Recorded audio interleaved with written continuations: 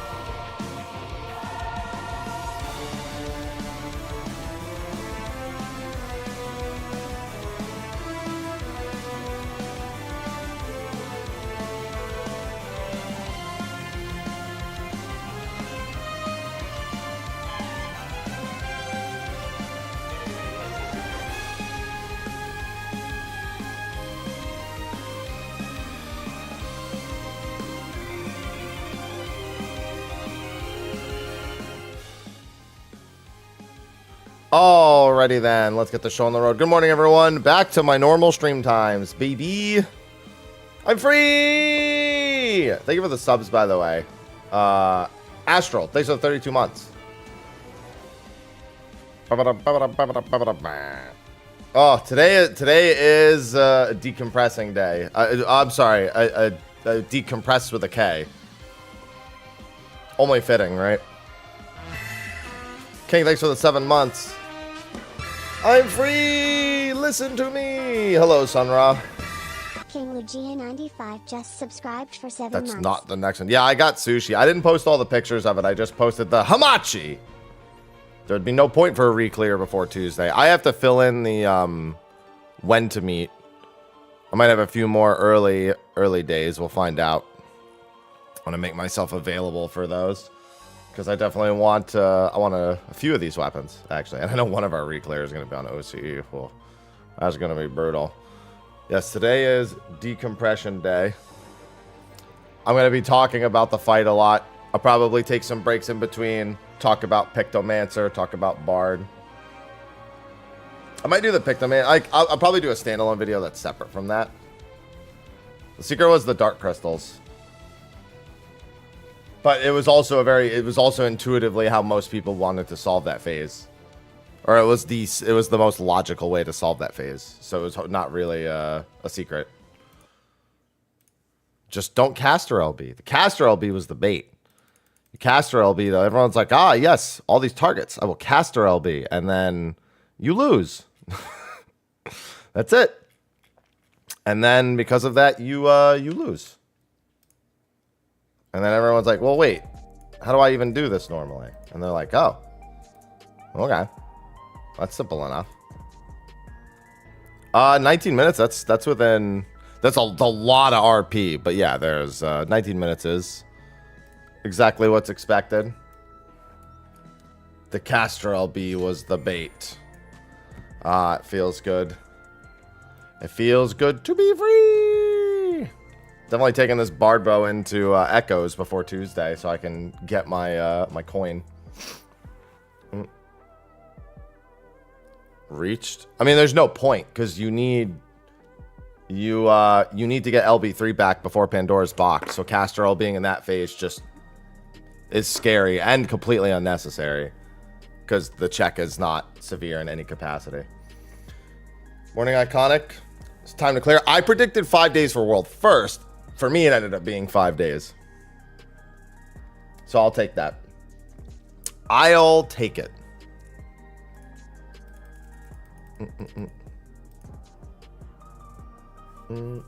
World First was 3. Just about 3 days. It was like 70 hours, I want to say.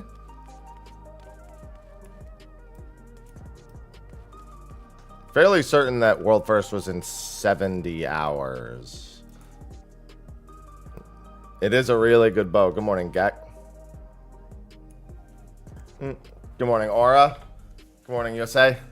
Freedom! Well, only kind of freedom, because now that it's over, I get to live in post-prog depression until Friday with Path of Exile. Ivy. All right, Ivy, come on.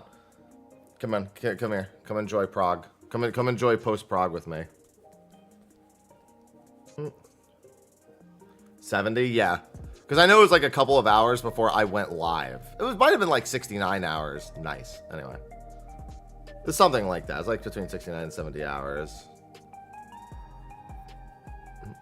Hi. Nice. Good morning, Kakar. Good morning, Jetter. What will I do? I don't even know. I have to fill in the when to meet. We should realistically, if people are still on their PTO, we should make sure we get a clear. Like, we should make sure that we do something this week. Thank you, Iconic. Thank you for the Prime sub.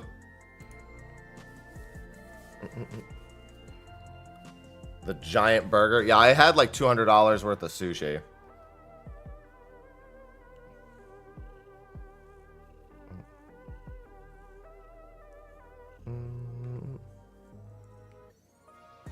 I mean, we could, but we're not going to. Good morning, Spike. That's a lot of sushi. Not really. I had 4 uni, which is $40 on its own. Then I had 6 ikura with quail egg on top, which was $8 a piece. I had 4 pieces of hamachi, because of course I did. I had to. There was no, I couldn't skip the yellowtail after prog specifically. Luna, thanks for the 60 months. I had a red dragon roll, which is just like a spicy soft shell crab and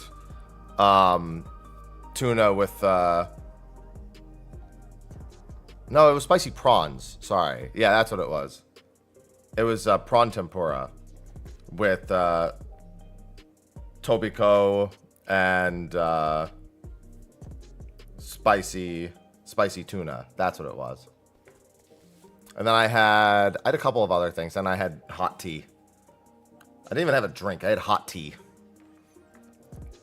Thanks, Elijah. Good morning, Super.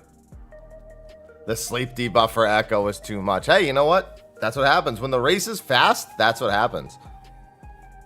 Some teams are built for the longer haul, and other teams are built for that short burst.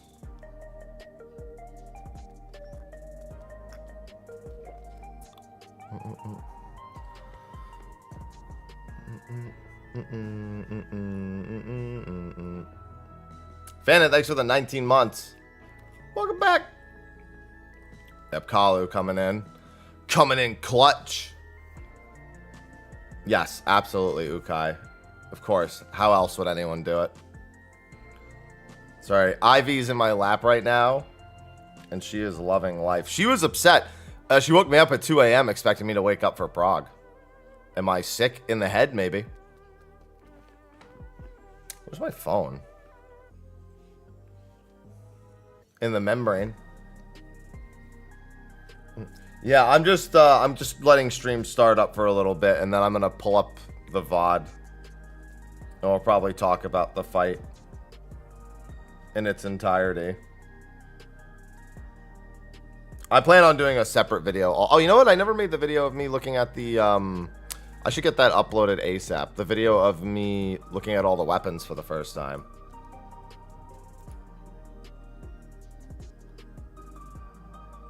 No, it wasn't the first one, Elijah. Yeah, she was upset that I didn't wake up at 2 a.m. this morning.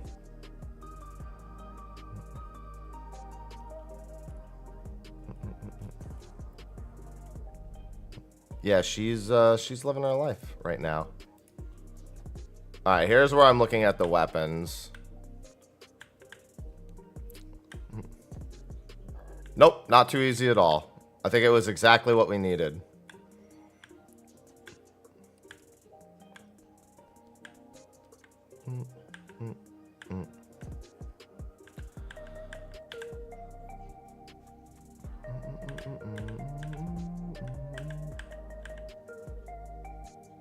Alright, let me find the end of this. And then look at that and tell me that they didn't make an intern design the machinist gun.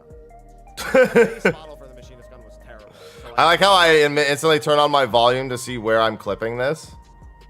this in particular, it's you know, just the quiver. Oh, I actually didn't look at the quiver. Oh yeah, I guess I'll wait the to look at the Eden quiver. the Eden Morton quiver, but you know, it looks nicer.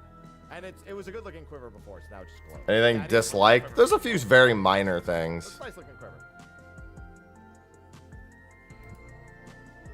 Alright, I'll cut the video there, since it ends on me actually looking at something. I mean, all the legend titles are not good. I'll be honest, none of them are good. Not anymore, at least. Nobody's cared about legend titles for quite some time. The copy pasta before week 1 to okay. Alright, I still the copy pasta before week 1 to okay. Alright, I still see the monk behind. Okay. Alright, there we go. FRU weapons. There we go. No, I don't think any of the legend titles are good. There are other titles that I think are just way better than all of the legend. Here's the thing. Legend titles, we've had 6 different ones. There's only so many ways you can make a title that has the word legend in it. And they're all it's kind of tacky.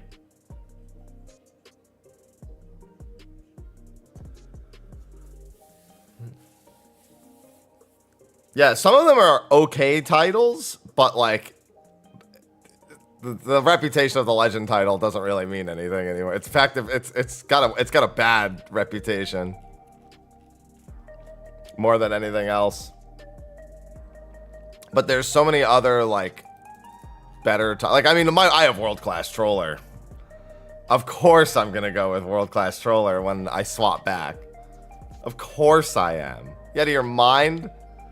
No way I'm gonna stick with Genesis. I don't stick with any legend title past like a little bit. Like maybe like a day or two. It's a Gaia. Well, it's Mitron trying to merge herself with Logriff to fulfill their promise. But Gaia and Reen are in there too. Their memories preserved by Gaia's necklace.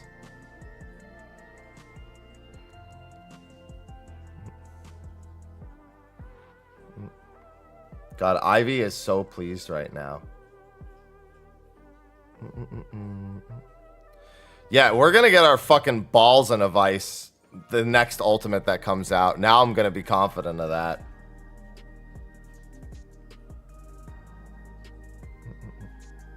Yeah, like if you have a Saint title, you would absolutely use the Saint title over it.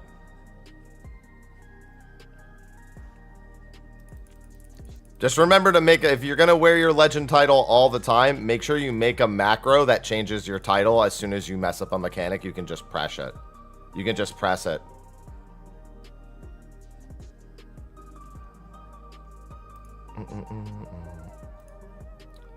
Like the moment you die, just make sure you press the macro and change your title immediately. It's set title, and then you need like a title in mind. So like, oh, I'm sorry, it's title. Is it set? I think it's title set. World. Is it set title or is it? I haven't used it in a while. Slash title set. Yeah, there's the space. The space is what I forget. Say, world class troller. Title set Genesis of Legends. Say.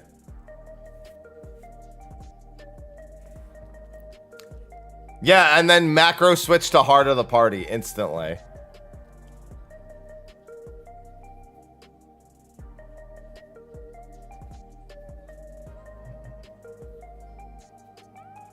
That's it. As soon as you die to a mechanic, just mess up a mechanic, swap the title. Then when you're alive again, swap the title back. Succeed the mechanic, swap the title back. Yeah, exactly. Dies, changes title to world class troller. Exactly. Exactly. See, everybody now. Everybody's got it now. Yeah, it's between DSR and it's between T and DSR. It's definitely I definitely would have a harder time with this than T, especially like if you released this on the same patch T released instead of T, it would have like obviously that wouldn't have happened because we were in the middle of Eden, but I'm talking about hypotheticals. This would have shit down everyone's throat. Probably. Ivy, I'm gonna have to move you eventually. I know she's really comfortable in my lap right now.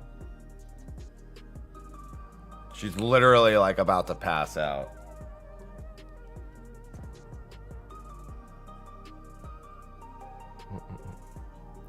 It had a puzzle gimmick, but it was like not even a puzzle. It was just straight up the most logical way to solve.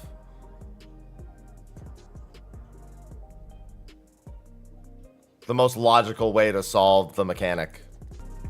What did Zeph post? Or if what is Theo this? here is trying too hard to be sideways, and he angles it backwards.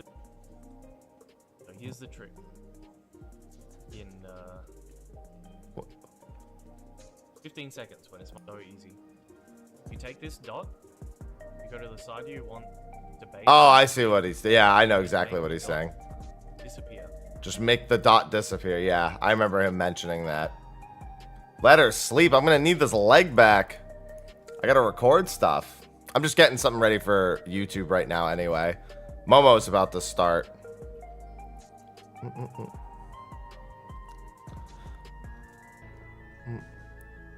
I want to knock on his stream right now and be like, hey, man. How's it going, dude? You clearing? That would be so fucking toxic to knock on somebody's stream while they're in the middle of fucking FRU. Because he probably doesn't have the setting done where, like, people can't knock. Thanks, Dante. Thank you for the 48 months. That's so tight. Hey, man. You clearing today? What's up? I don't know. I actually like a lot of the weapons. I might buy the dancer ones next, just for the fizz range. I'm not buying the machinist weapon. I'd have to have every other weapon before buying the machinist gun. You cannot convince me to buy it in any other way. That's not happening. It literally would have to be. Honestly, no. Even if I had every other weapon, I still wouldn't buy it. I would save totems for future jobs. This fight's a lot of fun. I don't resent any of those phases. Every one of them was fun to prog. None of them were bad on repeat.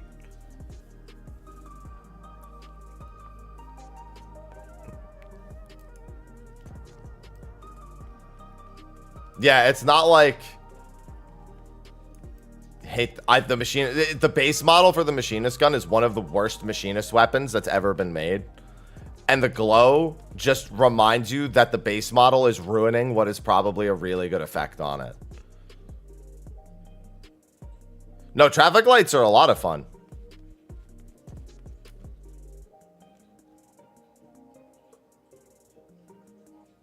Yeah, honestly, I tweeted it. I said, dude, we needed an ultimate like this. It was, dude, honestly, after top DSR and Abyssos, dude, so many people I know just wanted to quit 14. Half the people in this group said they wouldn't do ultimate again. Nuber literally retired 2 months ago and then came back a month ago.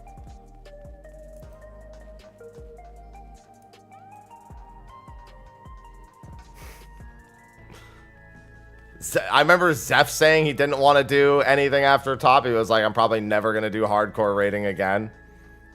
Definitely not statically. Yeah, like everyone, like half the group fucking retired from raiding and then unretired, and they're really glad they unretired now.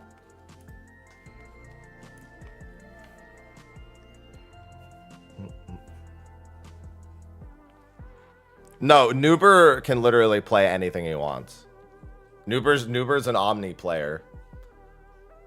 I think FRU is... I think if this came out the same time as FRU, this prog would have been a lot longer for a lot of people. Like if FRU came out the same... I'm sorry, if FRU came out when DSR came out, like instead of now, it would have been a lot more brutal. DSR... Here's the thing. You really, no matter what you do in this game, you cannot make things that much harder than DSR already is. Like, there's nothing you can do. Like, you can make stuff that's frustrating and random like top, and that's about it. So if you don't do that, I don't know how you make something that's that much harder than top. I'm sorry, that's that much harder than DSR on a pure executional level.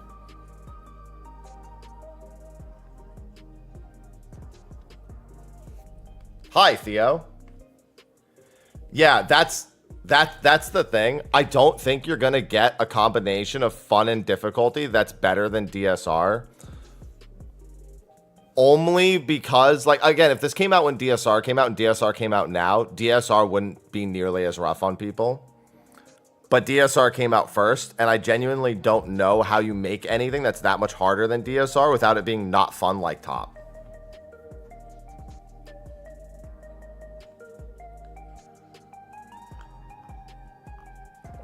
Top is the Omega Protocol and DSR is Dragon Song Reprise. This one didn't have wake up, it's time for day 15. I would have eaten a sock if this took 15 days. Like, I would have dipped it in soy sauce and, like, just stuffed it in my mouth if this took 15 days. That's not a fetish. That's just my punishment. What kind of sock? What are those really good socks? What are they called? I think they were on Shark Tank at one point. Begin with a B, I think.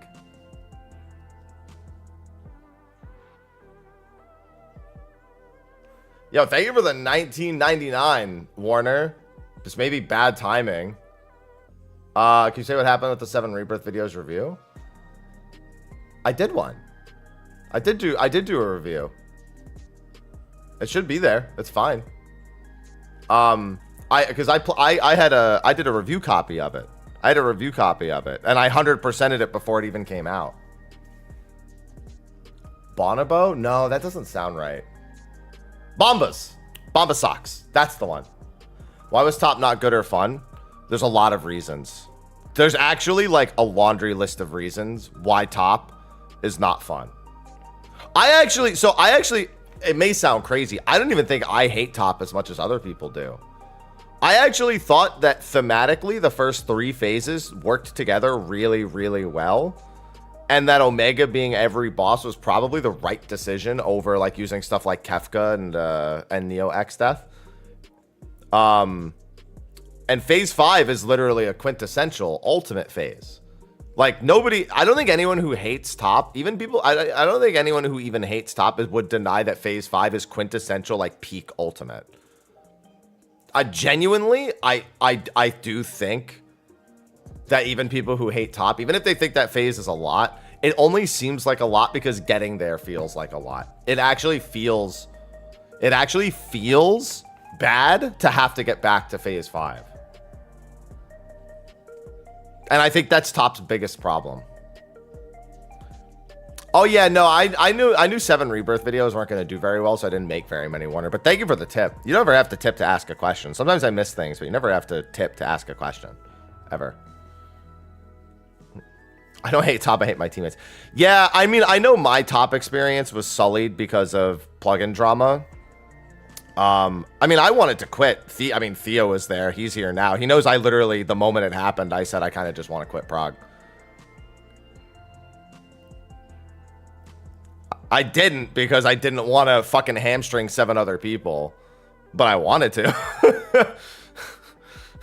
That was like the first thing I said after it all started happening. I was like, honestly, I'd just rather quit prog. What happened again? This was back in Top. Hamstring 6. No, I mean, even it doesn't matter. Like, it's still 7 people. I know what you're saying, but like, no, it's still 7 other people.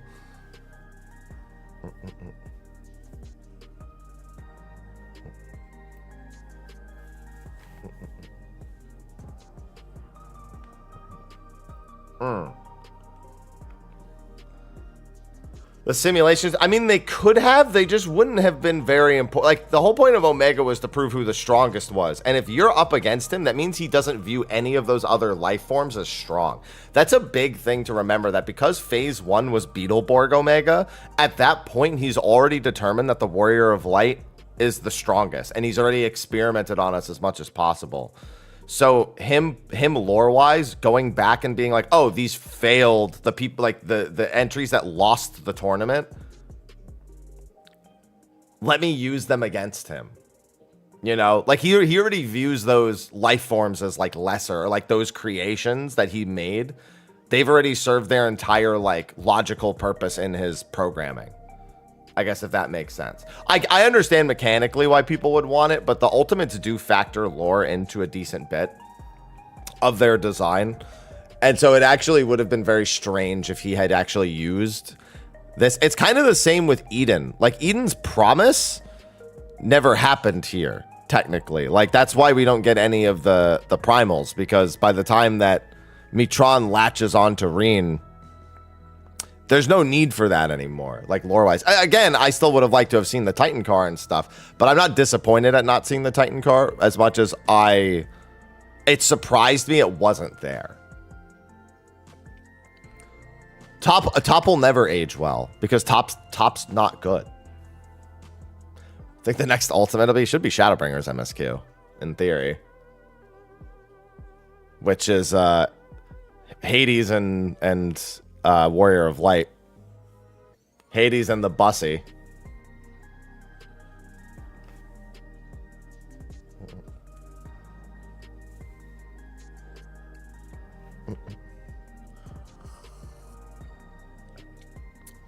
Yeah, I called it. I called that Fatebreaker was literally just the living liquid.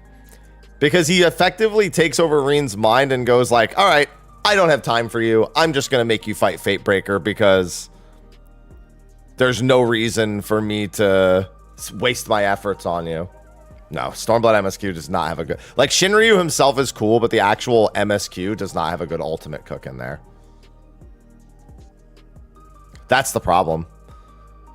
It's not that Shinryu's not cool, it's that Stormblood MSQ itself isn't, like, cohesive. So doing an ultimate for it just doesn't... It's not great. I think Shinryu will be part of an ultimate. Like, I think eventually when we do Endwalker, I think Xenos and Shinryu are likely to play a role there. I think Xenos is going to eat Endsinger, use all her power, and then go Neo Shinryu. That's what's going to happen right there. He's going to eat Endsinger and use her power and go Neo Shinryu. And then he's going to fucking challenge us. That's where you're going to see Shinryu in an ultimate. It's going to be in the Endwalker one.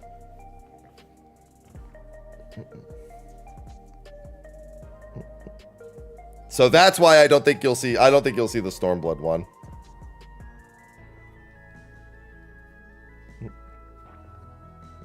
Literally the destroyer of worlds, exactly. If you will not face me, then I will do it. Then I will do as I originally planned. I will create a problem that you cannot come back from. So I'm looking at Momo's stream, and they're doing exactly what I wanted us to do for Hexpocalypse. So as soon as I died in Hexpocalypse doing the really shitty corner movement, I was like, why don't we just shift one person in the back over and make it so that it's a shorter run for one person and a slightly longer run for the other instead of me having to fucking bolt like I do. That's exactly what they're doing. I just looked. I'm like, yeah, this is a lot better than squeezing me into that fucking corner every time. However, I will say this.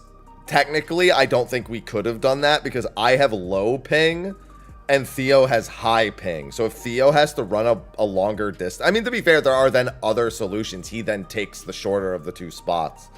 But I think in terms of like ping, we might have needed to have done that just to be safe. So actually, yeah, that might have still been the play. Because I only died to doing that twice in like the last day. And before that, it really just took a few runs to get it down. So yeah, I guess that probably works out okay. Yeah, Warring Triad's another one people want. How are the strats you were using? Well, we adopted some strats that we saw other groups using. I think that Hexpocalypse strat is probably the only like strat that I think is a non-starter. Like you really, really can't commit to doing that as opposed to doing something else. Like I wouldn't tell another group to do what we did for Hexpocalypse. Everything else though, so Hello Girl, aka Ultimate Relativity. I don't think you have another way of solving that. That's like a one solution mechanic, I think. I think there is one other way you could do it, but it doesn't actually, I don't think it's beneficial to do it that way. Like if you want to overcomplicate things, you can effectively assign a side of the room or I'm sorry, a stoplight where the stacks and gazes go and all the spreads and all the baits have to run all like to the complete. It's too much running. It's way too much running. It puts the boss out of range for longer. So the other solution is, oh my goodness, I think is a bad one. So this is, to me, it's the only logical solution to do it the way that we did it. Yo, who was that who gifted the subs? It's not, oh, Tuck, thanks for the 5 gifted subs. Yeah, you could put your rewinds in silly. Yeah, that's really what it is. Revenge, and good morning as well.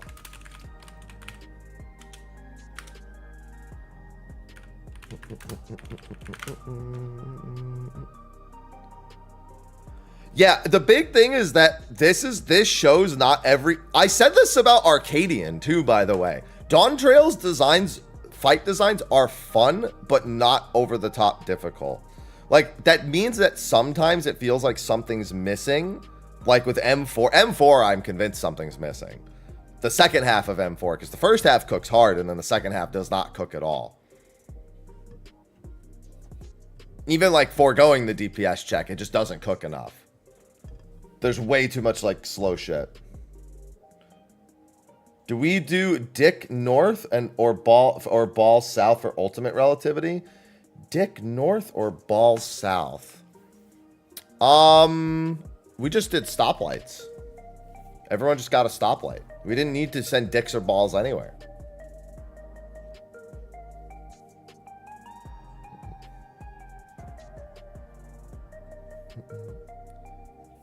Yeah, M4. But here's the thing. Dawn Trail's entire encounter design philosophy has been fun first.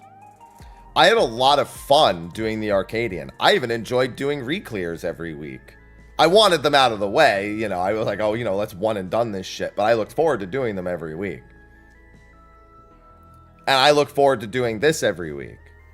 And I look forward to doing Echoes of Vanadil every... Like, there's a lot of stuff I'm looking forward to doing on repeat. Just not, like, overindulging in it.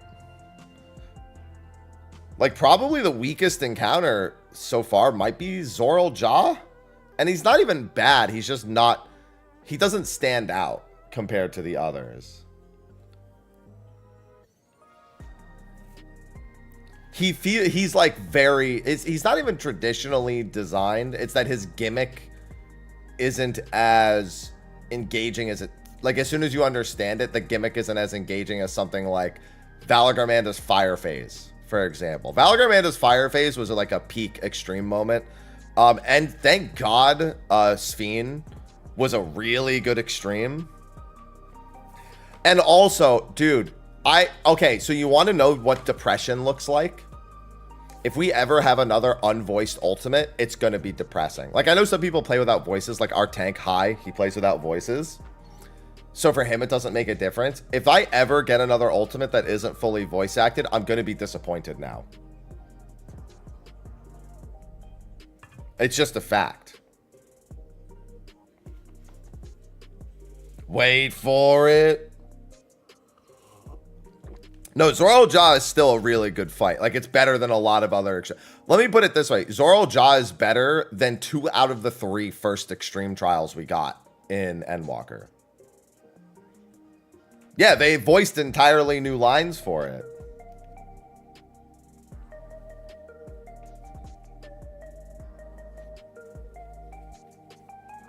This entire ultimate after Thancred was every line, even the repeated... Actually, no. So I think the memory crystal lines that are coming from Gaia and Reen during phase 4, I think those are reused. So that's not entirely true. Where they're talking about, like, the coffee biscuits. I'm pretty sure those lines are just reused because they're like, whatever. It actually also makes sense to not revoice those lines.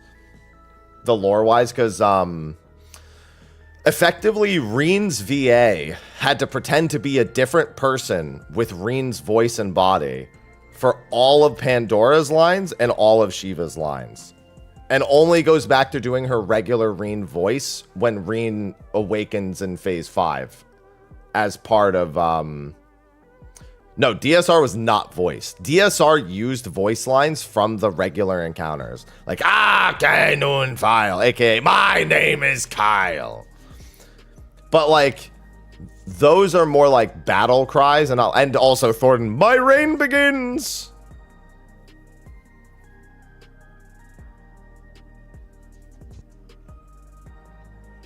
What?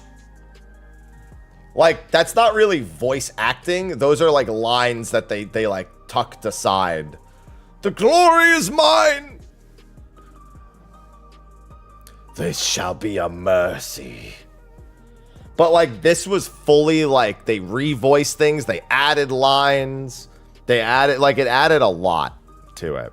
I understand why things like Omega weren't, but you have to remember that this ultimate is the first, like the Shadowbringers raid fights are like the first raid fights with voice lines in them other than Thornton and like Nidhogg. Well, no, that's not true. Let me rephrase. No, yeah, wait, raid fights. Yeah, raid fights. No, because Trials had some, but the raid fights really didn't.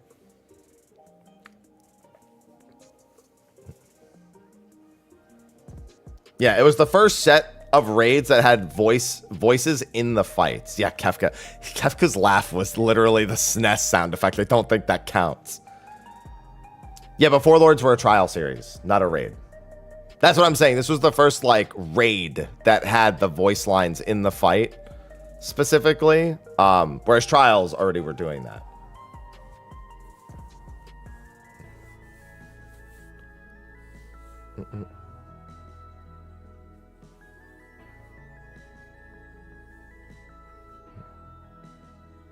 The Shinryu trial?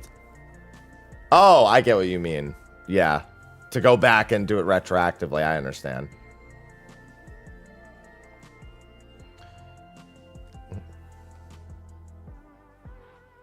Yeah, no, Reen's VA killed it. It was good to have Gaia's voice actress back too. And you know what? I bet you that when they brought Gaia in, when they brought Gaia's voice actress in to do 6.5, they were like, listen, we're working on this ultimate, right? You want to voice some new lines for this while you're here? Same with Reen. Reen was also in 6.5, obviously. But, you know, that's what I'm saying. They probably pulled them both in. They were like, listen, while you're here,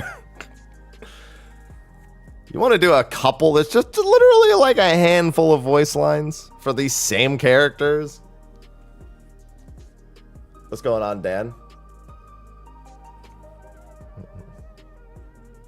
Yeah, we didn't get the whore voice line from Thancred. Whore! We got Hibachi, though. Yeah, and Reen's VA did a great job with Pandora.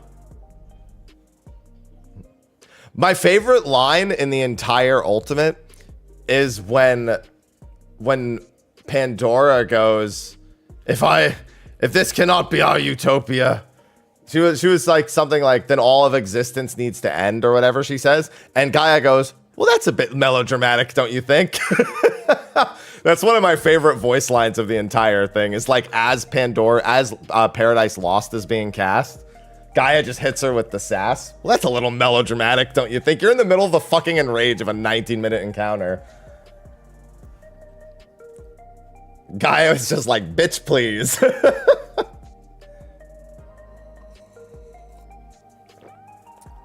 Yeah, I was a big fan of the use of Return to Oblivion for the last phase. Even just the song lyrics still kind of work. They make more sense for Shiva herself, but they work really well. They've always worked well for Reen. And literally, Shiva Reen is a whole lot of voices that just she has no control over. My head! Oh, somebody also pointed something out to me in my comment section.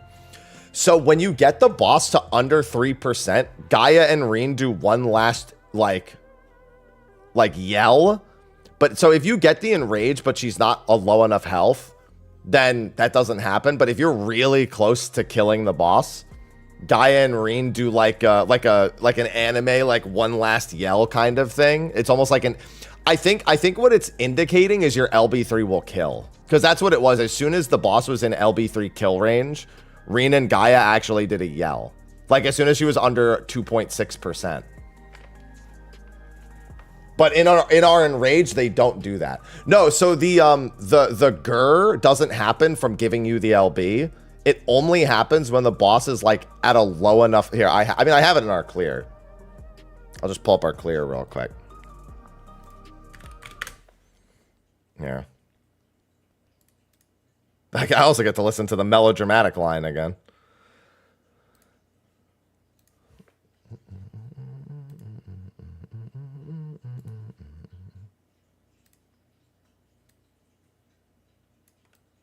Here, let me skip to the end real quick.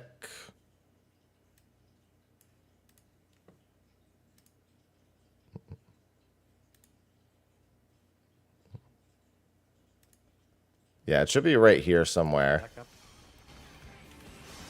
In. Back up. In. Split side. Splits.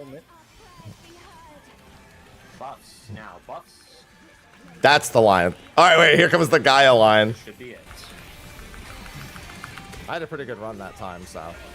Make sure when you get the LB, when you hear the LB tick, you just send it immediately. 5% to go. There it is. Just direct critic and video we won. So there's the LB3. But then look. Please die, please die. Yeah! Yeah, see? They do that yell there. The yeah! That's as soon as... See, yeah, as soon as she ticks under 3%, which is when the LB3 effectively becomes kill range. Because the LB3 does about 2.6%.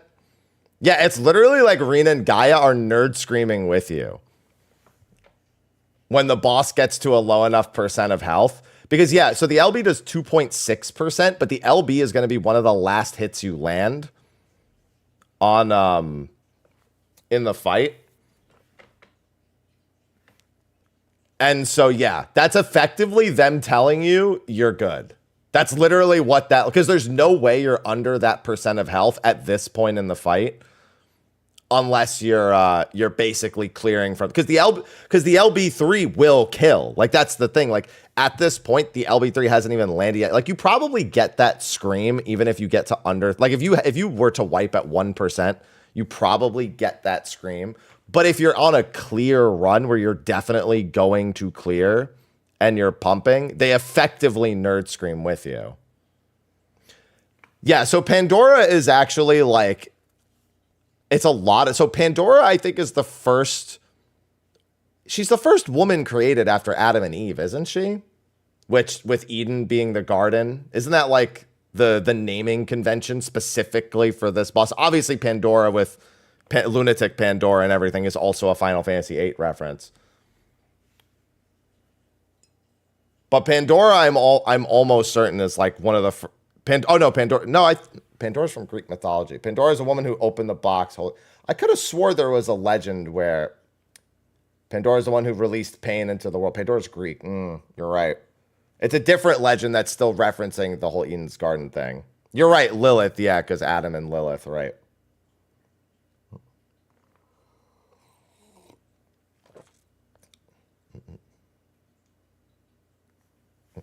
Yeah, I mean, I know it's the Greek, but I could have swore there was another thing with Pandora here. It's effectively a parallel to the Adam and Eve thing, but just in a different mythology. Yeah, LB3 is closing Pandora's box again. No, there's probably not an extra voice line for that. So the Greek version of the forbidden fruit, yeah. The box is effectively the forbidden fruit in a sense.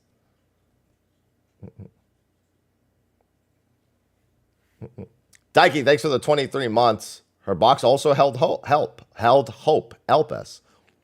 Well, there you go.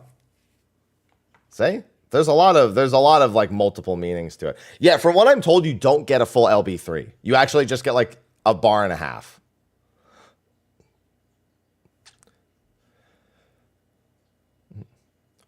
Hovis, thanks for the resub. Yeah, it's effectively there to finish refilling your LB3. It's them giving you like, it's Rena and Gaia giving you that one little extra push. And yeah, as you can see with this Yar right there, if I go to our actual, our other Enrage, you can see they never say that. Pump. I don't think we got it, but They're dead, but like it's still a good pull. Yeah. 5%. Clean it up, but it's dead. Wait. Also, wait, fun little detail here. So this is actually a very normal thing for Final Fantasy 14 to do. Not only is that a good pull, what the hell is this? Watch right here. She lost her debuffs. You see the fucking dots wearing off in the middle of the end cutscene here? It's because they're just using the model you were fighting for this cutscene. It's not like pre-rendered or anything. They're just using the model. So it's just funny to see it happen right there. She's in the middle of her badass thing, and then her dots just wear off.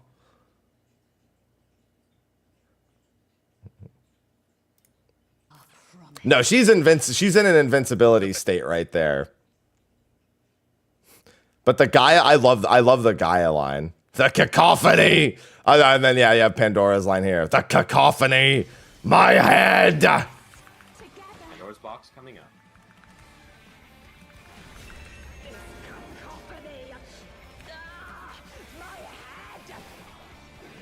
She cooks so hard for this voice acting. It's gonna be another raid wide, and buffs will go off. You can pot now. Pot now. Raid wide.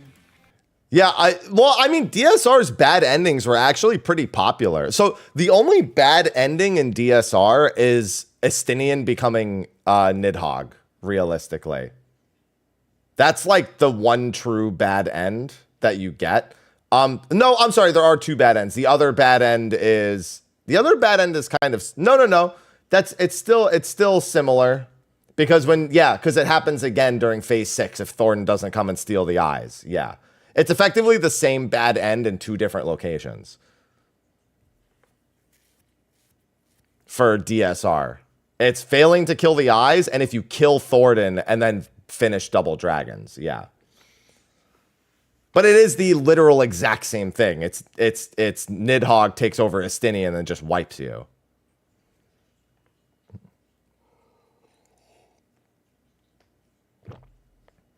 You can rotate. Ah, okay. That's pretty funny. Can rotate. I like that my camera angle then just happens to be the really dramatic, not looking at the camera angle. Yeah. It's funny because I didn't even try to rotate the camera. So it just looks like she's doing like the anime over the shoulder thing. She's being like, as Gaia would put it, melodramatic. It just kind of works, the camera angle that I ended up with without like trying to spin it or anything like that. That's funny. I think they want to avoid an uwu puzzle because okay, FRU's puzzle isn't really a puzzle. It's more like a fake out where it's like, oh, here's a phase with 9 targets. Of course you're going to want to cast or LB this, right? But you also logically realize it doesn't make sense to do pretty much immediately because you're like, wait, if we're just meant to cast or LB this, why are there like tethers and ground AoEs and cones and like they're baited? Like you instantly realize that like clearly you're not supposed to do that because why would they make all those AoEs just to ask you to cast or LB it, right? So like that's the only real puzzle part. It's just a fake out, like a you'll realize it almost immediately style fake out. Yeah, it's like mechanically, you spend literally 1 second too long in that phase and you go, oh. Like the first time we did it, when we didn't have caster LB, effectively, we were just like, why are we just dodging AoEs? This doesn't make it doesn't make any sense for this to even be a caster LB3 situation. It's just it's too illogical to be like the solution. Yeah, no, thank God I wanted to do Chaotic and FRU at the same time. I have to do them close to each other, but not at the same time. I have to start putting together a group for Chaotic, or I have to see if there's like a high-end Ether group that's recruiting. I got to put feelers out for it today. And then if I don't catch anything, then I'll probably have to start making one. Say that and the Omega transition happened. What are you referring to?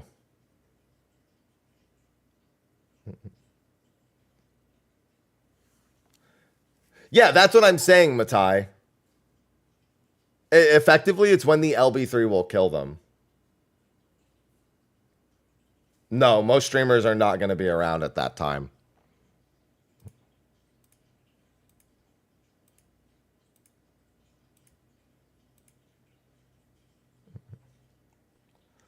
Lots of AoEs in a row.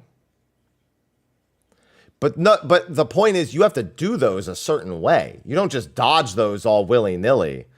Like there's a rhyme and a reason to doing those AoEs the way you're supposed to. Like, you can't just stand anywhere and those resolve. Whereas in the ice phase, like, if you don't know what you're doing and you don't have a caster LB3 to kill every crystal, there's no rhyme or reason to anything. It just seems like, oh, we're just dodging a bunch of stuff and there's no reason to like do it in a certain way. Like, until you understand it, that's what it seems. But on the Omega transition, no, you immediately understand that you're supposed to do that a certain way. There's debuffs assigned to people. The AoEs appear in a specific pattern. It's a mess, but you very quickly realize you have to do it. Well, no, the point is that it seems that there's not really a lot of freedom. You have to do it in a certain way, or you'll fail the entire phase. But when you get there and you don't understand that, like, it wants you to save the dark crystals and kill the light crystals, it seems random by default. There's nothing dictating, oh, this needs to be done. It's too suspicious because you'll survive or you'll cast your LB3 and none of it'll matter. Like, both solutions that aren't, well, clearly we need to follow the rules here, lead to like a bad end. Like, so you have to really try to get a bad end there.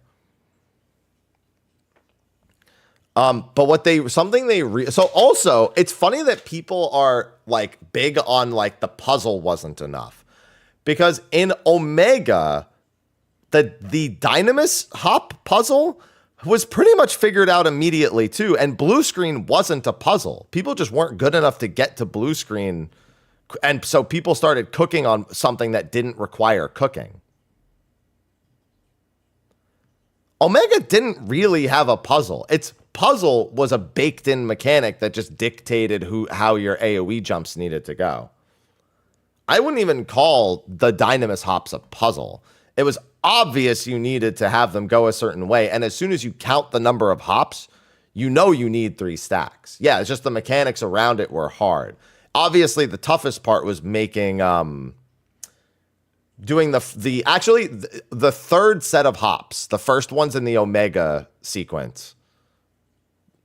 Those are the hardest hops because you need to determine who is not allowed to take a hop.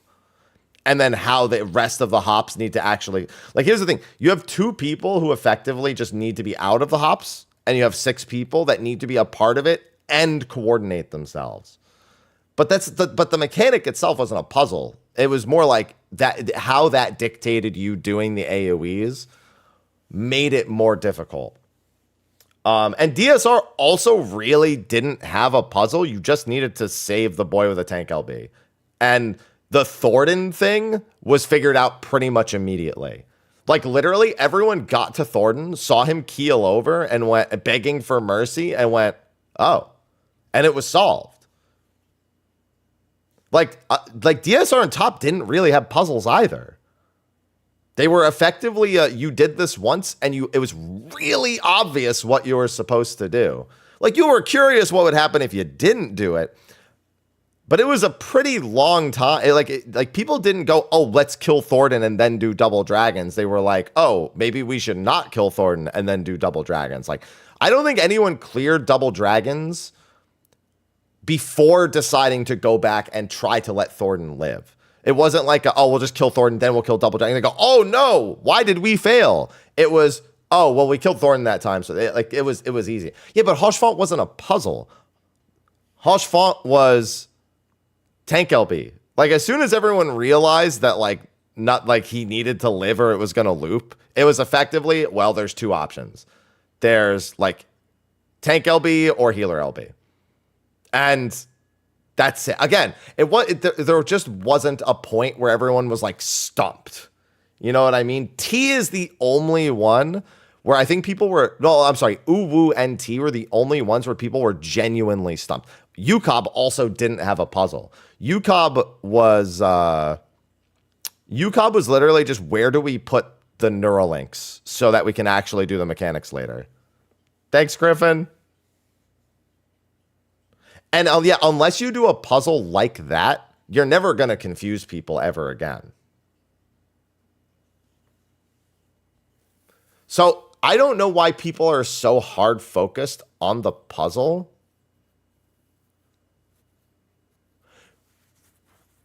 No, so the Nail thing was in Nail's original fight. You could tell what Nail was doing because of the quotes, because of what quotes she was using there.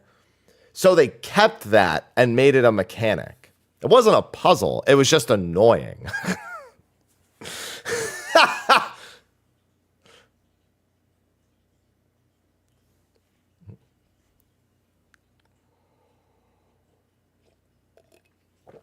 No, nobody was stumped on Omega. Here's the thing. The only logical ways to solve Delta and Sigma basically forced you to learn how to solve Omega. They did change. Didn't they change the quotes in like Endwalker? Or was it? Actually, it might have been in Dawn Trail they changed the Nail quotes. Yeah, DSR and Top were just difficult fights. They didn't have puzzles. T and Uwu had puzzles. And yeah, and T got very criticized for that.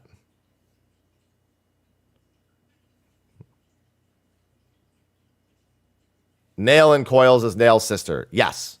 The real Nail Van Darnus was dead. And his sister picked up his mantle and was pretending to be him.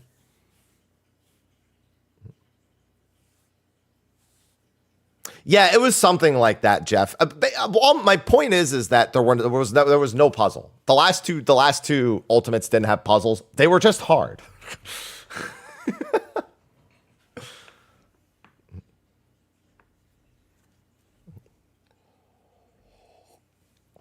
So I don't know why people are hung up on the puzzle for this fight. Because there just hasn't been one since T. Just hard fights, man.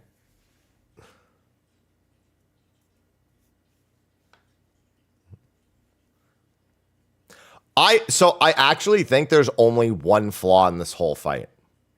There are nitpicks I can make, like having to use the aggro, like using the aggro list for the crystals, and not even the crystals of light don't even show up on it by default because good fucking luck targeting.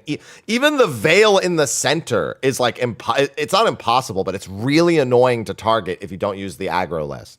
That's like, in terms of like a mechanical criticism, that is by far my biggest one. The AoEs disappearing is a bug too. Disappearing, getting layered under the ice effect so they become obscured. They're not invisible, they're very obscured. Like, yeah, like that phase is like the only real actual criticism. But no, the other criticism of the fight is actually not a criticism with the fight. It's Pictomancer. That's a problem. It's a big problem. Because I can tell you right now, our prog would have looked a lot different if we didn't have a Pictomancer. The biggest problem with this fight is genuinely Pictomancer. Yeah, if every group effectively banned Pictomancer from prog, this prog would have been like several days longer. Unironically was a problem.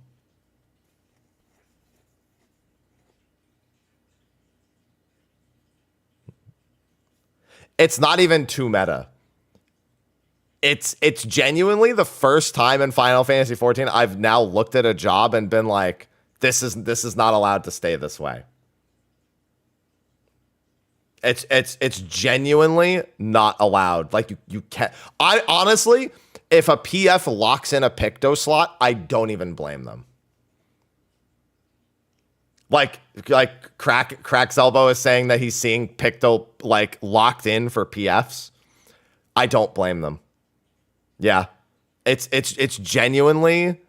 I would not do this fight without a Pictomancer if I was doing it right now. When we get more gear, it won't matter. The job changes will happen by then too.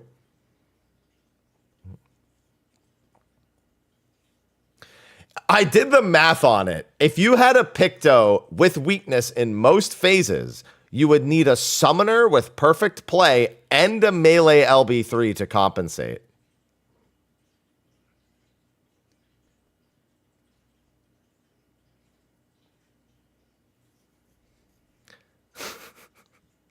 That's fucked up. Yeah, like people were saying that they did the 0 LB change specifically for Pictomancer. I'm like, no, they just don't. That's not it. No, I think that might be it now.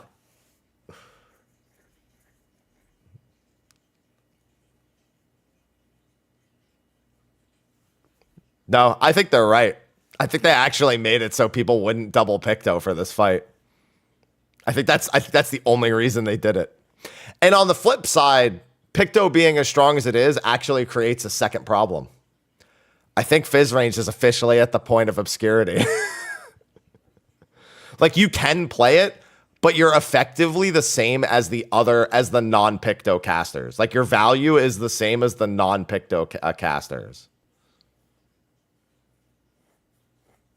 Like if you're going Fizz range because they're looking at the second range slot and going like, well, that can be anything.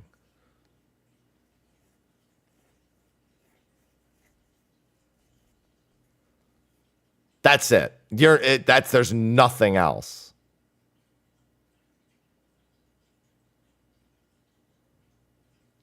So Picto is already too strong. B, Picto is really strong with downtime. Jobs with a good downtime DPS. And so downtime DPS means that one of your major job mechanics still builds its damage while there's no bosses available. So for example, in a really tight DPS check fight like top, let's say you're a machinist and you get to phase 5, and there's all the downtime of Delta, Sigma, and Omega, right? You can't generate any resources other than your cooldowns during that time. So you have to make sure that up to that point, since the DPS is tight and you can't really save resources, that your resource build is perfect. You need a target in order to generate your resources. So if you fall behind at any point, you have no place to make up for it in a fight like top. That's partially a top design flaw, but it speaks to the difference between a job that's good or bad in downtime. Reaper can't generate any gauge while there's no target. Even Dancer, Dancer doesn't really suffer that much because it's as soon as the boss becomes targetable, Dancer becomes cracked as fuck. Like Dancer comes back from downtime and they're just like, I mean, who cares? I'm a Dancer. Like I'm just going to make everyone else stronger, right? Viper has that issue, like any job that requires a hittable boss to do its resources. Like I'll give you a good example. Monk doesn't even need a target technically to get ready for its 2s window anymore. So it actually effectively became a really good downtime melee because you can just prep a what's it called? A Phantom Rush. You could prep Phantom Rushes during downtime if you would lose a use of if you would lose a use of PB due to downtime, you can just use the PB, prepare a Phantom Rush, and then when the boss becomes targetable, go right into Phantom Rush. So it actually became a fucking great downtime job for fights like this. If that ever happens, and you're like, oh, well, if I just hold PB here, I would lose a use. Yeah, you just PB using your AoE with no target. And then you just get your not-ease during downtime. You come back with a Phantom Rush. Like, ever since they made that change, Monk's been a phenomenal downtime. I think Monk is one of the best design jobs in the game. Even current Monk, I think, is one of the best. Now that they've fixed the potency related stuff, I still think that fundamentally it's one of the best design jobs. Like some people might say, oh, it's not Stormblood Monk, but no, in the landscape of the game, it is one of the best design jobs that we actually have right now in terms of skill expression and in terms of execution. It's genuinely one of the best design jobs. It fits into the 2-minute window. It fits into the 2-minute meta while not feeling like a 2-minute job, and has effectively a gameplay related decision-making process in order to fix its down. Like if you just play it at face value, you're going to run into problems. But if you know how to play the job, you effectively can, with your own skills, make up for the problemed areas. You have to be good enough to do it. Like, is it like in a pure uptime scenario, is the job effectively just like every other, like, is it just, you know, fits into 14? Sure. But in any place where most jobs have some sort of flaw, a monk can play well to fix the flaw.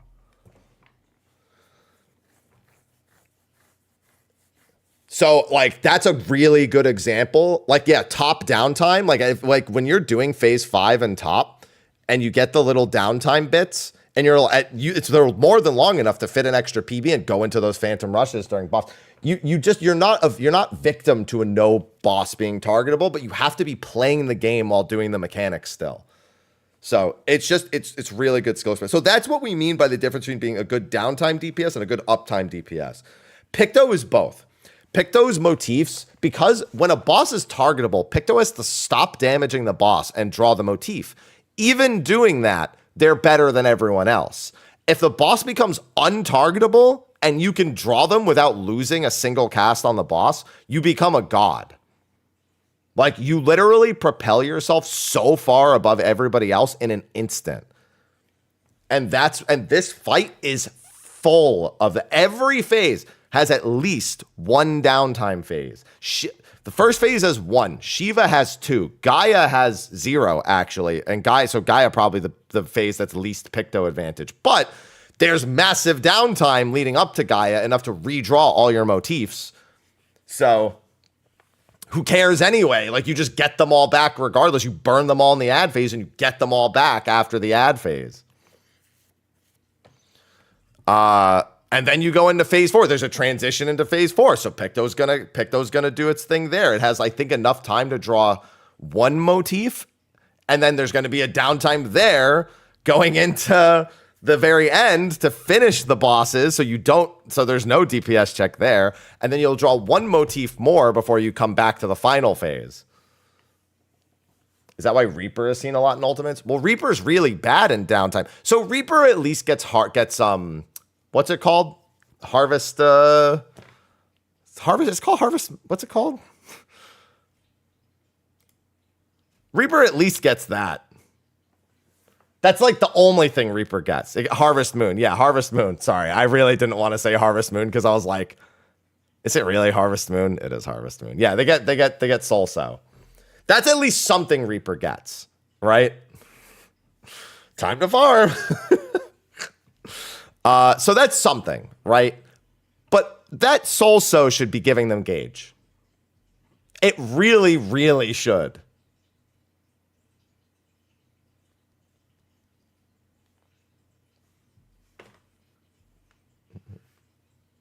Soul So should probably be giving gauge to Reapers, because if Reaper has the opportunity to carry over gauge, yeah, but every job that carries over gauge does well with it. I think some of them don't do it as well as Reaper and Viper do, but they all do well.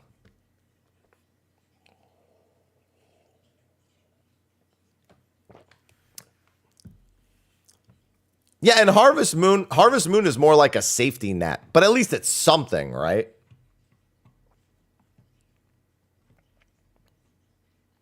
Yeah, Ninja's also cracked as fuck.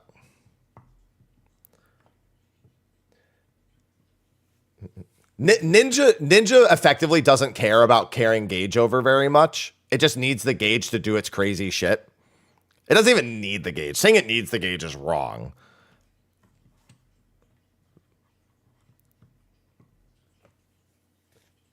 I don't think anyone's like, oh, great, Bava.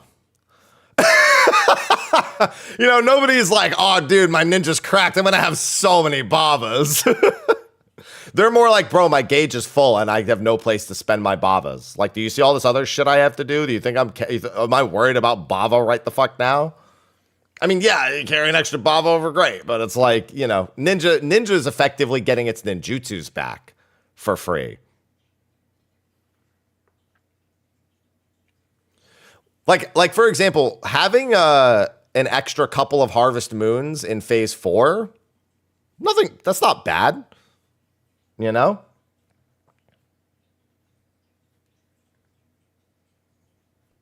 Sorry, it's not even called Bava anymore. It's called whatever the fuck the other thing is called. All 2 Bavas, yeah. Oh, man. Picto's just too strong. It's genuinely, they made Picto and then they made an ultimate where Picto is the best job. Oh yeah, it's Bob outside of Burst. You're right. Oh no, a drifted Bunshin. Oh no. That's right. Yeah, it only changed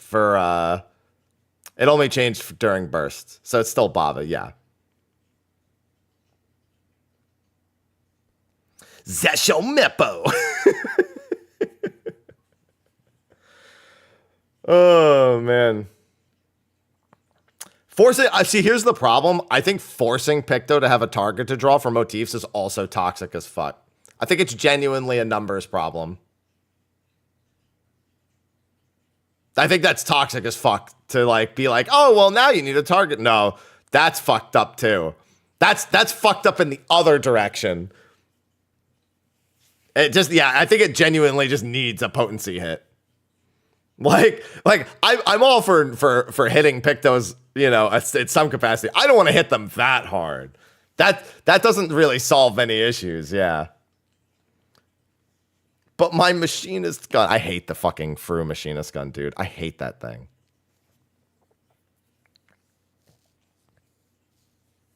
Yeah, like looking at like Fizz ranged, Bard is a great uptime job now.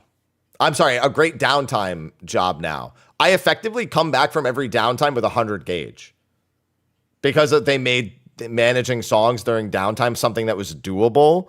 My job, this was the most fun I've had playing Bard in an ultimate by far because of their job design changes.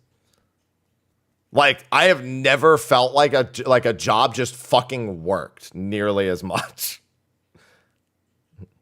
So in that same vein, like what if they went back to making my songs require a target? Like think about that for Picto. As a Bard, if you've played Bard, remember when your songs required a target? You know how shit that felt? Imagine doing that to Picto motifs? Yeah, I wouldn't feel good about that either.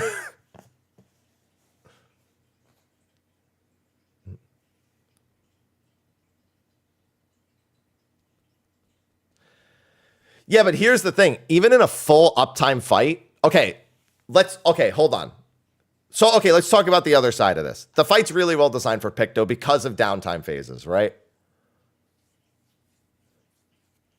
Look at Gaia, phase 3, the only full uptime phase in the entire fight, other than the final phase.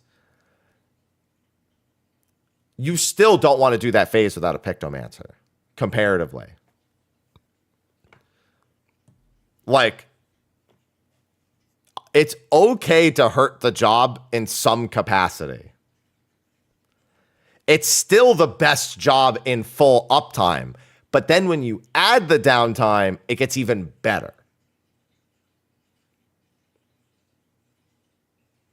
It's okay to have... The problem is, they're kind of right about not wanting to nerf Picto, but buff other jobs, but not in the capacity that they met. The problem is that most jobs have a seemingly deliberate design in terms of their balance between like gauge management and boss availability, right? Whether or not it's intentional, I don't know. But every other job, when you look at their pros and cons, you can find them and you can do your best to find workarounds around them. And you could be like, well, this fight's a little better for this job. And this fight's a little bit better for this. This fight's a little bit better for this job, right? And it was never a problem before. It was more like an objective analysis of encounter design. And you just kind of accepted it, right?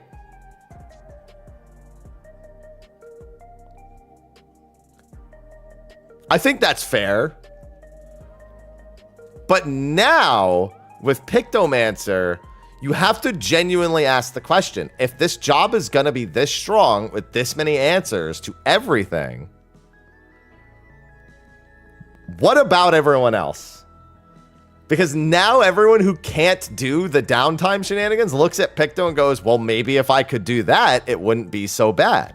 If Red Mage could cast Vercure to get some of its gauge during downtime, or if it had something else it could do, like a channel button that it could do during downtime, maybe it would be a lot better in a fight like this, instead of having to save gauge between everything. If Black Mage was a better job, they would probably feel a lot better.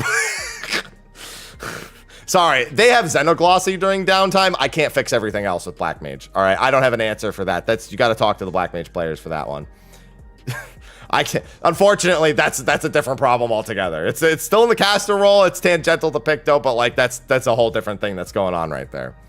Instead, now they got to do some fucked up weird shit. Listen, Black Mages wanted non-standard back.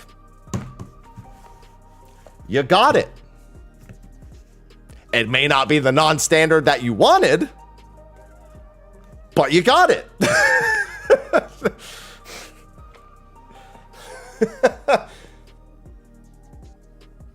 Little did you know that those ley lines, they're not a buff. They're a prison. Non-standard at home.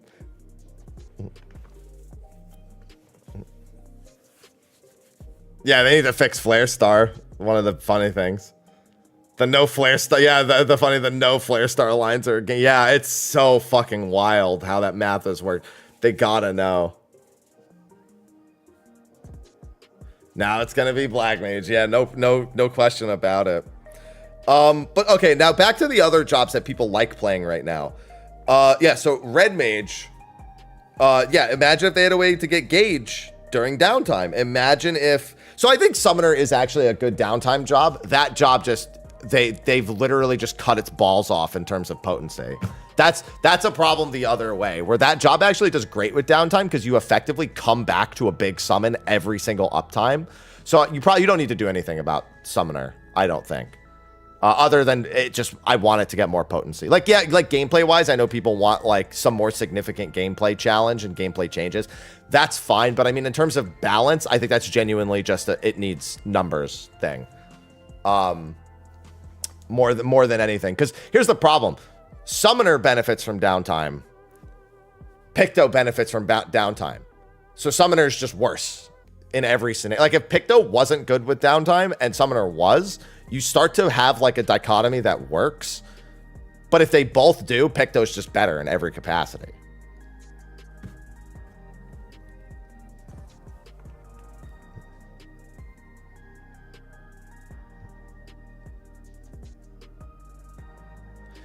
Yeah, Summoner does have to potentially worry about drift.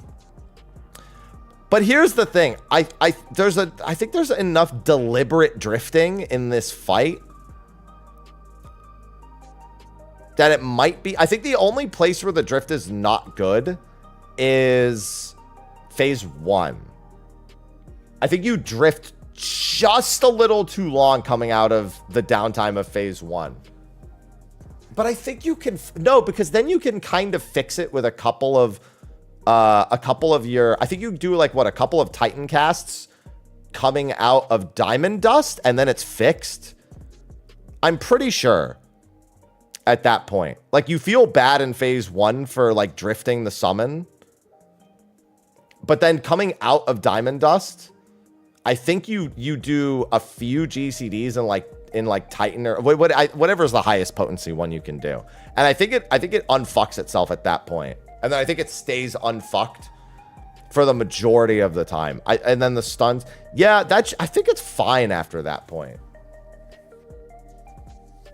And it's not even really that fucked. Effectively, you just have to use a demi to buy time. I think that's it. I think that's really the answer.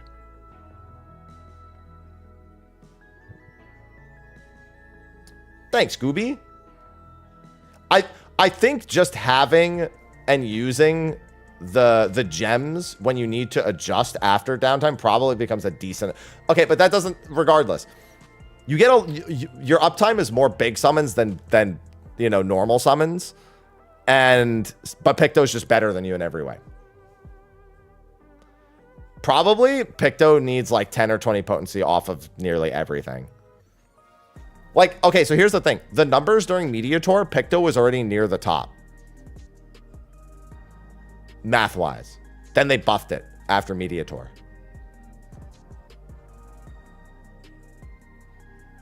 Literally nobody, I promise you, nobody at Meteor said this doesn't do enough damage.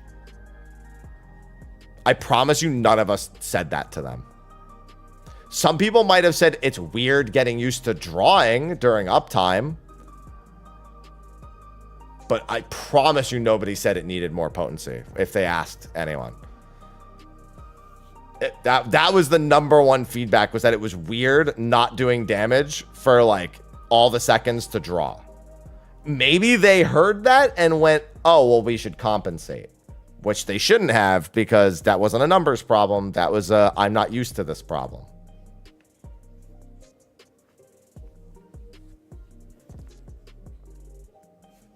But then they popped off.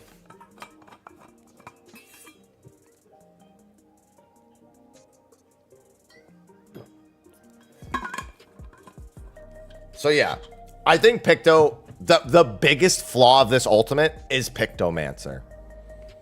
It is not, which means when we get dungeon gear in 7.3, that problem, it doesn't go away if Picto is still as strong as it is now. But it doesn't need to get locked. But here's the problem. Why would you still not lock it if it's as good as it is now? Like, yeah, you may not need to lock it. Right now, I would lock it. 100%. PF's locking it totally makes sense. I get it.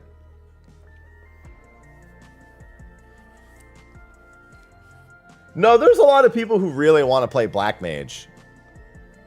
There's just no reason for them to. Like, here's the thing. If Black Mage and Picto are near the same strength, they actually both become like preference choices. More people are probably still going to prefer Picto. I think that on the average, that'll still happen. But the Black Mage players, as long as they're A, approximately in the same location, and B, feel good to play, both of those things, mind you, the second one being the more important one, then everyone just goes, okay, we don't really need a res caster as much as we thought anymore, you know?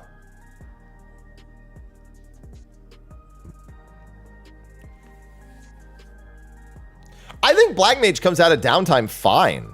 I think they made Black Mage's Downtime way less annoying to manage, and they come out with up to 3 Xenogloss. The problem, okay, so here's the problem. Coming out with 3 Xenoglossies isn't that big of a deal compared to Picto coming out with motifs. I think maybe they need to consider, if you haven't, they need to consider something for Black Mage that, like, maybe if you haven't casted a Xenoglossie and like, or like you're in too much downtime without casting as, I don't know, they need, maybe if you're in Umbral Ice, oh, maybe, yeah, maybe if you use, what's it called, the fucking thing that holds your Umbral Ice, that what they added in Shadowbringers at level 74 or whatever, when they first added it. The one that just the one that just gives you your ice and just yeah, Umbral Soul. Maybe they make it so when you're frozen in Umbral Soul for more than like 30 seconds, your next Xenoglossie potency is buffed by like 50%. So when you do really long downtime phases and you come out of them or something, or like maybe for 15 seconds, like every 15 seconds you come out of Umbral Soul, if you have any Xenoglossie charges, they get buffed. That would actually be a really good potential kind of equalizer to Pictomancer downtime stuff, is to add that effect to Umbral Soul. Just specifically thinking about downtime scenario. Counterpoint, Black Mage players are insane and would abuse this. True.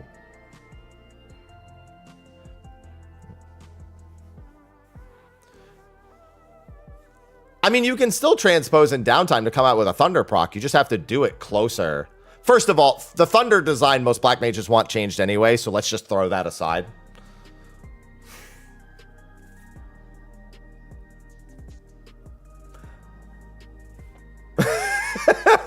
Most Black Mages don't even want Thunder to be the way it is now, so maybe just toss that one out.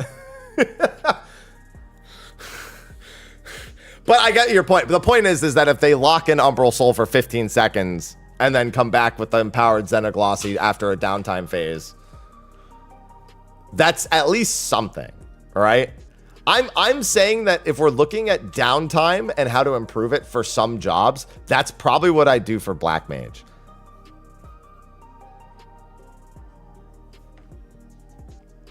But I like the counterpoint. Counterpoint, Black Mage players are insane and would find a way to abuse this.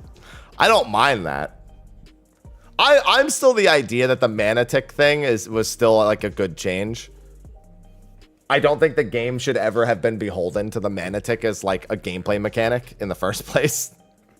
But like, that doesn't mean that Black Mage players shouldn't allowed to be creative. Just make Thunderhead like 60 seconds. Just do that. Who gives a shit, right? They could just make it permanent. There's no logical reason why Thunderhead isn't just permanent until you use one. Yeah, there's no reason for it to have a timer in the first place.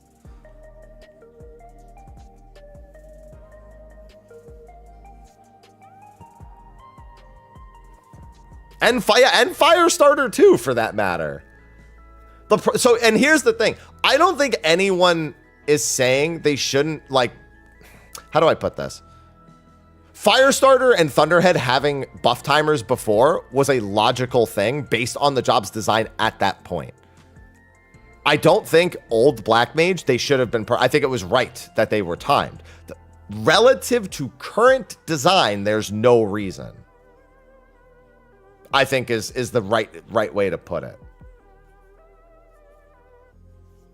Like, if you're gonna keep them the way they are now, it doesn't make sense for them to have timers.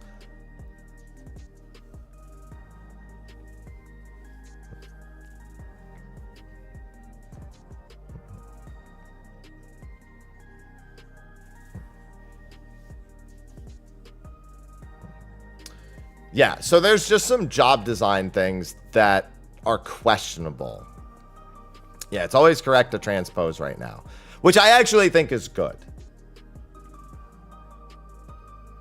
I think when you're a good player and you understand that decision needs to be made, I think that's okay.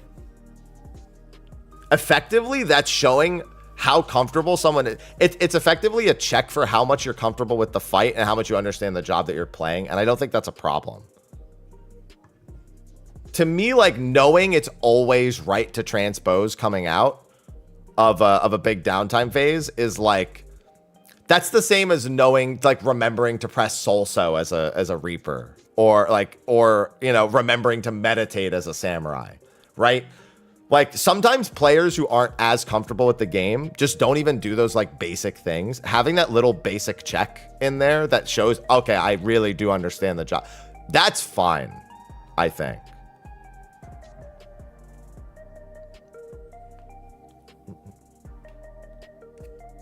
It's more, but yeah, I understand it's more buttons than that. But like, the point is like, even if it's always the right decision, I don't think that's a problem. Because just because it's always the right decision doesn't mean the player knows to make, like, is making the decision every time. They probably know to make the decision, but that doesn't mean they are making the decision.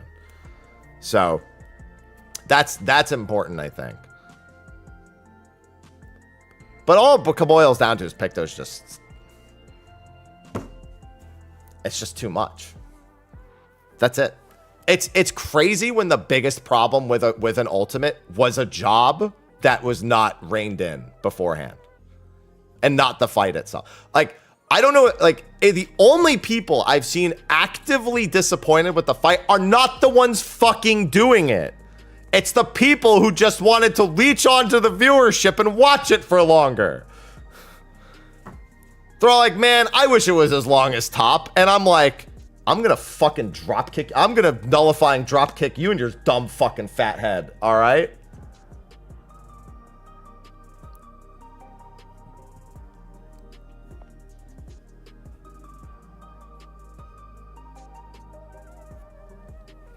Yeah, it's just they just want to fucking, it's just, oh.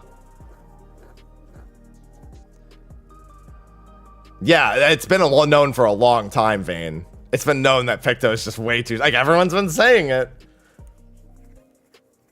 And you know what's funny? The statement of, we want to bring the other jobs up to Picto, if this was balanced around that, if they actually did that and balanced this around that, it wouldn't have been a problem. Because at that point, power is relative.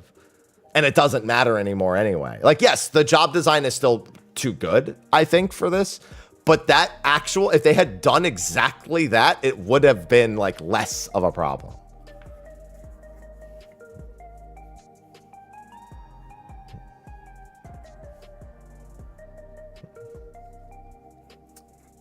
No, relatively, not relativity. No.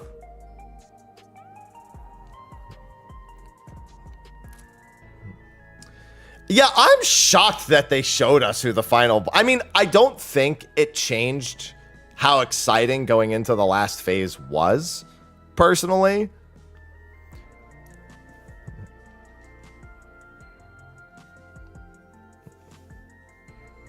But I was shocked that they did it. That they effectively went like, we gotta show them. We're gonna show them the super Reen and Gaia fusion mode, like in the patch artwork. Because that patch artwork went hard.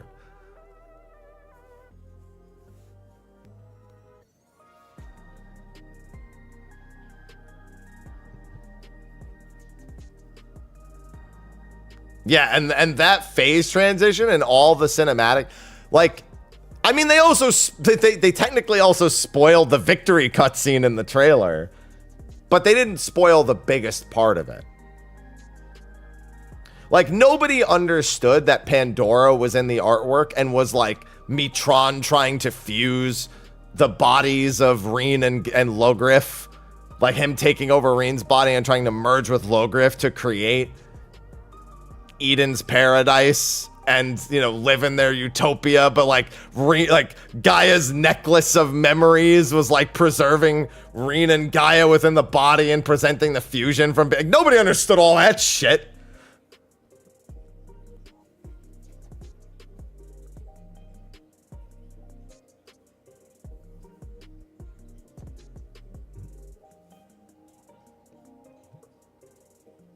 Oh yeah, we were talking about the voice lines for a good long while. For those who missed it, there's a voice line exclusively for like landing your LB while the boss is like under 3%. Or at least, I don't know, I guess it just, the way ours went, it seemed more dramatic is more accurate. Like there's a victory yell that comes from Reen and Gaia when you're just about to win, but only when you're just about to win. And it's a nice little detail. Like it's actually like a calculated, like you're going to win in this moment thing. Yeah.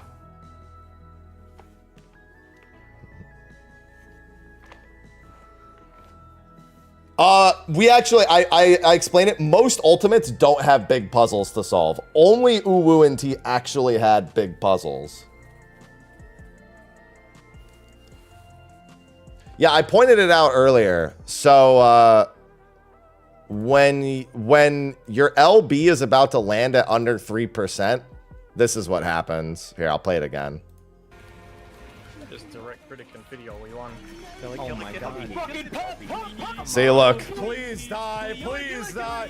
It's Yeah! It's dead. It's dead. See, they nerd scream with you. That doesn't happen if you're not about to win. Because the way the LB3 is done, you could still technically lose while they're doing that battle scream. But it's actually almost impossible that you do. Because it only happens at under 3%. And that's right when your LB3 would be landing. So in an ideal, in a clear, that's going to happen basically alongside the nerd scream. That pause frame as an emote. No, last time I tried adding one like that, it wasn't popular. The kill was cinema. Yes, reclears are weekly locked for ultimates until point 2.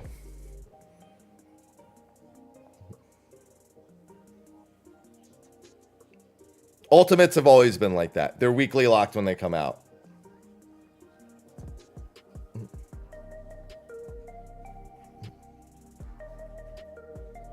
Now, keep in mind, though, the weekly lock isn't the same type of weekly lock. It's effectively a page clear. All ultimates are page clears. So, like, if 7 people clear and then they want to help one person, that one person still gets their weapon. So, like, if we went in right now with an 8th person, like, if we, like, cut one of our players out and brought in an 8th person, even though we're all weekly locked, they would still get their weapon, the 8th person.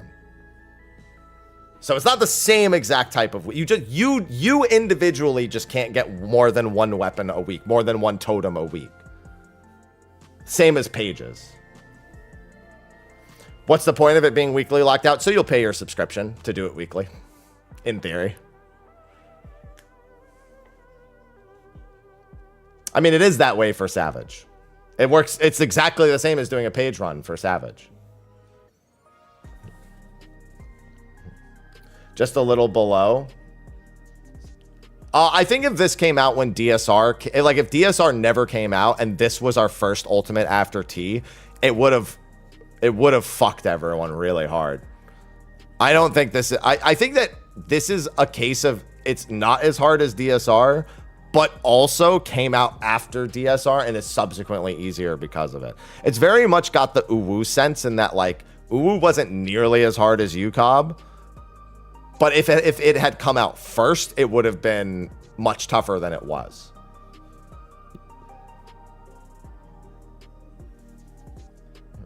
I do remember that Sunrise. Very different time. Yeah, they basically just want you to keep playing for like months on end. And yeah, I'm looking forward to doing re-clears and re-progs for this fight. Because this fight is just super approachable.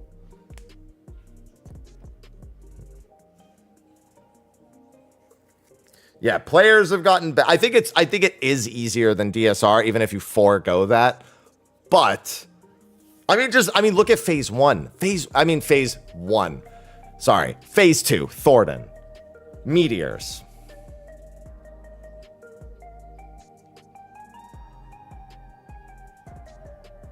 I think the biggest thing that makes this fight easier after DSR is actually the Nidhogg phase. Because the Nidstinian phase, if you made a mistake and got damage downs on week 1, you probably failed the DPS check or needed to LB3 to practice eyes or something, right? But Nidstinian was the like perform perfect or get a damage down and fail like check. I mean, yeah, before going that particular phase, every Ultimate player who did that phase and got good at that phase impacted the rest of the fight more than any of the downtime mechanics did. Because downtime mechanics are almost always just a giant unraveling / permutation check. Like Top's biggest criticism is A, looper, and B, the sheer number of permutations that can occur in the 5th phase. And I mean, actually, no, for the monitors as well, the number of permutations is quite high. But that's one of the biggest learning points of downtime phases is getting all. It's effectively a giant. Oh, where does all this stuff go? You're playing like a little mini game during downtime phases.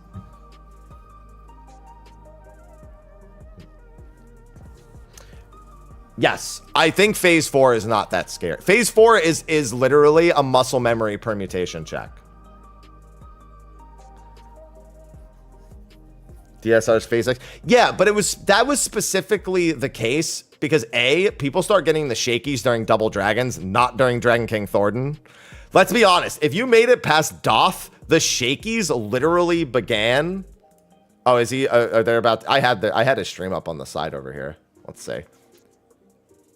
As long, yeah, they Momo's team is usually pretty cracked on DPS. So as long as they don't have weaknesses, they had a death, but that should be fine. Yeah, I'm just I just want to see if they get this clear real quick. Oh, Momo, I believe. Oh, they're doing healer first, actually. I guess healer first kind of achieves the exact, well, achieves something similar enough to what we did. Ooh, the consultation. Oh, he's going for the long dodge. That's so, okay, he's got good ping. Woo. The long dodge scares me there, man. I would have just stepped out to the side and said, fuck it. They're so far ahead right now. As long as they don't screw this up, this is easy. Boy is out of mana. Yeah, but there's only one raid AoE left. And he's got Lucid running right now anyway.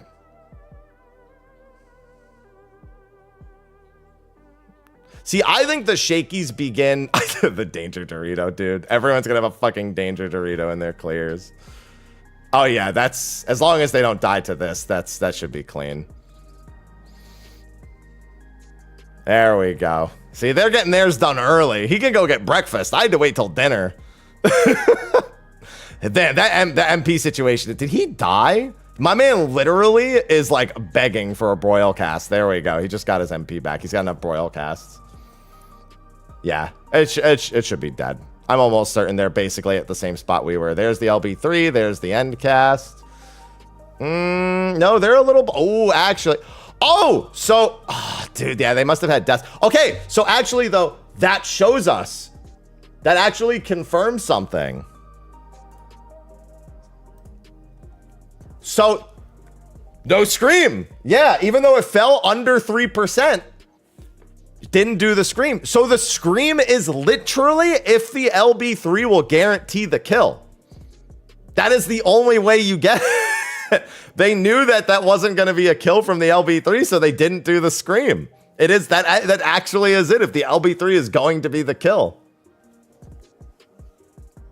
Or it's at the very least, you are guaranteed, like they're like, you're definitely winning this. Damn. I hate that they wiped there, but that's a really impressive voice line to add.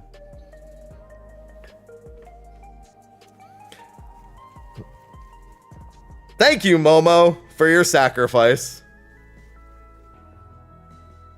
Wiped for research purposes. Oh my god. Yeah, they just run it back and it's dead. I already know that they're fucking juiced as hell, so they just run that back one more time and it's done so. Pretty much. It should be Xeno and Momo both clearing today, unless like it's just a really tilting day. I don't know. Xenos has been saying FRU prog phase 5 100% bad ending. I'm gonna assume that means they're still working on phase 4. Is that translating to the crystal keeps fucking dying in phase 4? I'm assuming. Was that what he mean? Because I haven't been watching, so I don't know. Is that what he's referring to?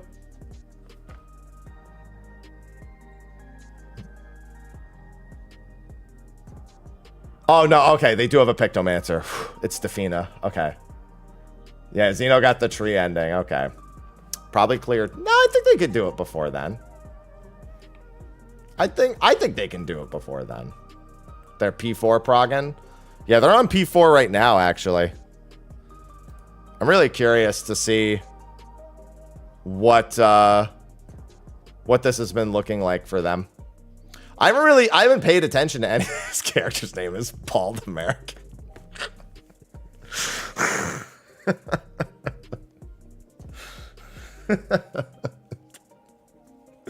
That's all I needed to say. His character name is Bald American. That's funny. That's funny. Oof. I'm not gonna lie, that Spirit Taker still. Get on the other side! Okay, I saw what happened there. That was a side swap. That's his EU ult. I saw the chain not scooch in.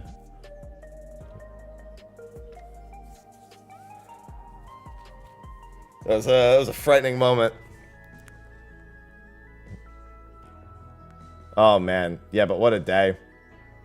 Yeah, Renan says he thinks he's gonna clear today. Exu's working on phase 4.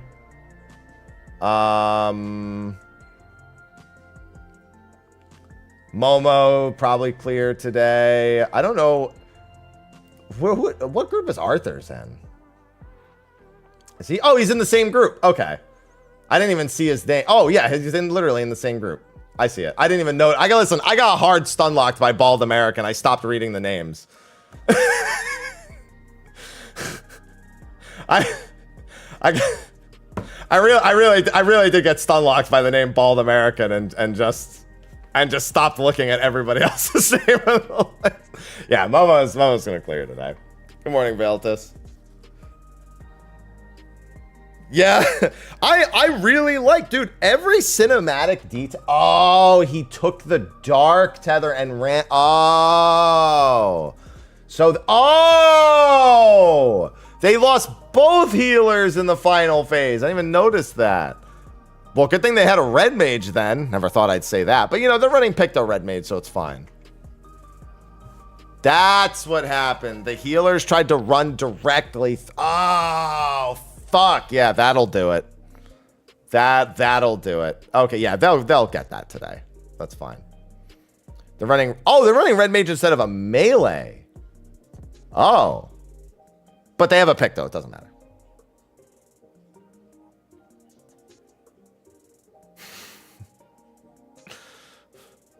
It's fine. As long as you have Pictomancer, who gives a shit?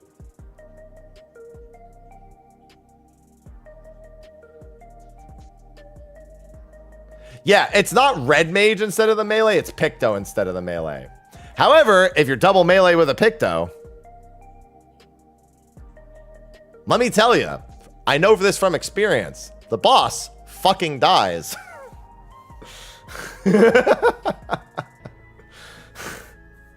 No, I don't know if, dude, if there is a group run. Okay, I don't look at logs. Has anyone cleared it without a Pictomancer in their group yet?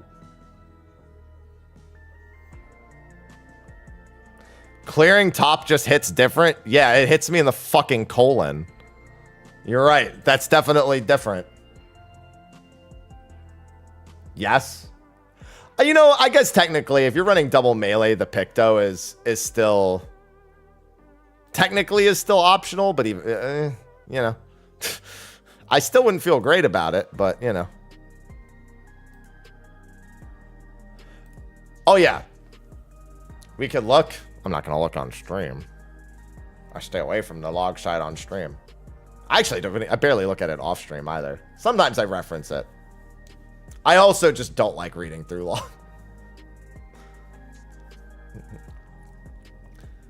I think 5 days is the maximum time it should take a world first group to finish an ultimate. 5 into 6.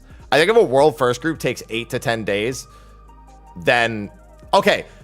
I know exactly how to put this. If your world prog for the hardest raid at the time takes over 1 week, it's clearly misbalanced. It's clearly like misdesigned in some capacity. And look no further than what WoW does, where they literally make it only beatable by like 100 to 200 people for the first like month or two, and then they start neutering it over time. On purpose. They do it on purpose. Not to mention, they also sometimes have to nerf it mid-prog because they genuinely didn't know if what they did worked all the way. I'll never agree with WoW's like mythic design. I'll never agree with it. It literally doesn't make any sense.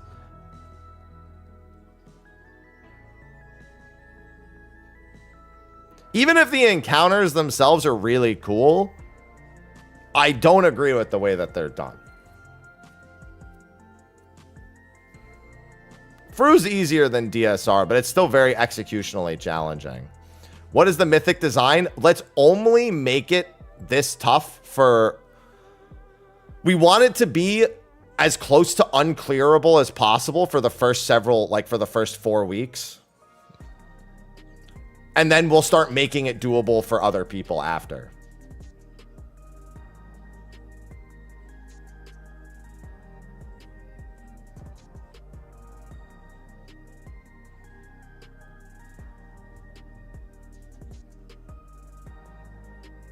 Yeah, the world first teams are like beta testers. Yeah, and that's like, and the big thing is that's deliberately what they do.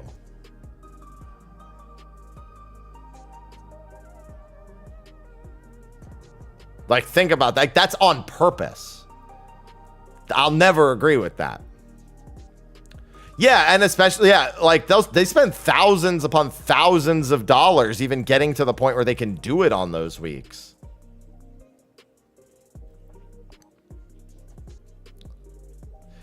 No, it's way worse now. Like, what they used to do back in like TBC and Wrath, like I think the very elegant solution was what they did in Ice Crown. I think Ice Crown was the best like middle ground of this is like basically nigh undoable, but we're gonna make it doable over time. Like if for amongst Blizzard's design choices, I would take the Ice Crown way of doing it over what they like otherwise normally, like what they're known for doing. That's just me. Like getting that 5% every like few weeks for. I feel like that encourages people to like see it like, oh, okay, you know, like I can learn it, I can do it, but maybe just like people aren't playing well enough or like we're not skilled enough to beat it in terms of like, you know, doing the mechanics and the checks and making sure like the consistency of play is good. So it starts mitigating that over time, not much different from like the Echo does for us in Final Fantasy 14. That I think it was fine for like Ice Crown and stuff. Well, the big thing is so WoW's teams beta test not every boss. Not every single boss on every single difficulty is available. The mythic stuff is normally just like the first few fights are kind of a fucking joke. Then like at the middle point, there's like, you know, a little bit of a difficulty spike, sometimes more than others. And then at the end, it's basically just, okay, what have you done?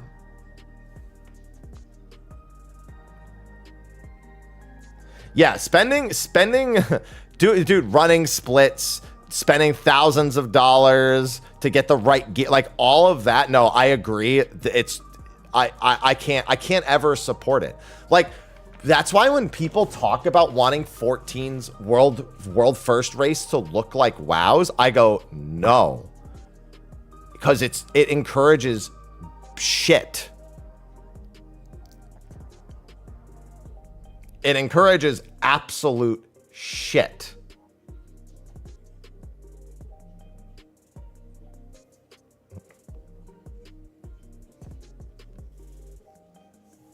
Like nothing about the way that WoW's world first teams, the way they have to do things to be first, is not good.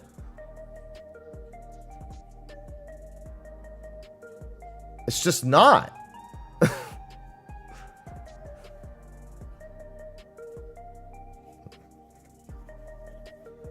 Like 14s go fast. And I get from a viewer perspective, you're on the, I never want this to end. But like, you're also literally not sitting there watching teams do splits for fucking like 3 or 4 days. You're not telling me that you want that. There's no way, because that's part of the experience you're going to get. So those teams that are spending thousands of dollars and putting in all that effort to make sure, you just want to be there for the winning moment. You want to be there for when the boss health on the tough boss hits 0. That's it. I was just watching Momo stream and they miscalled light parties and spreads. And I just watched Violent blow the fuck up right in front of Momo. And it was just so funny. He was just all alone. And it just fucking exploded. Momo's just looking at it just like. It's not funny because nobody wants to wipe in phase 1, but it's kind of funny. There you go. Oh, thank you for the gifted subs. Thank you, Gaming, for the 5 gifted subs. I appreciate it. Forgot to gift them last night. It's not like you owe me any. There's enough as is. Yeah. I so much like this was fun. Here's the thing. I had fun during Uwu. I had fun during Ukab. T I wanted to, but I actually didn't understand who I was raiding with in T, so that was kind of, looking back, it wasn't really the experience I wanted. And DSR, I didn't want it to take 15 days, but doing it with Oversleepers was great. It was a lot of fun doing that with Oversleepers, and if we had just progged a little faster, it probably would have been like the peak experience, but just 15 days, it was like, it wore on too many people. Like, and that's really where I get the thought. And then top was fun for like 4 or 5 days. Okay, actually, I have an example of like looking at top and like looking at like the fun. The first 4 days were fun. Obviously, once all the plugin shit started happening, that like sucked a lot of the energy out of the room. But like, we were on phase 5 in like 4, like a lot of the high-end groups were on phase 5 in like 4 days. Like, it felt great. You were effectively getting through Looper and Pantocrator day 1. Groups were then getting through MNF phase like day 2, spending day 3 on monitors and Hello World, day 4 on blue screen, and then on to day 5, most groups were working on Delta. Like, the high-end groups were working on Delta. And it was actually really exciting. It was fun. It was fast. A decent enough pace, right? Where like you realized, holy shit, I'm literally like so far in the fight. I've made a ton of progress. We're getting past this benchmark. We're getting past this hurdle. We're learning it. We're executing it. That moment. Then phase 5 happens. And even though it's not really that different, the permutation shit starts to really kick in. The looper kills the looper wipes really start to kick in. The Pantocrator wipes really start to kick in. The party synergy wipes start to kick in. The exhaustion starts making Hello World worse. And everything starts degrading the moment you get to phase 5. I think we were the 14th team, Ash, more accurately. No. My T group, I am not an integrated member of the Final Fantasy 14 community. That might sound wild to hear. I literally, when I log out of Final Fantasy 14 for the day, I genuinely go nowhere near anything like 14 related. Unless I'm like making a video for something. So I didn't understand who I was raiding with when I was in T.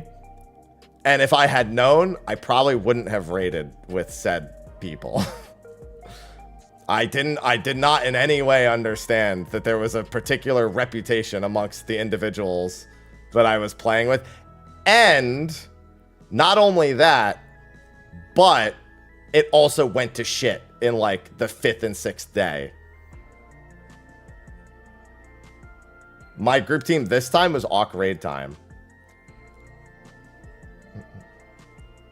I didn't understand that. Hold on, am I lagging or is Momo lagging? Or is Twitch lagging?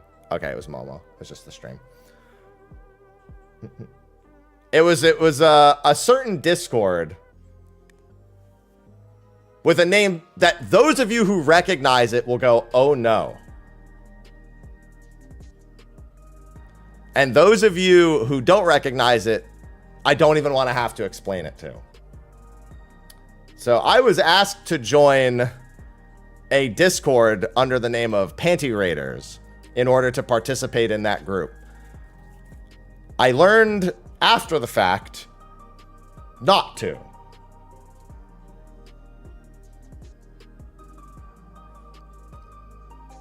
That's a big yikes. That's an oh no moment, but I didn't know that. If you think that Discord name alone is a red flag, you do not know some of the Discord names that are out there. I've given you enough context for you to not want to know.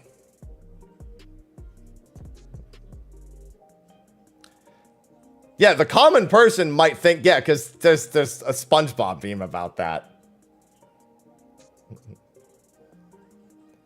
I didn't know. And so my T group, and on top of that, that T group was literally like self-destructive from like a week in.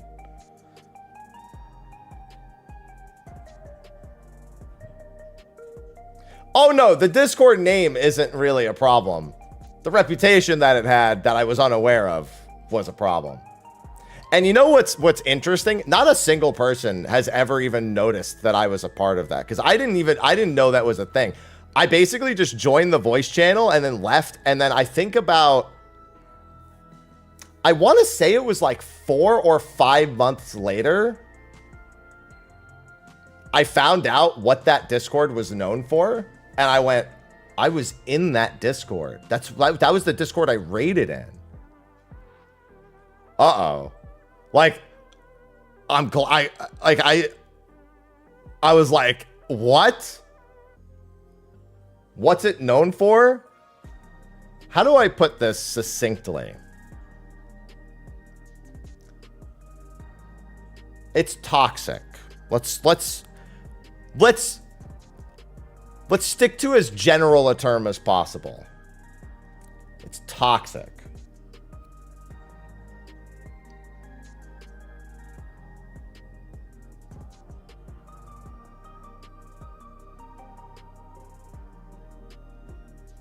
Yeah, the Lionel situation that Zeno dealt with, he was in that Discord. And to that Discord, everything that man did is probably a very normal experience.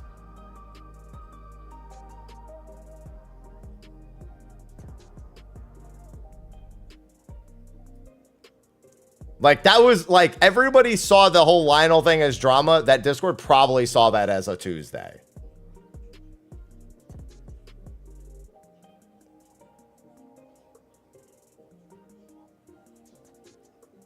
Think about that.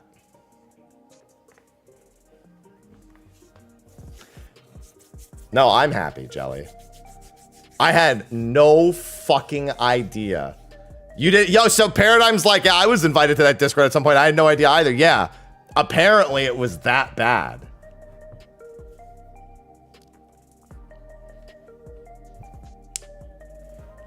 That's a loaded sentence.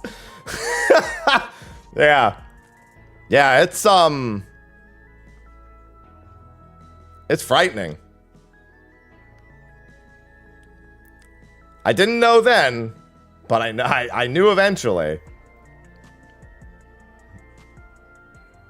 I knew before the Xeno thing happened, but I didn't know when I joined it. I dodged a bullet. Technically, I was embedded in a bullet and never shot out of the gun. It is more accurate.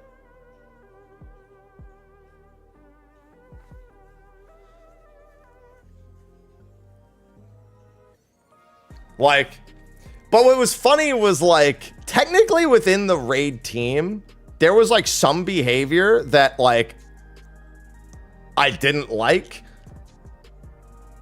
but I was just like, I'm already here. And it was like, I was just like, whatever. I'm just not gonna participate in any of the discussion that's happening right now, because, like, I don't know what's going on. But on day 6, they booted someone from the team. I agreed the person was, like, holding the group back. So I was like, yeah, okay, I could see why, right? I agree. They were definitely, like, the person hindering our prog the most. On day 6, they, like, still couldn't do, like, they couldn't do phase 1 consistently in any capacity. So, you know, it's really frustrating. So yeah, I get it. You know, it's ultimate. You don't want to be here forever. The very next day, 2 members got into a fight and one of them straight up ghosted. So then they tried finding somebody to fill in, and then Lynx was the tank, and he left that Friday. And as soon as he left, I left.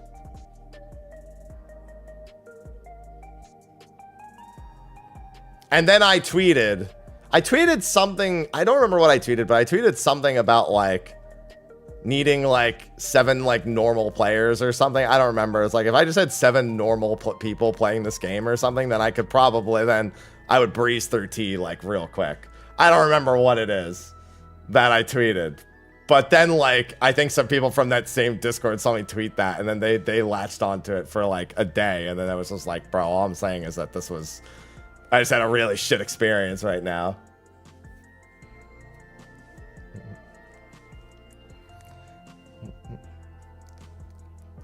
I don't know. It's somewhere. I'd take me the same amount of time to find it as it would you, Salazar. I don't know. I don't remember what. I was just probably just go to my channel and type HUD. Then it probably works out. Brain kind of remembers that tweet. Yeah. Yeah. Let me put it this way. we got to Perfect Alexander for the first time on that Sunday, I think it was, after it came out. We saw Perfect Alexander 3 times total between that Sunday and Friday. And that's from seeing it the first time. That's not from like getting to really like understand it and practice it. Yeah, so that's why, so Link's leaving was like, yep, I'm out. Yeah, I don't remember any of the other members of the group. I only remember Lynx. Lynx is the only person I remember. And everybody knows who Lynx is now because Standstill and Resolve Mechanics. If you didn't know already, then you know because of Standstill and Resolve Mechanics. Like that probably gets everyone to be like, oh yeah, Lynx. He's the one who coined the term Standstill and Resolve Mechanics. That's the guy, yeah. Mm-hmm. That's Lynx.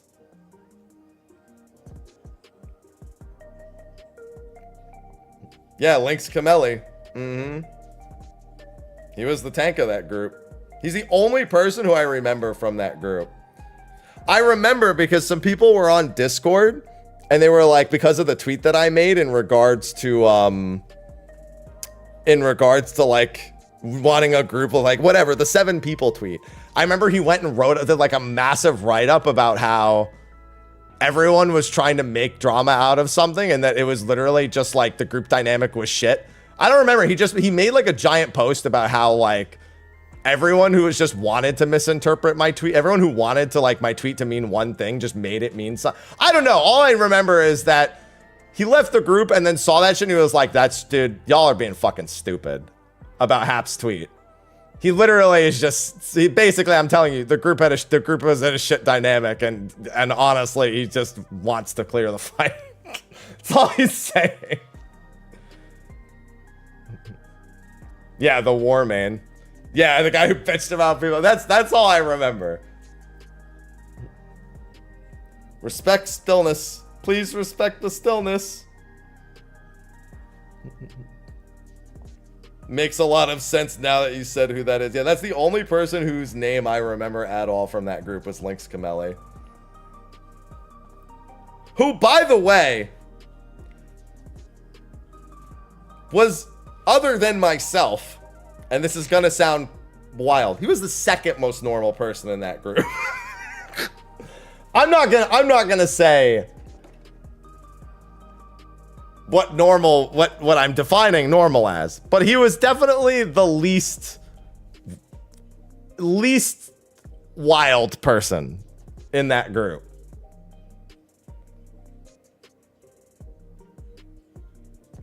No, he didn't get called out.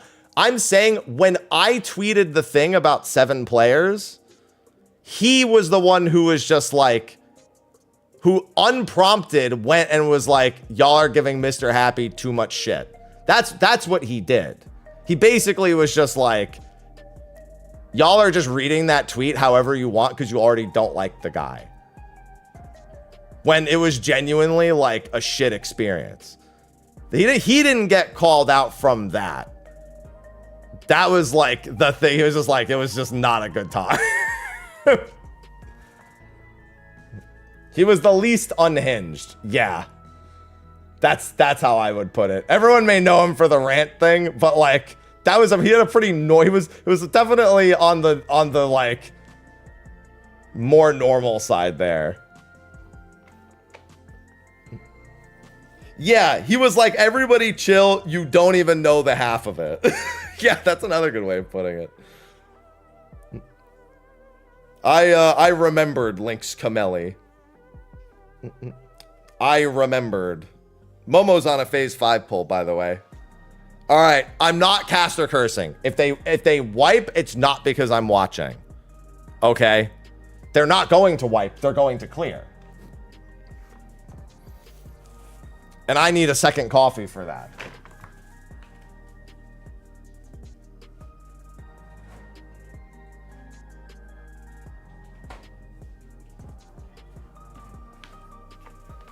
Never stops being the wildest shit. Dude, that's why I say I'm not a member of the 14 community most of the time. Because I literally don't want to go near, like, oh my god, they're fucking cracked right now. Oh, sorry, I forgot to put it on the screen.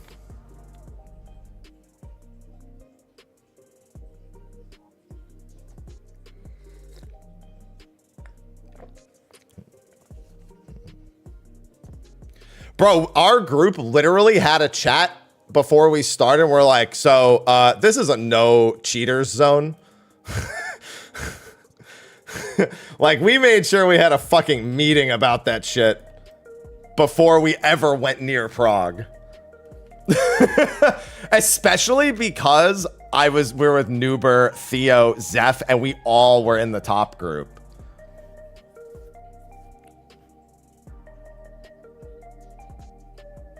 So we were like very much in the we want no third party like shenanigans, drama, anything. That was like we sat down and fucking made sure that that was not gonna be a fucking problem for us.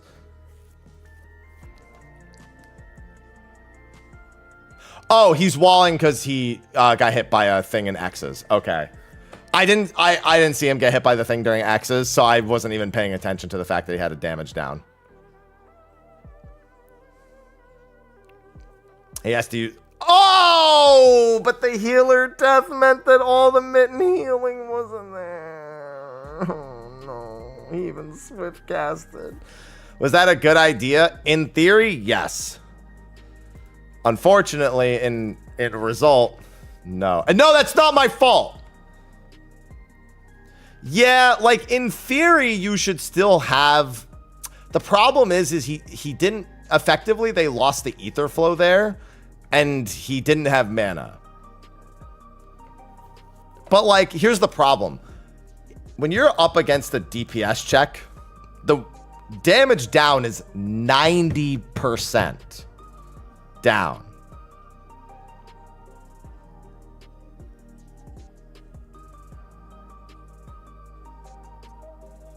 And so they were like, because, okay, I'll give you a great example. Look. So we didn't deliberately kill someone, but Theo has weakness here. Like, he died because he got... Right? No, back up. Why is it lagging? Come on. Look, see, Theo actually dies in the exact same spot in our clear. He dies. It's an accident. He doesn't mean to die, but he still does die. Like, see, just that snapshot, bro. That's fine. Get him up. TMRH. But like, look at it gets scary for us too. Facing, careful. Boss relative. Boss relative. So he eats the first one, yeah. He does this. Oh, you know what though? I think he has Consultation. I think he has Seraphism here. That might be the difference. Yeah, I think he has Seraphism here. Dodge. Although actually he used the caster. Maybe he didn't have Seraphism. I didn't see him cast a single thing. Yeah, it is. I think they probably could have killed it, but I think that that's a call that most groups would make in the moment.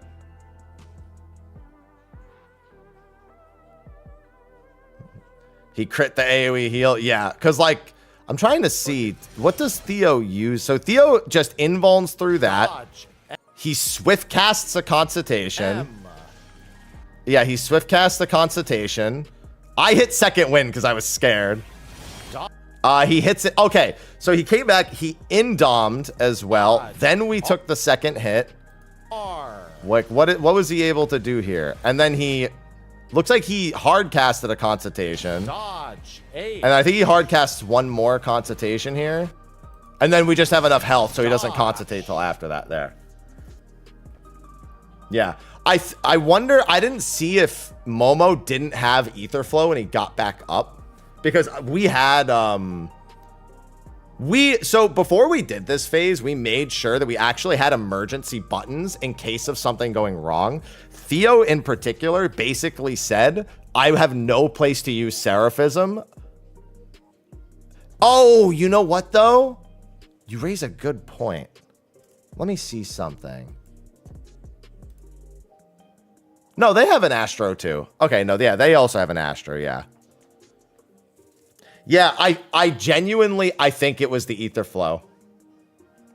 Yeah, so we had double neutral sect for both polarizings, which was really, really working for the shield. So we didn't need the concentrations nearly as much. So effectively, all Theo was able to do here was throw down the soil, which was great because it was the mitigation we needed. And then also throw out an Indom and 3 concentrations. We also had a Celestial Opposition. We had an Earth's Reply, a second wind. We had a lot of stuff for this. Earth's Reply with the AoE. Yeah, and the AoE crit heal went a really long way as well. I was just trying to figure out, like, situationally, killing yourself to get rid of the damage down, how dangerous it is. And I wasn't paying attention to see where Momo's ether flow was.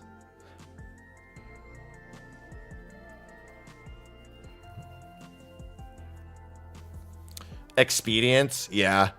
Yeah, it's just a tough situation because, like, here's the big thing. We talked about Pictomancer and how easy it makes the checks. What we didn't talk about is how Pictomancer effectively allows you to wall people throughout the entire fight.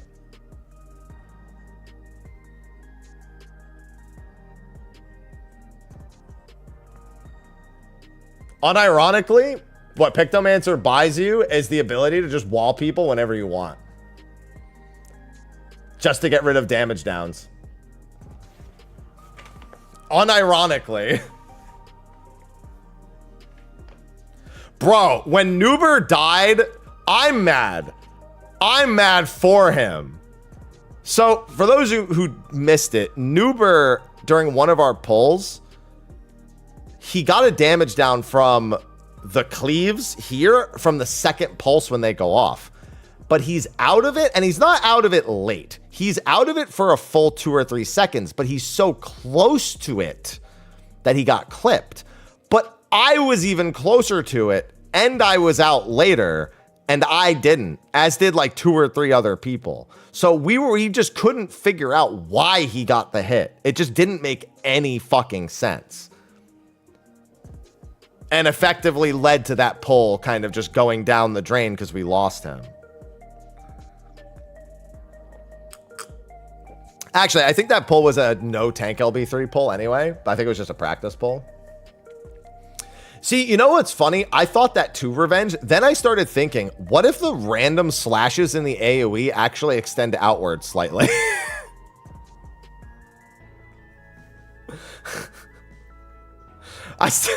I genuinely started thinking, what if all the random fucking slashes that are going through are not just for animation?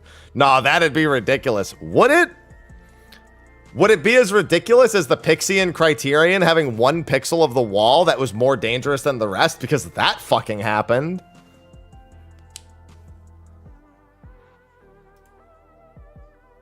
Yeah. A lot of people who didn't do Criterion, which is like everyone, may not remember that. And it's still not fixed. And it's still not fixed. Literally, dude, I imagine that. I imagine it was somebody hand drawing the outside line. They went, and just kept going.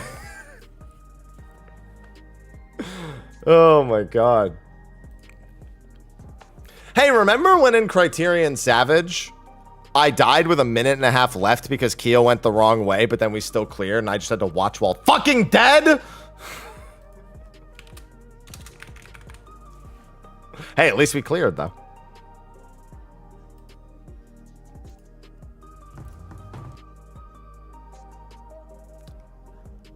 Hey, clear is a clear.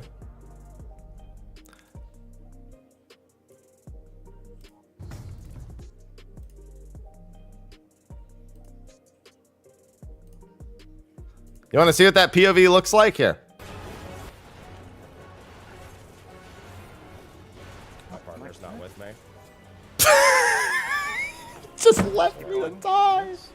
He just left me to die all alone. Went the wrong way. You just killed me.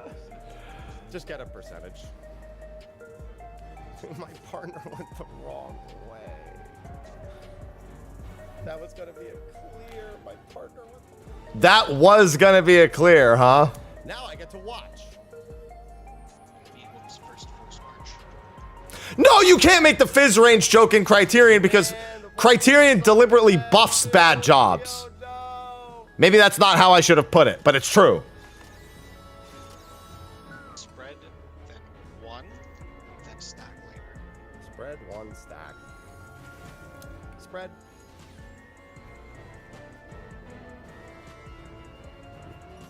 Maybe they'll get it. I love the realization when I have it. Yeah. That's the A marker. Maybe they'll get it. Get marched towards that into the open spot. Extra mid on this stack. Not yet. Final march. This will end on a stack. I'm going to 3. Wait, stack? Okay, I'm going to Stack. stack. 4. One of them. You have 2 Make arrow sure you fours. use LB here. Yep. Make sure you use LB. It's 2 AoEs. One more. God, the damage. One more. Why is there so much time? Like 7 seconds. Now imagine if he had enhanced piercing talon. Oh, it's fucking I hate that sentence. dead. You guys got it. Good job. Oh, yeah. Yeah. Keo, you abandoned me. I did. I went to the wrong place. I'm helping. Who fucking needs me? I'm fucking dead in the kill VOD for like 40 seconds. How long was I actually dead for? I want to know. Abandoned. Dead, dude. Oh, it's dead. You guys got it. Good job.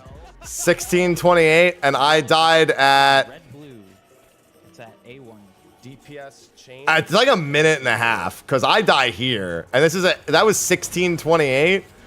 I die right here at 1812. It's literally almost 2 full fucking minutes. I was dead. Now imagine, if you will, if Whoops was a Pictomancer.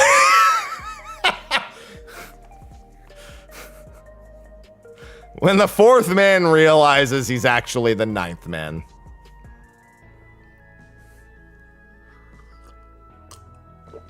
Hey, what's going on, Whoops? Whoops is like, no. No. What's going on, boss? Sorry, we were just... Oh, but no, the mechanic that I actually pulled this up for was this. Because Noober getting killed reminds me of... not this mechanic. Where is it? It's at like 20%. It's right here. Yeah, it's right here after this arrow 4. Yeah, Noober dying reminds me of literally, sorry, Noober getting that damage down reminds me of literally this mechanic every single time we did it. Like, this was the most nerve-wracking Criterion mechanic of all of them by like a fucking mile. It's also, other than the side of the arena, it's really well done. How I didn't die is shocking on that pull. I fucking, no, I swerved. You swerved because your hand wasn't still, you fucking idiot. But okay, I will say this. That's not where the pixel is. The pixel is actually on the other side. So this isn't the side of the room where the problem happens. The side of the room, it's not by the A marker. It's by I think it's like the southeast side of the arena. Because there's one pattern that like forces you to interact with wherever that pixel is. And so you're fucking nervous. Is it south? Oh, then I actually was pretty close to it then. Because I thought it was southeast. Because I am south. No, I'm like, oh yeah. So I think it's right here. I'm almost certain it's like right here-ish, this pixel. That's like death incarnate. I'd have to find. But there's literally like a spot on the wall that everybody agrees is bugged. Nobody who's done Criterion, who's done Alo, doesn't think that it's bugged. We all think it's bugged. We're all sure it's bugged. There's no way it's not bugged. It's horseshit. It's got to be bugged. So, yeah. That's what Noober getting hit by that AoE reminds me of, because he just, for no reason at all, not on our clear, but on a previous pull, just him getting clipped by, so where my mouse cursor is, can you see my mouse cursor? Now you can. So let's just say he was right here, right? And he was standing here for a good like second and a half. And then he got it. He wasn't like again, he didn't like step out at the last second. He was standing there for like a whole GCD cast practically before he got hit by it. And then it just registered as a hit. And I was standing right here, even closer, and I didn't get hit. No, I haven't done Unreal for the week yet. I should do Byakuya at some point today. But it was absolute nonsense. It just reminds me of that Criterion Wall nonsense to like no end. Ugh, what a fucking time. Hey, although I will say Criterion was still fun. I still enjoyed doing it. Criterion and Criterion Savage both. I had a lot of fun. I never did them again. Well, actually, that's not true. I have done them again. We trialed people for our raid group in Criterions. Because Criterion Savage in particular is amazing for picking out people who struggle with long periods of lack of focus. Like, while I think the Savage design of it just being a deathless run is not very interesting. What it is good for is finding out if somebody can stay consistent for an entire period of time. So and also it means that less people need to show up for your trials, or you can trial 2 people at once more reliably.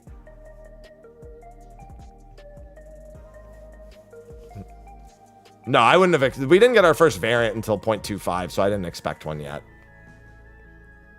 We were already told we're getting more criteria in this expansion. Yeah, variant and criteria. Yeah, Alice, I agree. I think Savage should have had the secret boss. I would rather Savage just be way fucking harder and have the secret boss from variant than it being a deathless check. However, I will say this. One of my favorite titles to go after in World of Warcraft was the Undying.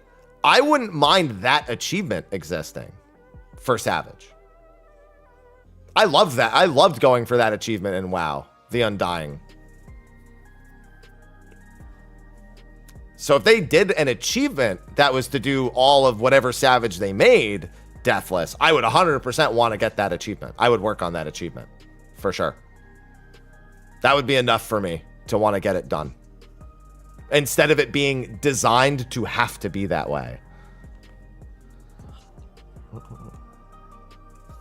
Yeah, and Destiny 2's flawless raid achievements. Yeah, exactly the same thing. I haven't played Destiny much since like the first month it came out, but still. So I'm also the Undying. I'm colorblind. I'm sorry. So yeah, I would definitely want that. Yeah, and as long as you can't unsync. Well, to be fair, with Criterion, you can't unsync them at all. So it kind of solves it regardless. Yeah. The jump puzzles and the physics stuff. Yeah, no, I agree. I just tuned back into Momo's group and they're all dying on Shiva. So, you know what? I'll take the blame for that one. That one's on me. That one's my fault. I literally clicked in and the moment I did, that was just death. Yeah, I don't really like, Destiny's actual raid design, but their achievement design is really well done. Yeah, dude, I want a variant roulette. Or, okay, actually, I take it back. If they're not going to do a variant roulette, just do a weekly bonus for variant. Like, you can do whatever, like, make it whatever path you want, but, like, every week you do variant, you can get, like, bonus tomes or something. I don't know, like, some sort of, like, bonus reward. Honestly, at this point, I think they should just make it a token and make it so you can buy things that are exclusive to the weekly reward with tokens.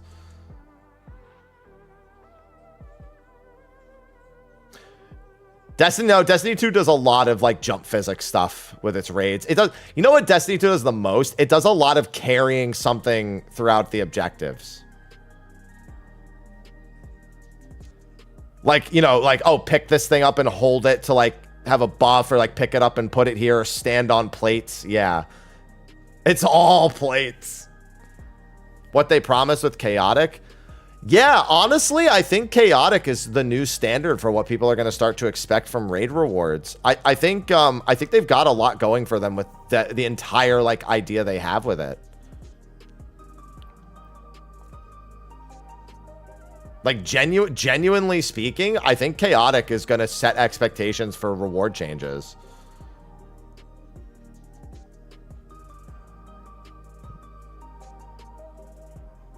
I mean, they didn't do a super secret raid mechanic in the last several ultimates. I said this earlier. They didn't have puzzles in DSR and top. They were just hard fights. Like DSR, it was you got to Hosh Font, saw you had an LB3, and it was like, which one does the job? And the Thornton killing thing, like, it literally was solved before anyone ever got through phase 6. Like, it wasn't even like a puzzle. It was just like, why is he doing that? Spare him. Oh. Sorry, I saw something on Xeno stream that confused the fuck out of me. Double shield viable in FRU? Probably. Sage is pretty good. God, fucking... Guys, so I didn't notice this earlier on Xeno stream. I didn't notice it, but now I have.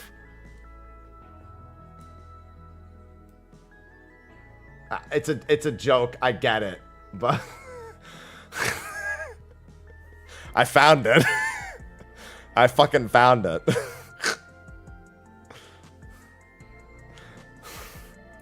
I just noticed it. That's funny. That's it. The bald man is cheating.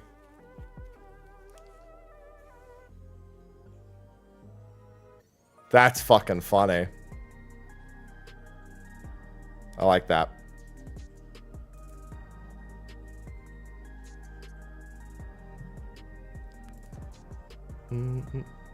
Anyway. What the fuck is your character doing all the way over there? Yeah, I know, right? What does it actually do? So, in FPS games, it's probably known better for. It's effectively a, how do I put this? It gives you the most accurate reading of your center point on the screen as you can possibly get a lot of the time. And so that's what it was used for in FPS games. It was used a lot for like the reticle. However, that one in particular was used to effective. So every character has 1 pixel under your hitbox. The game is designed this way, where like my hitbox has the whole thing is not my hitbox. There is a single pixel right there underneath my character that tells me that's if that pixel is not colliding with something, I'm safe. But you can't see that pixel normally. So, person used a third-party program to effectively find it.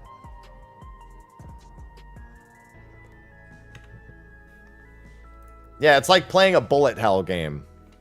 So it allows you to make, yeah, it's why the joke of one. I mean, again, have you looked at our, actually, in our clear, did I, where's the tab? Did I have the shit dodge in Gaia, or did I have a good dodge? I had a good dodge in Gaia. I had an easy dodge. I saw something. Not on this one, I had an easy dodge, but like I was very regularly doing, like, as I called it, the Lalafell dodge on Hexpocalypse.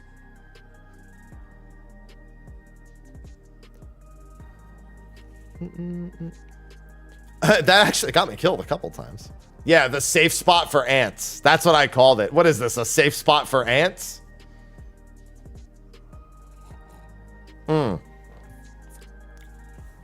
Oh, it was a really fun ultimate fight.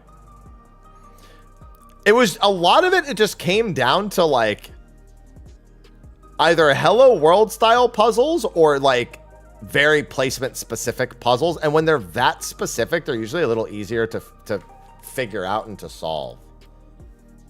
Oh, yeah, here. The bow is great.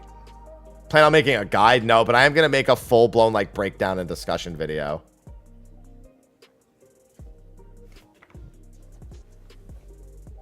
Hi, Ivy. Ivy's been over here just chilling.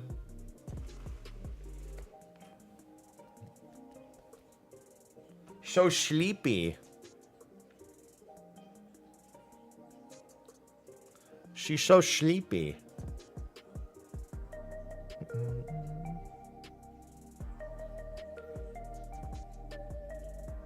You hear something, Ivy?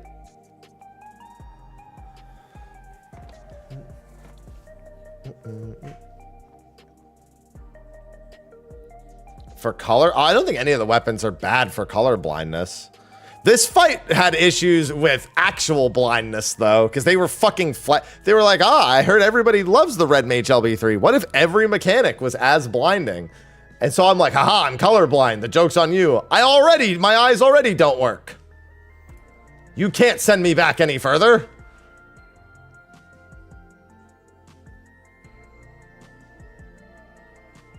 The parrot, that's the Epkalu. I love my Epkalu.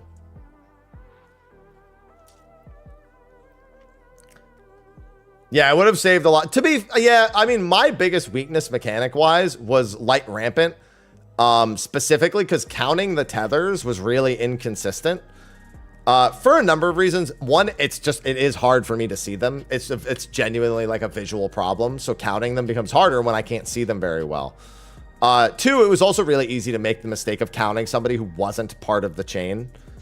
Either because they were moving in its path, or the other person you're tethered to is moving because they've already figured their thing out a little bit before you did. However, the true result is also on the flip side. The true result is also a little too easy to achieve because it is 100%. It's proof that the more complicated you make certain things, the less that they're actually difficult. A great example of that was Hello World in Top, where effectively you did Hello World once and it was it was solved. Like, nobody took more than one pull of getting a snapshot of every debuff to figure out exactly how the phase has to happen, even though you have 5 different debuffs at a time, which is insane to look at. There's the actual like figuring out of how it works becomes easy. That happens in this fight, and it happens quite a few times. And Light Rampant is one of those cases where if there's 6 people that all need to find the right spot and only one pattern can possibly be correct, then that means that there's one solution that is repeatable without fault. And then as soon as you figure out a way to get to that result, there's no longer a need to learn permutations. You're effectively just learning to shift over is all you're learning. And when that's all you need to really figure out how to do, it just makes your life so much easier. So like, it's literally the moment we figured out how to do that Light Rampant strat, I never screwed it up again. And I was getting really frustrated because the one thing I'm good at in prog is not screwing up. Like, above anything else, not screwing up once I've learned a mechanic is the thing I take into ultimate prog. And it's the one thing I make sure I'm good. So, like, I was losing my mind when I was, like, struggling to do our Light Rampant strat.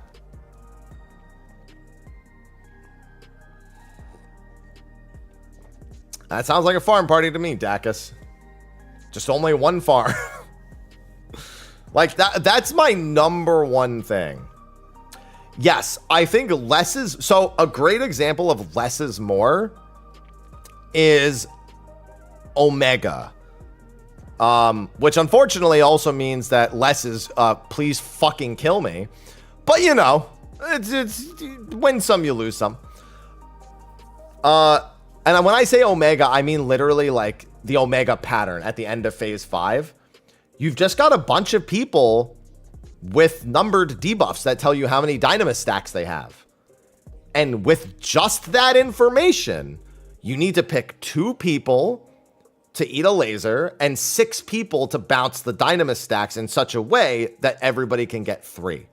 All it's giving you is your dynamis stacks and who is the origin point of the dynamis hops. It's not giving you like, you know, oh, red deformation, blue deformation, spread, like, you know, pairs, spread, like it's not bothering with all those details. It's you have this many debuffs and these two people have the next hops. Get to 3. Literally all it's asking. And that is one of the biggest pain points of phase 5 is getting everyone in position for that last Omega hop. That's why people use AM for it. It's proof that sometimes the simplest things are agonizingly difficult to solve. Bro, think about a Rubik's Cube. Here's a cube with 6 sides that all spin independently, and each side has its own color. Solve it. It's not asking you to do like technically the methods with which you get to it, there are proven methods to get to the end result. Like anyone who solved the Rubik's Cube knows that. But it's literally like it's such a simple thing to ask you to do. Because when there's no restrictions on the result, your mind becomes the only like real element involved in the entire thing. Yeah, the less number, it's all about the number of restrictions that are had. If you give everyone no limitations, yeah, the simplest things are complicated, and some of the more complicated things are simple.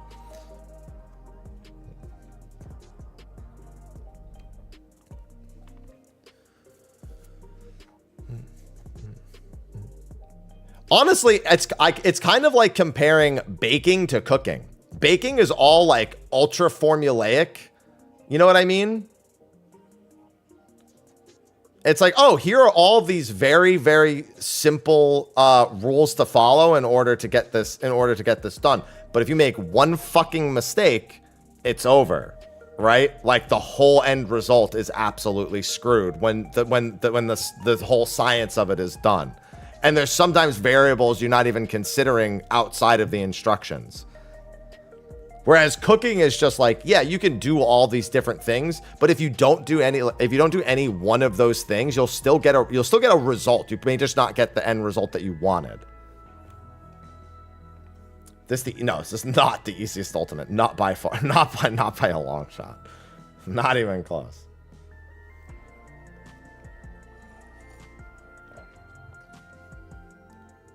That's why I don't like baking. All right, Momo's got a phase 5 pull.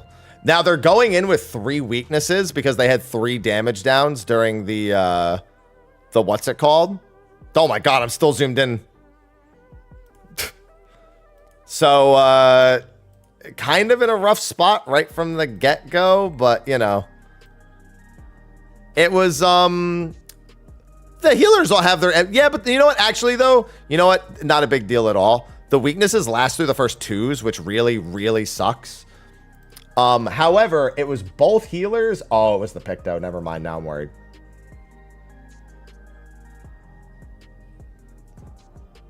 If it wasn't the Picto, I would be less concerned. But it was the Picto losing their buffs in 2 minutes, like being weakened for their buffs in 2 minutes. So this actually is pretty scary.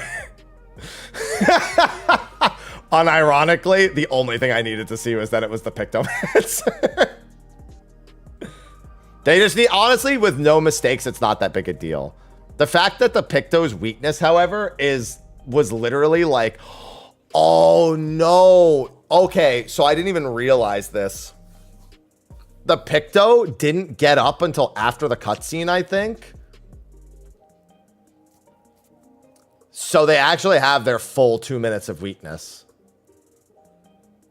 That's bad. That's not still technically, I don't know if that's Maker, but that's real bad. Okay, actually, okay, let's put it this way. It's just like they had a summoner. Okay, no, you know what? That's probably fine.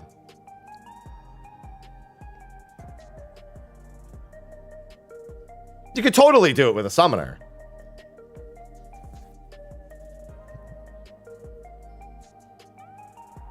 Surely.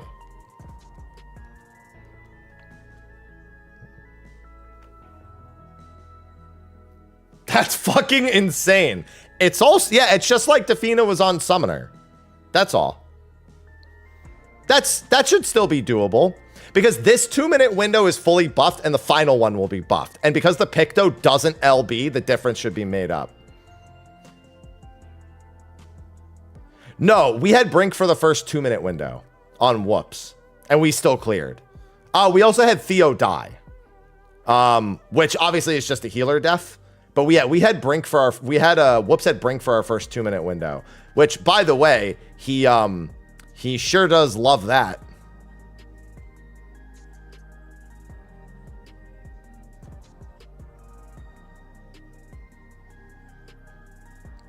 He sure loved that, let me tell you. Yeah, no, honestly, if they don't make it with no mistakes, well, yes, you could be like, it's the weakness. I don't think it would be the sole reason. It would be like one of the things. Like I think it would still be generally like based on the shakies and like, because like everyone's average performance during a phase like this is not usually at its peak. That's just like a result of like, you know, it being your first clear and trying to get that initial clear.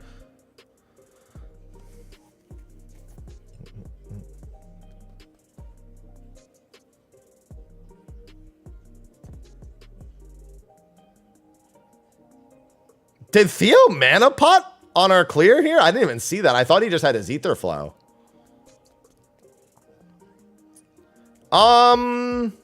It's similar-ish in health to their previous pull. It's going to be close, but they had no mistakes here. They are going to get a full big 2-minute window. So it's the Picto weakness for 2 minutes and like 15 seconds on both healers. That's assuming there's no mistakes on this Exa, which he's going to expedience to try and like encourage. I'm just watching everyone to see if they all avoid the damage.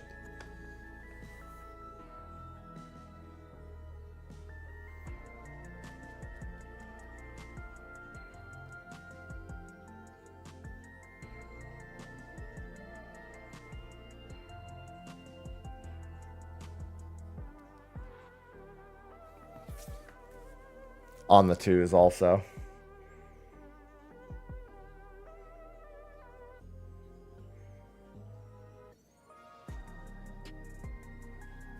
Same.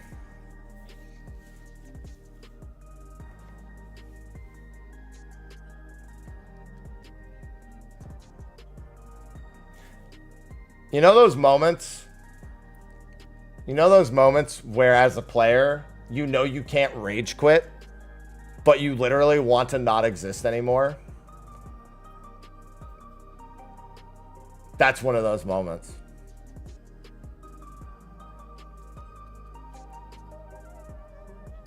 I would feel that.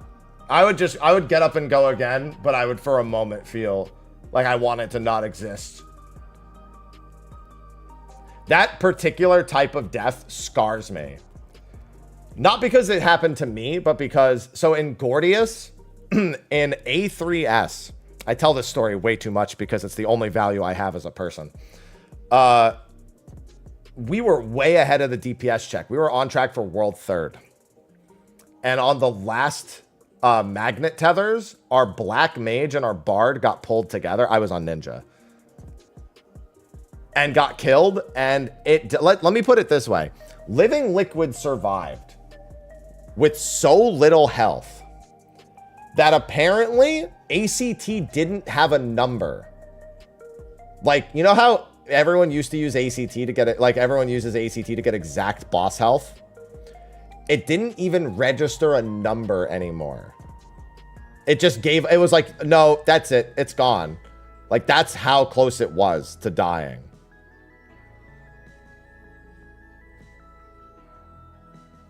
And it didn't because we lost 2 DPS. Like, that's how far ahead we were that we lost 2 DPS on the last mechanic and it still got that low.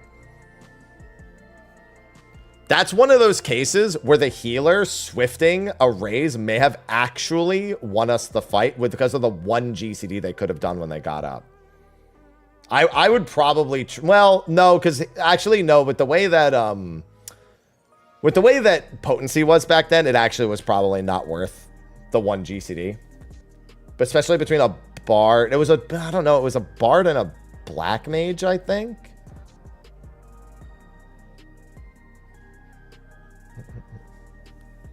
God.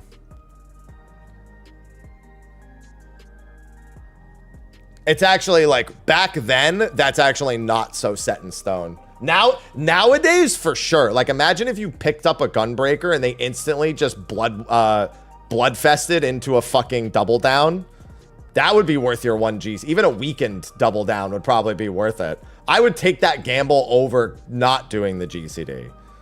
Back then, the potencies were a lot closer to the point where it's a little bit tough. Yeah, UCOB took long because nobody was ready for it. You can't use the length of an ultimate clear to determine the difficulty anymore because it completely forgoes the variable of player skill and player improvement, which there's no reasonable way to measure. You just have to do your best to fundamentally look at something and try to figure out like how likely you are to objectively look at what you're being asked to do. And that's not easy. I don't think anyone has a full grasp of how objectively they're looking at something versus subjectively when it comes to it being based on thinking of you with or without experience. Because once something's easy to you, it's easy to you. Like you can kind of remember the experience you went through before, but then you don't really know if that experience was easier for you because like you don't fully know like how that variable plays into that effect. Celebration sushi was so good. Yeah, like if this came out when UCOB if this was the very first ultimate, it would have been like, dude, we would have been cooked. Because UCOB, okay, let me put it this way. UCOB's phase 1 is literally Twintanya condensed into 2 minutes. Like there's literally nothing special about the entirety of UCOB's first phase. The second phase is literally turn 9 Savage. It's identical in almost the only, yeah, like down to like every like minor detail. It's basically just turn 9 Savage as a phase.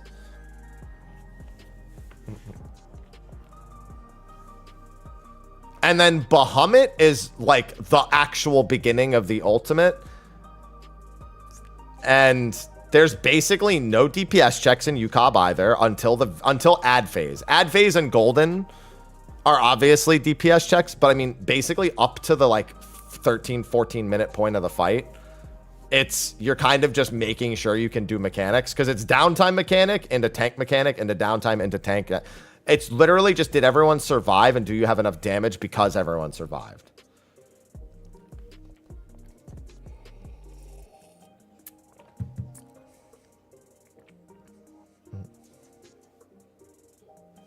Yeah, P1 and P2 are a quick do you belong here check. They're literally like Fausts in a sense. Like, do you even belong here? That's a good way of putting it. Just like, are you sure about this? Yeah, even though T was cleared in 3 days, I mean, I wouldn't say, I mean, right now, I usually recommend T as like the go-to ultimate in a sense. Like now more than Uwu and UCOB, I recommend T as like, if you've never done an ultimate before, I would recommend T. It's just right. It's not really that grueling. It's not like easy. The first 2 phases really get you acquainted with ultimate difficulty very well. But honestly, I could, if like FRU could be your first one now. And that's not to say FRU is easy, but it's the most direct, like, how do I, okay, I know how to put it. FRU is the best ultimate level representation of the game in its current state. Which means if you're going to learn to ultimate, that's probably the most valuable experience you could have. Whereas if you were to do T first, the most valuable experience that you could, like, the most valuable thing you get out of that is the average difficulty, I would say.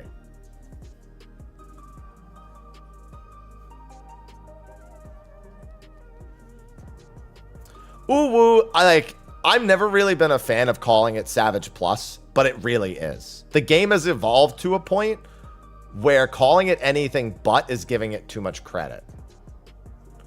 It's not even Uwu's fault. It's the game's design has accelerated since that point to, like, just too heavily. Jails is genuinely the hardest thing.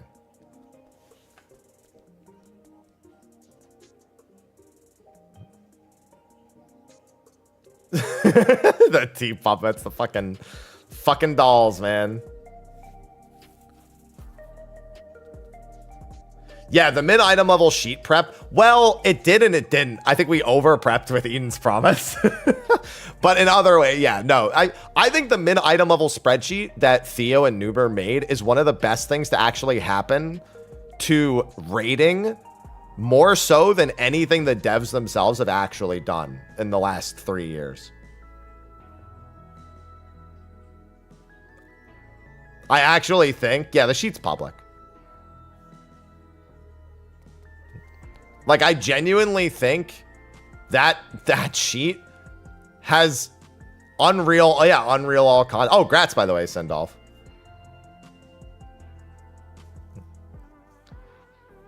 Like, do you know how many groups I know that, you know, they're not like crazy hardcore ultimate prog like raiders, like the groups that I generally associate with, but they see that sheet and they go, oh wow, I can really learn how to, like, I can experience these fights to a design point much closer to what they were intended, and I'm getting a lot more prep and experience as a player.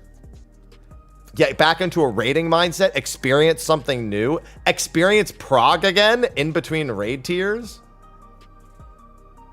And you actually learn in the process. The devs actually cooked on a lot of old fights more than I think the boomers say that they did. Like, when you go back and do A7S, you realize how much that fight fucking cooked. When you go back and do stuff in like Omega and whatnot, you realize that the dev team actually like really fucking blast, and that shit could have been way harder than it was even on content. It actually, like, it genuinely shows you that some of those old raid designs actually worked really well, and they might want to consider doing that. Like, some of those things again in the future. There's only one old raid design decision I genuinely wish they would do again, and it's Amjagud. No, Ivy's sleeping. I think I have a low item level command somewhere. Amjagud's arena that gradually shrinks is still one of my favorite boss design decisions that they've had, and they've never done anything like Amjagud ever again.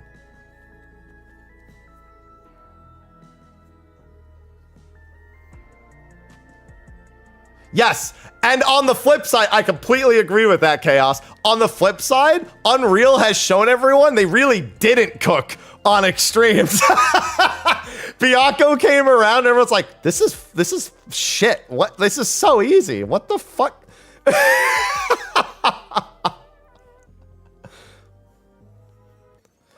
Bro, you know what the hardest Unreal has been? Unironically, fucking Shiva, the first one. Bro, people fucking ate shit on that fight. You know how many, like, failures there were in PFs to Shiva? Shiva's fucking, dude, the Shiva DPS check was insane in fucking Unreal.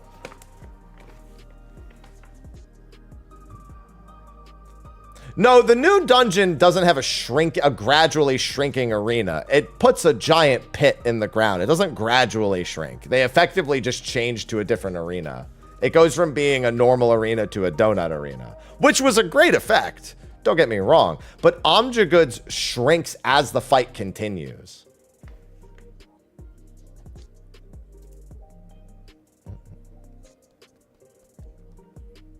Would you say it was unreal? Oh, so FRU doesn't have frames until the next. So I don't know why they do this, by the way. They don't give adventure plate frames until the patch after the ultimate comes out. They did the same with Omega. The frames weren't in the game until 6.4.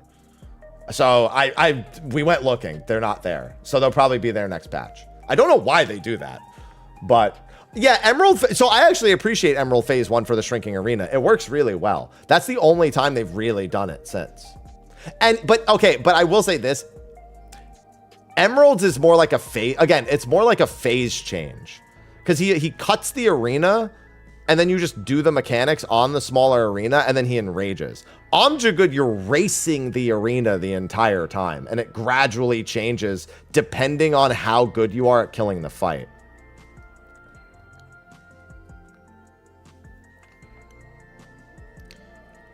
Like if you're killing Omjagood slower, then when the arena shrinks actually changes. It's not like, oh, I phase changed and the arena got smaller. It's, well, I phase change when I get to a certain percentage and the arena's gonna keep shrinking. Omjagood is turn 10 in Coil.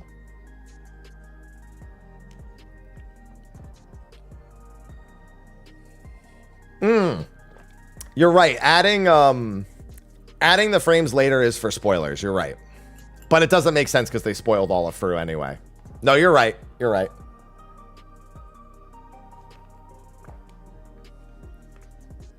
Bro, the wing effects on the weapons is going to go so hard.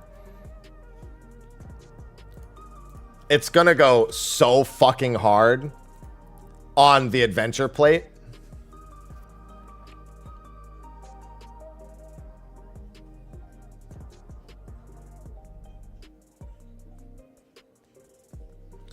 Like, the weapon effect is already real, dude. The plate is gonna be nuts. Dude, if they give me the Seal of Orichalcos on the plate, they're not going to. Next ultimate should be Hades and Elidibus, most likely.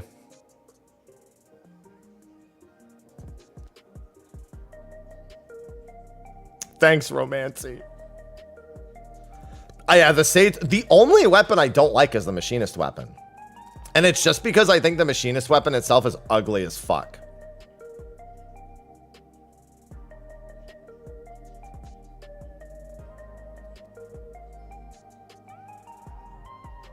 Yeah, and the lunchbox is always standard, so it's always disappointing. Do I think a 0.5 ultimate would be better time-wise? No. No, I don't. I don't think it changes anything.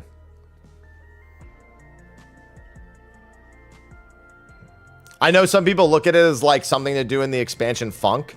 I actually prefer I'd prefer the 0.3 ultimate with the 0.5 gear being BIS for the 0.3 ultimate, because then you get Ultimate Project. And I think Ultimate Project is healthier if the ultimates aren't released on patch. And I think Ultimate Project is the more fun, like overall, like community related thing that can happen versus the ultimate being progged in 0.5.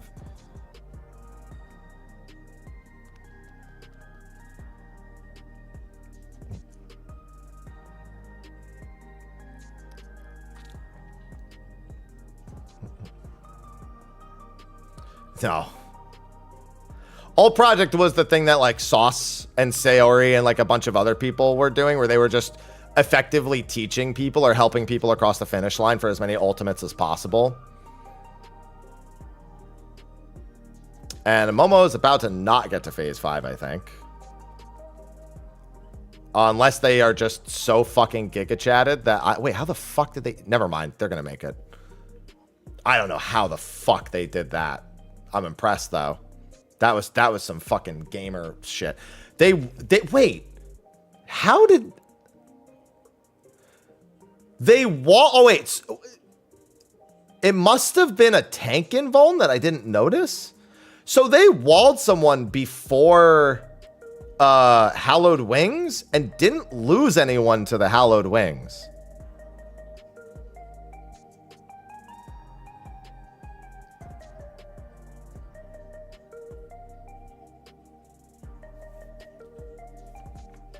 No, I'm just pulling up the streams when they actually get phase 5 pulls. Yeah, the Shadowbringers MSQ is going to be a big deal for Ultimate. So they're coming in with, I think the Dancer weakness will actually be gone entirely. And I think there's a Healer weakness in this. And the Healer weakness should also be gone.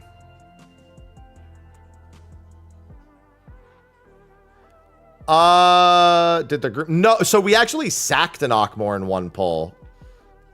That worked. Like when we were missing people, we just had we had the tanks. I'm sorry, we tank sacked the Morna Fa.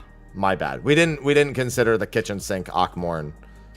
Like the tank takes it alone and just kitchen sinks it. No, it's not a bad idea though. I think it works. Oh god, is this going to be the return of it's going to be the 7-1 instead of 6-1-1? Oh no. I think the next ultimate's going to be Suffering, yeah. They'll never yeah, I was going to say it wouldn't be 0.4 Felon, it would be 0.3. Kitchen sink is a term. It's a turn of phrase. Throwing everything and the kitchen sink at it. So kitchen sink is just short for that turn of phrase.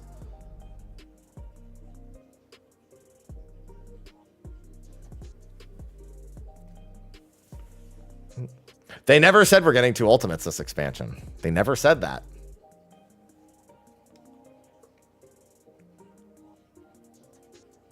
Uh-oh. The tank almost forgot to go out with that test. Oh no, they were just doing uptime. I thought he forgot. So I panicked. That's on me. I thought the tank forgot to do the wing for a second there. I was fucking scared. It's like, Violet, get out.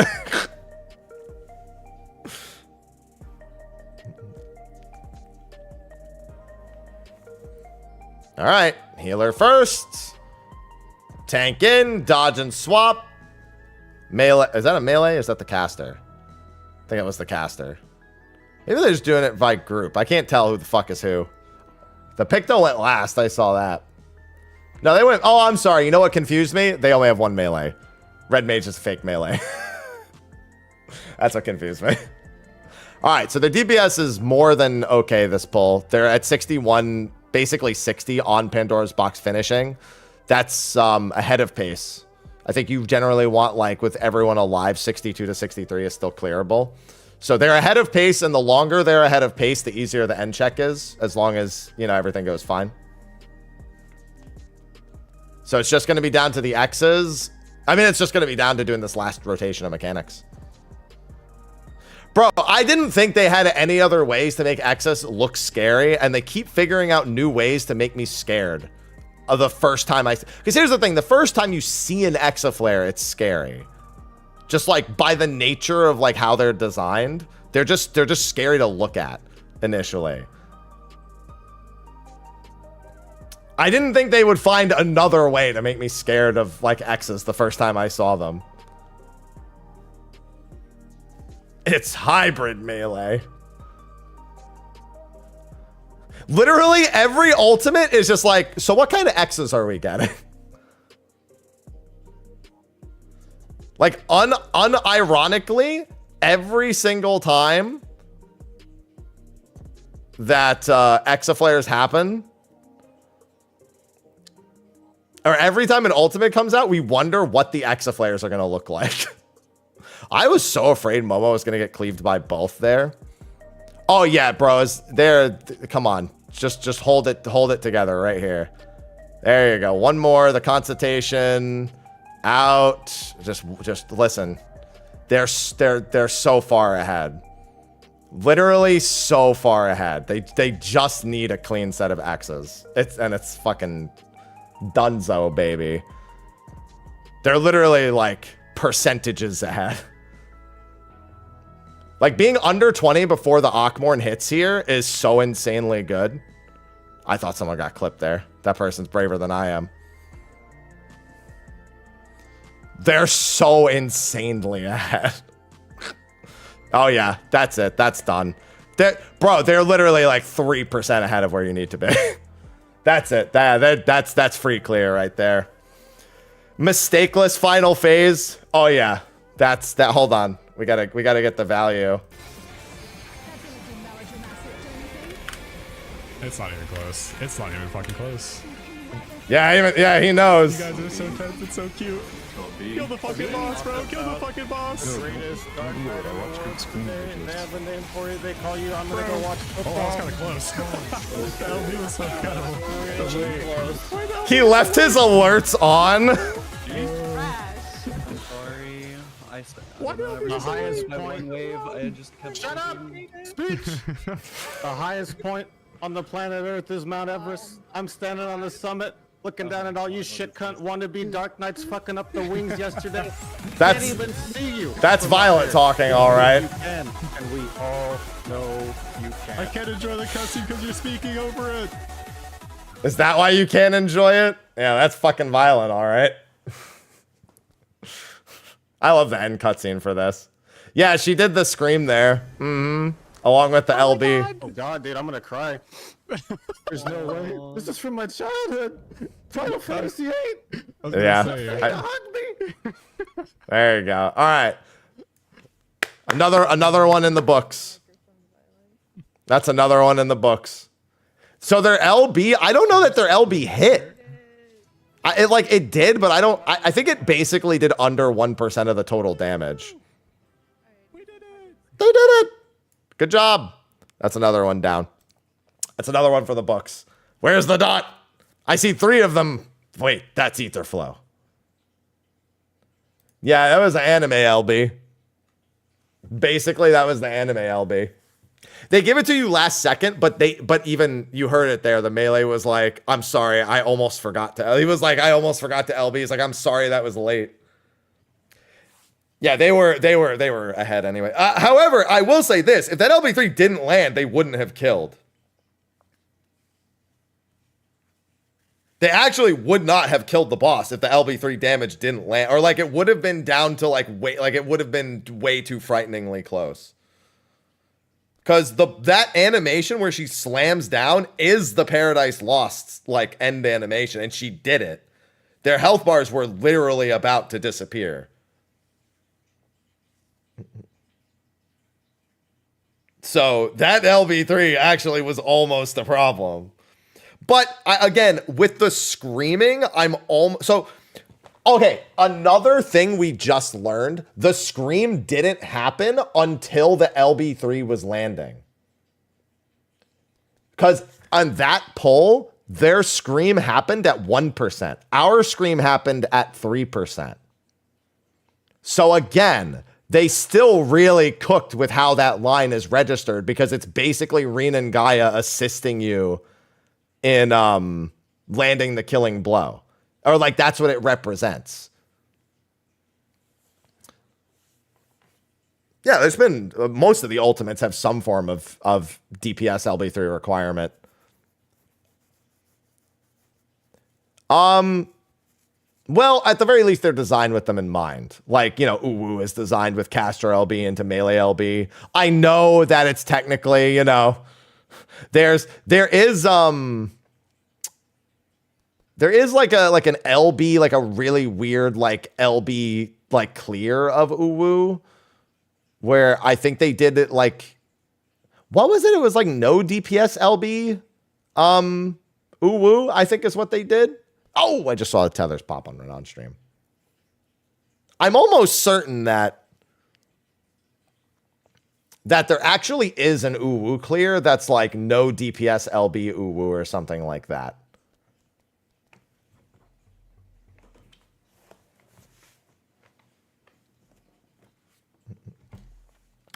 I'd have to look it up, but I'm almost certain that there's some sort of like not doing the LBs correctly. No, I'm not referring to the LB cheese in the last phase. I'm referring to the intermission. The 23 LV UU clear is something different entirely.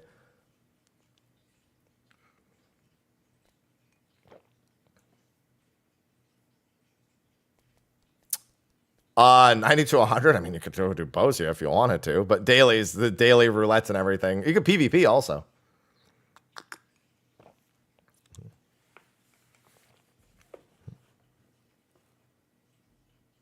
Aglaya? How many LBs? Yeah, like 23 LBs. Yeah, I'm almost certain there was one that was no melee LB at the very least. That I'm like almost certain of. Fuck it. I had already forgotten about Aglaya, man.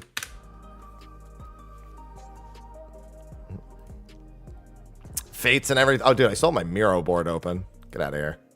I need to see that shit anymore.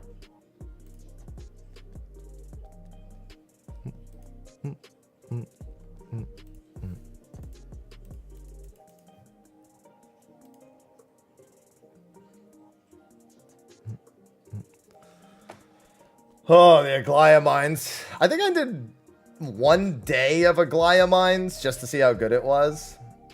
What order? We were 14th according to the records.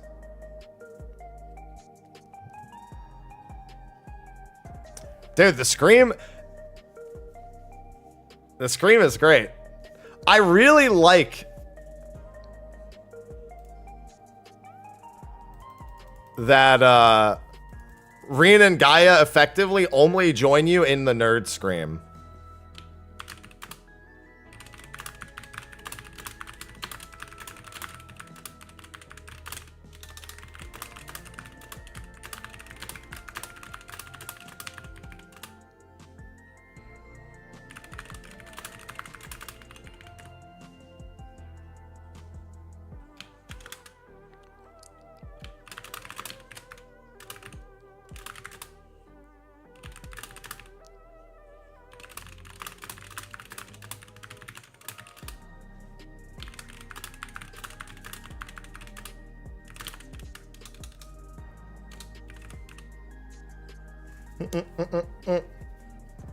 Oh no, I'm missing it.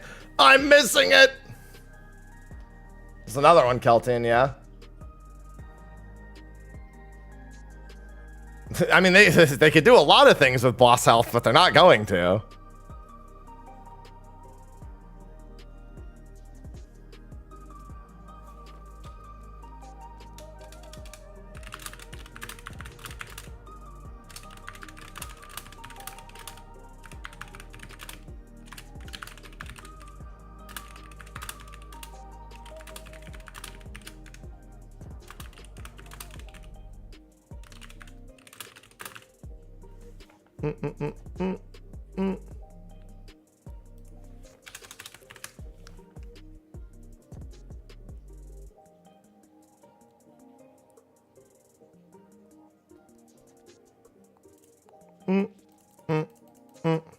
Yeah, that's a fun little detail.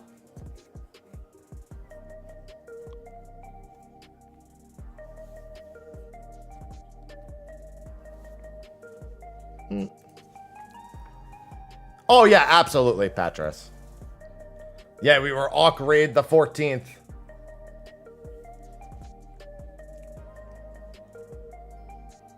Hi, Ivy. I see you're awake. I actually do kind of want to do Juno today at some point.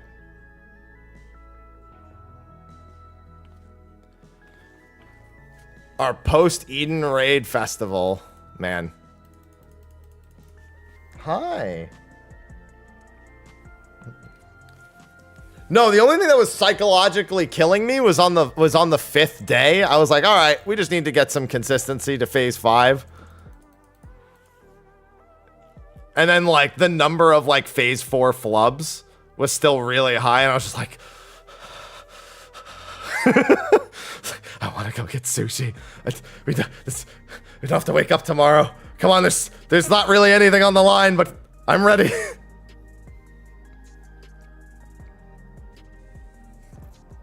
Thanks, Dan.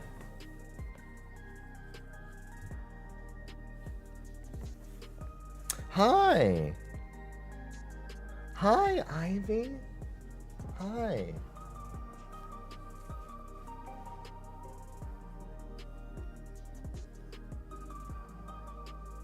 The victory sushi was so good.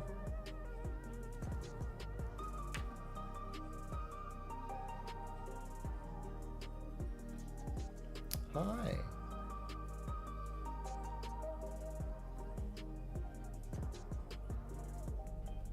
Hardest phase is phase 4. And it's strictly because crystalline time has a lot of room for error. I don't actually think crystalline time is all that bad. But those types of, I revel in those types of mechanics.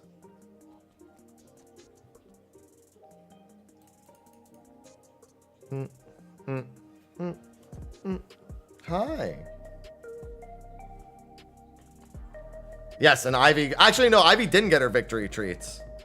Here, she can have her victory treats now. Well, you don't have uptime on crystalline time does not have uptime. There you go.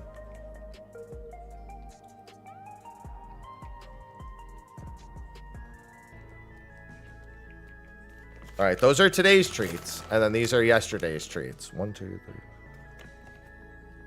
Here.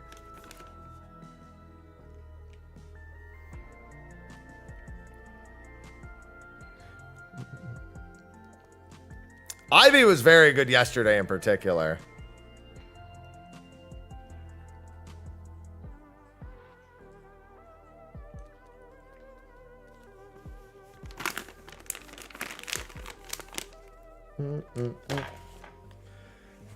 E12S relativities, it's way stricter than that. I also think the strategy makes it a lot harder for some, like the amount of space some people need to move probably is harder than it's supposed to be.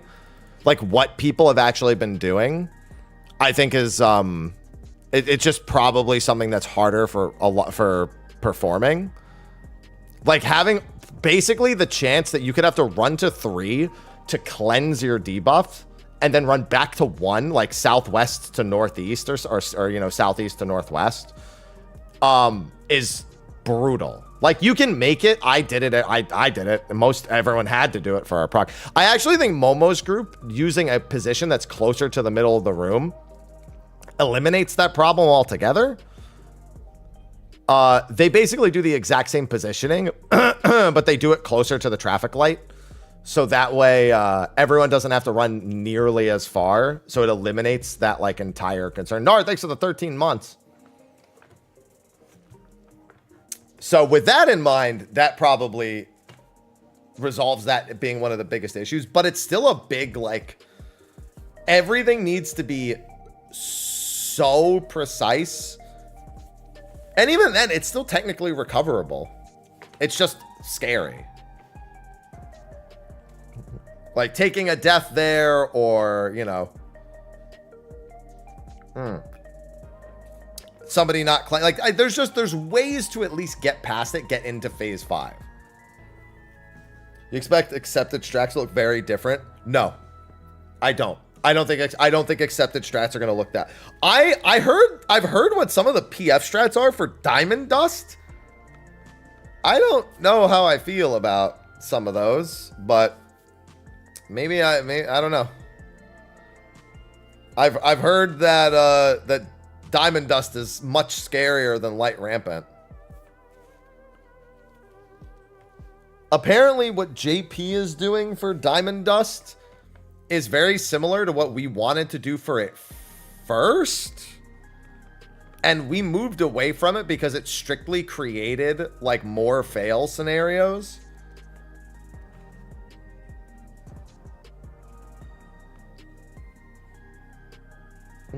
Was there any specific opinion how Picto performed? Yes, it's too strong.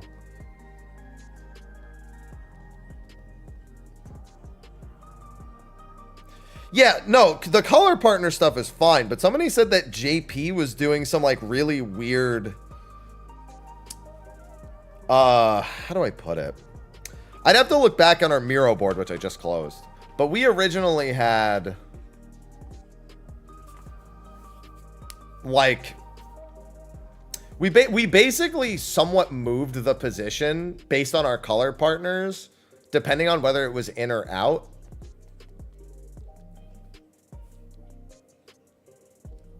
And it also changed whether the markers, whether the people with the snowflakes were on cardinal or intercard. What we ended up locking in was effectively the... Well, okay, no, so we do it relative to the North Diamond Dust. To the North Shiva Circle. So we look at the Shiva Circle and then we just go, okay, relative to that, our position is always the same. So it's just in one of 4 positions that we rotate around. I can't remember exactly what we didn't like about the other thing, but it effectively, compared to the orientation of that, it meant you were in one of 2 different positions, regardless of which debuff you had, instead of only one person having to change. The person who is baiting either being flush east-west relative to that. I don't know how to describe it. I know what I mean, but it's hard for me to describe it. Yeah, Picto is stupid busted.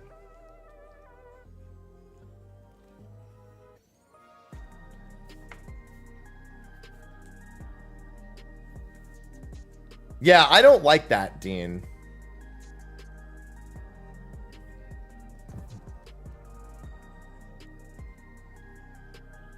I would rather it effectively just be like... I definitely prefer the orientation always being kind of like similar. It at least makes the charts look very similar. Like, hey, if I pull up our clear, you'll see what I mean.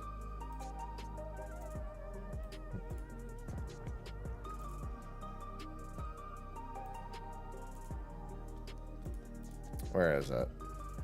Here it is. One, because it was all the tanks. If it's a DPS who gets the damage down, they can absolutely wall. Shut up, Happy. Anyway. So, like, this comes out. And we just look for the diamond dust that's most north. In this case, it's actually one of the weirder ones. It's B. Because it landed on a cardinal. And we know instantly that, like, all 4 of the snowflakes are on 2, 1, 3, and 4. And all the tethers are either, if it's inside, A, B, C, D, or they're just out east and west. So this was out. So we just go to this snowflake and then step to the side. And then it looks like that. And then we just go back in. Basically. That's all. And then we just dropped it along the side too. We didn't really give a shit about that. Yeah, so that's what our axe pattern ends up looking like. Our other pattern would just have all 4 of these going out. So like we would have 1 north, 1 south, 1 east, 1 west relative to the north spot, and they would just, yeah. Basically with EU, no clue why they changed it. I mean, I guess I need to see the other one in effect. Because to me, this was like ultra logical. You know what I mean? Like, I guess this just made a lot of sense to me. So I didn't really see a need to like change it or do it a different way. But if there's what's the problem with the other one? So I guess without seeing it, I don't fully understand it. Axe is the same. Oh, Reap does. Wait, but then wouldn't you just put the... I mean, that seems... Am I bugging or is that fine? Because if Reap was the same way, then you would just stack 2 people north and south of the baits. And then these people would move out. Like you would just you would stack both the people doing the circles. Like you would stack them together like north and south relative and then just have them like split. Does that really create a consistency problem for some people? Because that seems fine to me. North, south, east, west. That's not what chat's... Wait, are you telling me that... Oh, no, you mean it's the other way. So it's not them making this pattern consistent in both ways. It's north, south, east, west cones being consistent each way. Oh, no. Oh, no. I would hate that. If you have any amount of ping, now I get it. Oh no, I don't like, I mean, I understand the positioning. Like, I get why it creates a very consistent, like, I'm always this position and I'm either in or out. I get that. But the fact that you could be on the fast icicle, I don't like.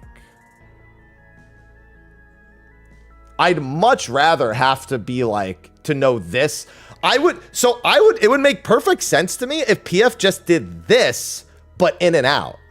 That makes perfect sense to me. Like, imagine if you just did this exact pattern as reap, but you just stacked the two circle markers on top of each other and then they just split left and right. That makes perfect sense.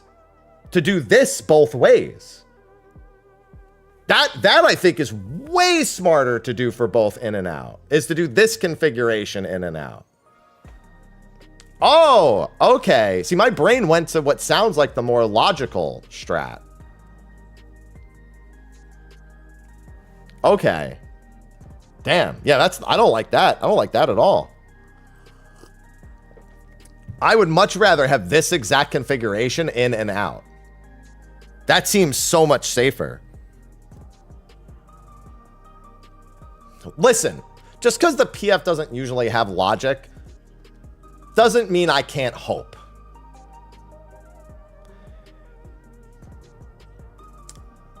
What Shiva? Oh, so the Shiva on the inside determines your endpoint, and the Shiva on the outside determines where you're not allowed to look.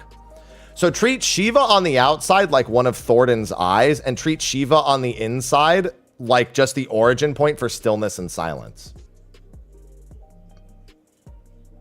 Dude, you're right. Let's just publish this and just do the inside version too and call it Brain Dead, and they'll all do it.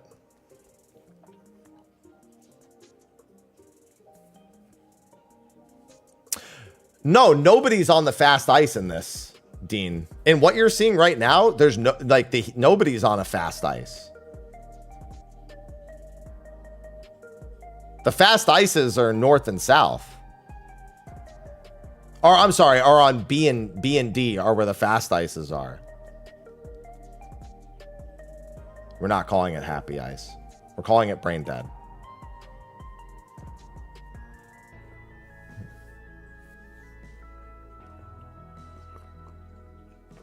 We're not calling it happy ice. We're not calling it happy dust. Oh, on the Echo video. Okay, I didn't even look that. Yeah, no. I understand. I understand the process of it. I just don't like that.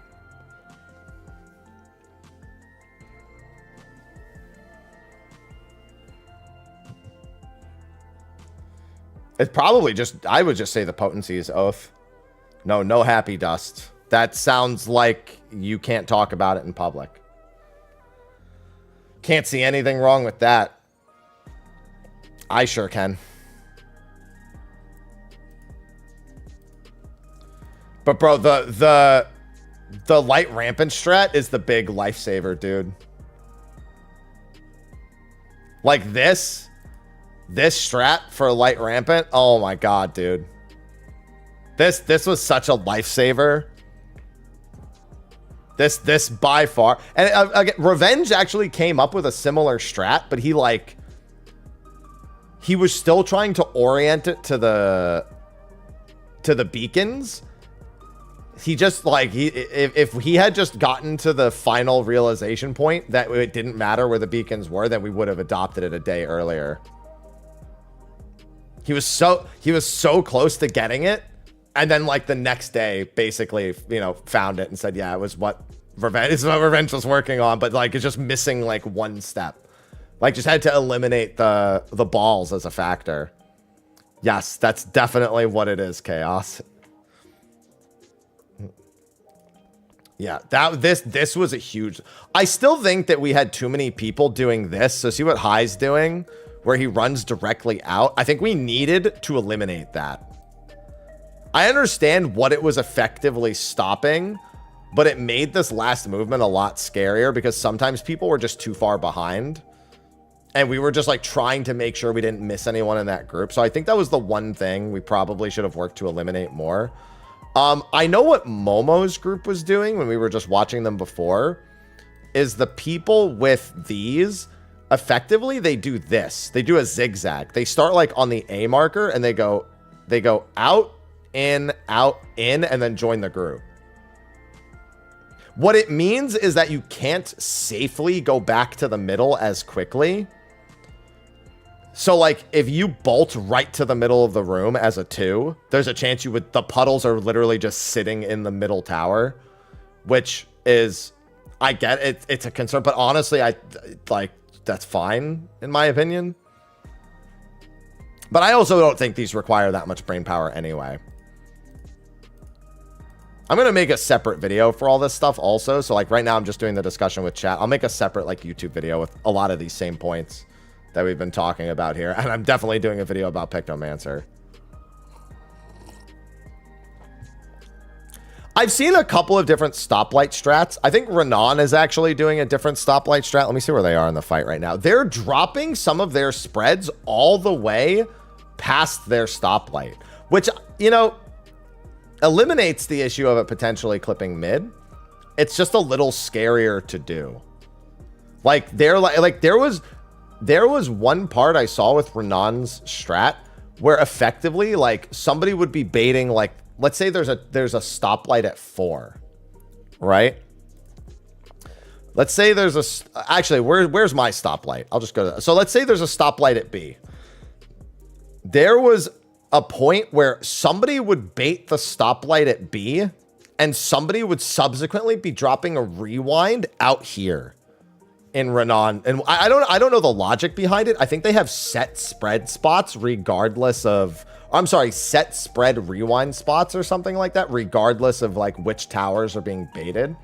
So this person was effectively dropping theirs like just out here and then running around the stoplight to get back to middle as it rotates this way. I don't fully understand the logic behind it entirely. So I guess I see that as a risk to take. It's not like the DPS check is a problem. So it's really just a risk of death. That's a concern. So maybe there's a more logical reason to do it that way that they're operating under that I don't fully see with like just seeing it from the outside.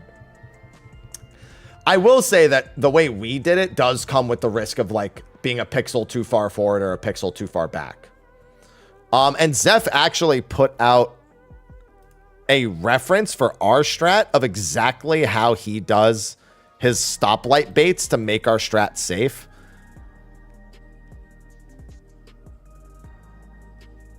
And it's actually really smart. I don't remember him mentioning it to us.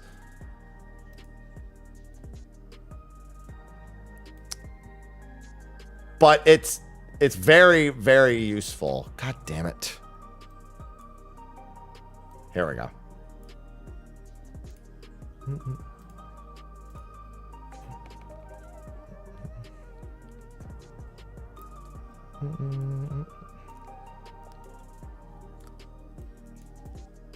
There we go.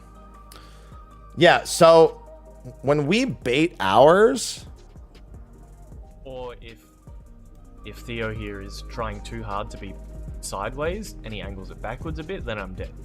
Yeah. So here's the trick. Yeah, so look what he does. 15 seconds when it's my turn. I like how he'd rather wait 15 seconds and try to find the timestamps. This will change your life. It makes it so easy. You take this dot, you go to the side you want to bait on, and you just make the dot disappear. Yeah. You just put it on the other side of this. Yep. And it baits. Yeah.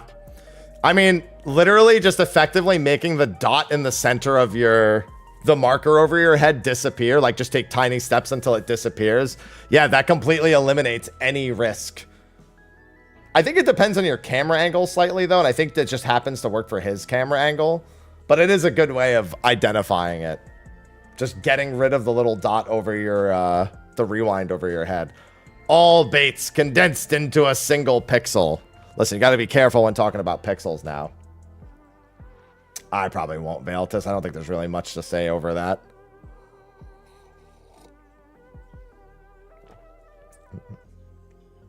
Yeah, there's an X on the floor you can stand in as well. There's a lot of like ground indicators and stuff.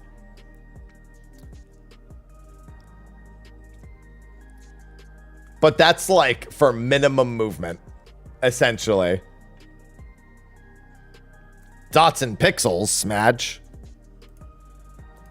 Where is it? Have any of my materia sold, by the way? Oh, yeah, they have. Oh, but not these ones. Come on. These are the good ones. God damn it. All right, fine. Fine. I tried to put them up when they were peaked.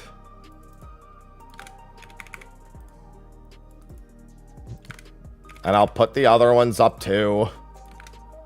Let me get these ones back on the board ASAP.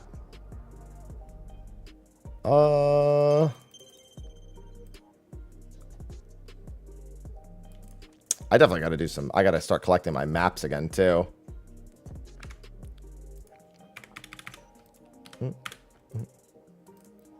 I still have so much materia to sell. Yeah, so I had, like, over 2,000 crafter materia because I did the achievement to get 5,000 collectibles, to craft 5,000 collectibles. And do you know how many collectibles I had crafted before I started working on that achievement? A big fucking fat 0. So I crafted 5,000 collectibles in a row and just turned all the scripts into materia. And I've been trying to sell that materia off.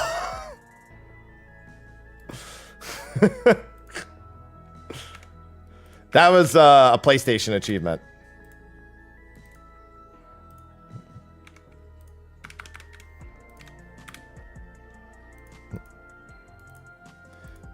Yeah, I do have to work on the mount token stuff.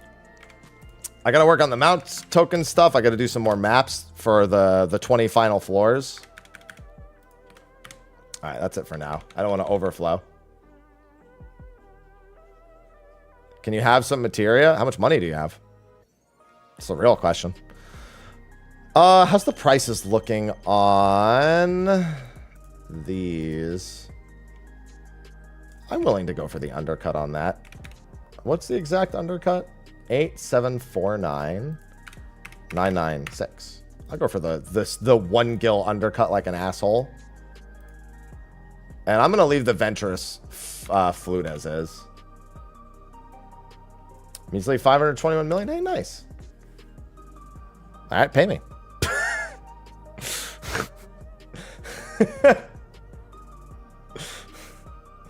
Yeah, I need to find an NA group. I either need to see if there's any high-end NA groups that are in need of a body, or I need to find, or I need to make one.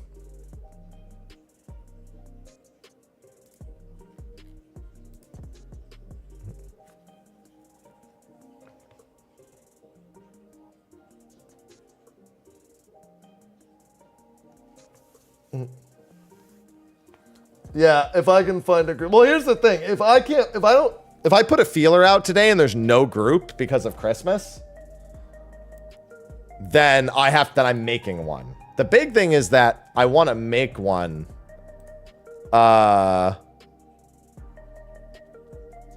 Jesus fucking Christ, dude.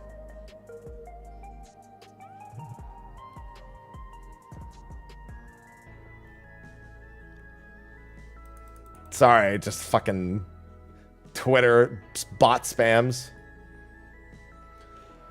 Lost my train of thought. Yeah, I'll have to make one. The problem is I'm not accepting anyone and everyone for it. Like, what I mean by that is I don't want it to be like, oh, I've never done Savage before. Let me join this chaotic group. Like, it's not that kind of party.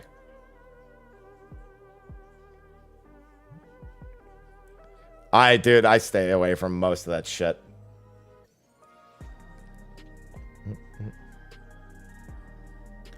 No, Chaotic has no lockouts. It has other, like, time-based mechanics too, like the bonus time for bonus loot. Raid chat look clear. Like Jitter, you can join my group if I make one. But like, I just don't want all of my chat being like, oh, I've never done a Savage or Extreme or whatever, but I want to try this. Like, it's not that kind of group.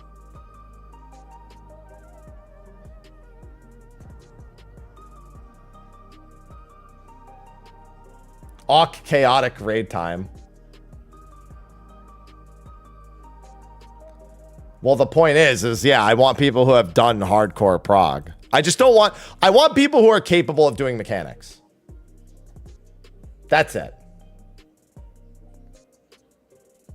Yeah, do you at least have FRU unlocked? Would unlocked, not beaten, unlocked. Would definitely be a good minimum starting point.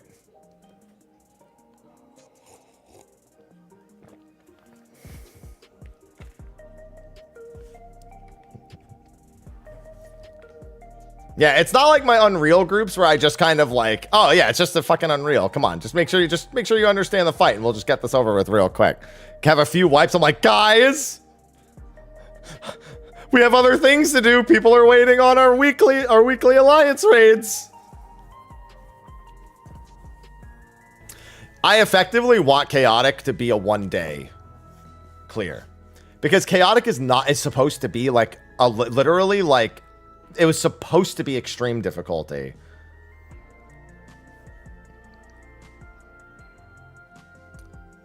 Oh, I see how they're doing their spreads. Yeah, so the way Renan's team is doing spreads is the three people with spreads. Maybe I don't fully. Three. They're having them go out to the first, like past the first traffic lights, effectively. Like the first 3 traffic lights are the first 3 spread spots. And then, yeah, that's it. Yeah, chaotic is the 24th.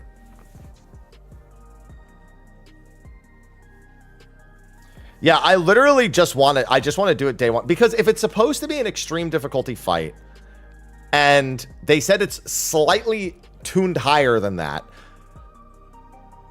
and then because it's also 24 people, maybe it's slightly harder than they think as well. So like, you know, it's tuned as like a tier 1 savage by accident, but there's 24 people, which means you'll have the people debuff. So it's more like a tier 2 savage. I would expect to beat tier 1 and 2 of savage in several hours. So taking more than a day shouldn't happen. Especially if they want people to really like actually farm it and do it. You know, I just expect it to be like a slight. Keep in mind, we've basically almost figured out the first minute and a half of that fight already. Well, they said 12 people can go in, but it's designed to be cleared with 24. There's no, like, you can't resolve the mechanics entirely with 12 people. I don't know. That's a pretty high bar, Ulfgram.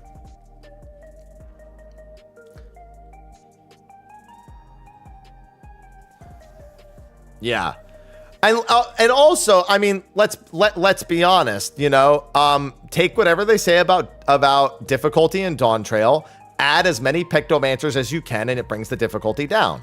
So I also have a 3 Pictomancer minimum, in case anyone's wondering. So each party in the alliance must have 1 Pictomancer, and that's it. That'll basically solve all my problems.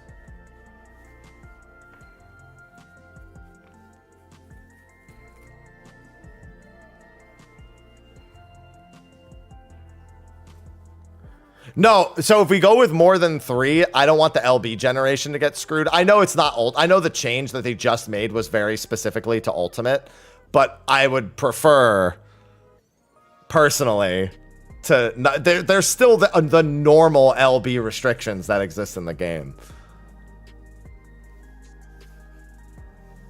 You know what I mean? So I would prefer, if possible, to not have to deal with that. 22 Picto, 1 tank, 1 healer, easy clear.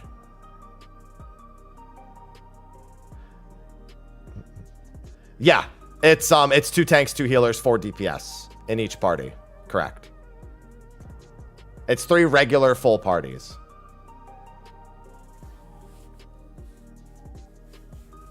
So 12 DPS, 6 tanks, 6 healers.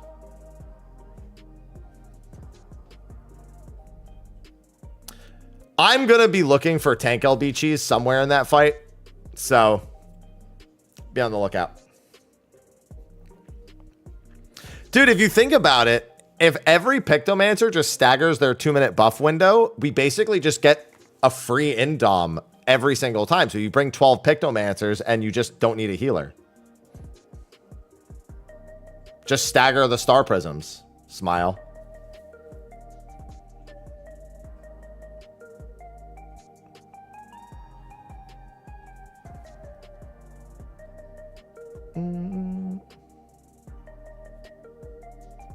Ah, interesting. Renan's group is actually doing the late red pops. All right, so after seeing Renan's group do the late red pops, I'm convinced the late red pops are very fucking safe. I still don't know how I feel about needing to spread and cleanse at the same time. But at the very least, the timing of it is very forgivable compared to like us clipping people with it by accident. But that was actually a positioning related problem, I think. Yeah, exactly. They have Star Prism and Tempura Grassa. Oh, they busted the crystal. That's not good.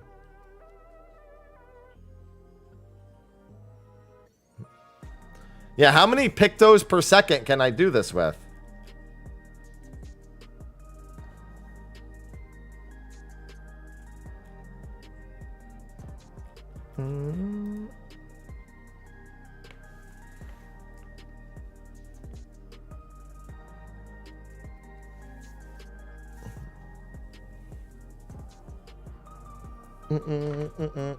So yeah, not being the main. Yeah, they said you'll need all 6 tanks. And given that we saw the 2 clones, I wonder if the clones will just need outright tanks at some point.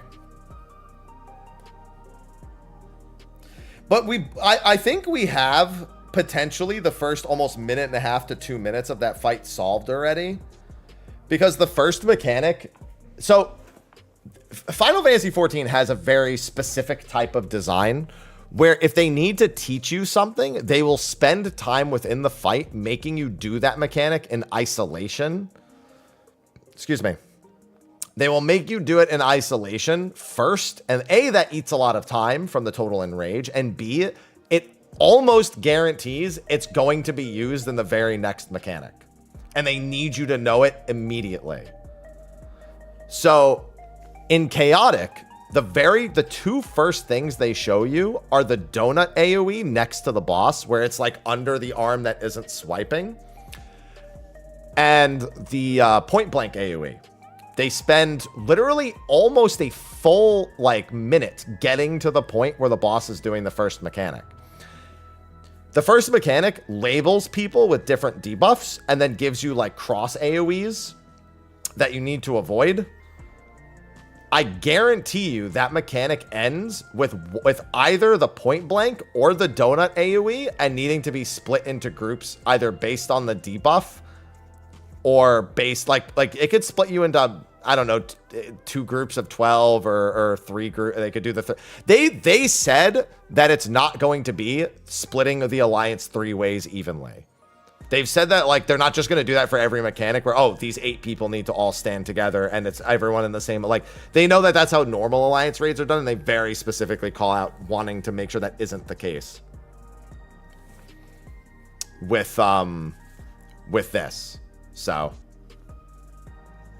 I'm gonna take that statement at face value for the time being and just say that it'll be a certain amount of debuffs. And it's just going to be like what debuff you have determines like the thing that you're doing. That first mechanic is not going to take us more than probably a pull or 2 to just look at the debuffs for it and go, oh, that's it. Which means that if Chaotic is truly an extreme / entry level Savage fight, it's almost certainly 11-ish minutes long. We actually calculated that the boss has about 300, I think we said 318 million health or 317 million health, which is a little less than 3 times of the M4S HP, which means this probably has a minimum item level of 710, just like M4S did, just like Sphene Extreme does. And that it's also tuned to be beatable in a shorter amount of time. Well, it's not even going to mean that different alliances need to communicate. It's going to mean that you just get something, like you get a debuff, and it means you go to a spot that is irrelevant to the 7 other people that you're playing with. It's relevant only to what the fight is asking you to do, not specifically to what the 7 other people in your group are actually doing at that exact time. So the PvP tiles is really the only scary thing that I think needs to be concerned. Like, I think that's the only wall people are going to run into is the PvP tiles.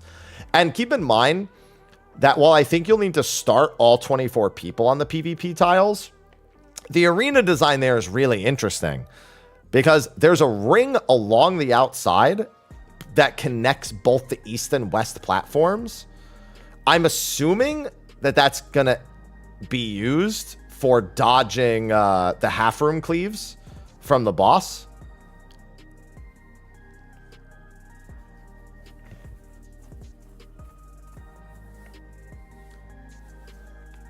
So I think there's I just think there's a lot of I don't think it's going to take that long to beat. I think it's going to be about as long as the Sphere Extreme prog was for most groups, which is not a big deal at all. Which means we get it cleared on Christmas Eve. We maybe can do a couple of re-clears, get some people, some mounts, and some totems, because in theory, we'll get 25 totems from the very first clear.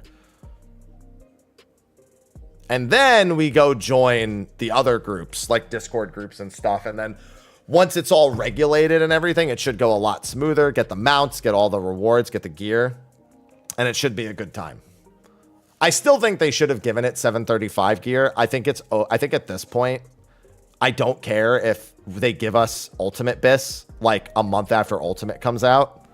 Like, instead of waiting to, because I can't wait to do the 7.3 dungeons. Especially now, like after having done FRU, like the DPS check is already a non-factor if you have a Pictomancer, if you have a Pictomancer. Yeah, there should be a BA and DRS Discord thing. And it's going to be a lot less difficult for them to coordinate too, because they don't have to worry about people like down leveling or, you know, very specifically needing the Eureka progress in order to do it. It should be a much easier thing for them to be like, hey, we're doing this at this time, and it's just first come, first serve.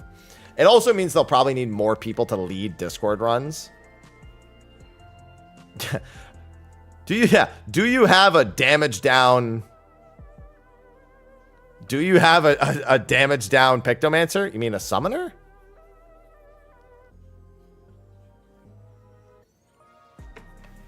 Damn. It's harsh, but it's true.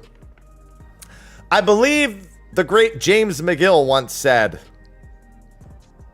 "That's harsh, but fair."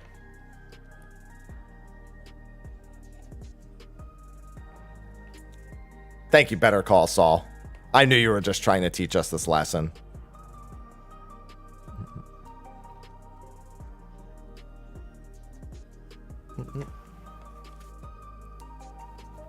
Oh my god.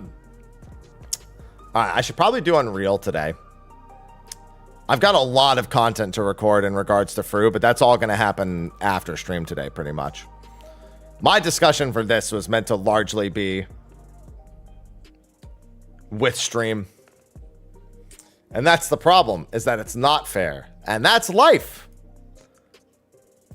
See? I should actually get my FRU weapons thing uploaded to YouTube as well.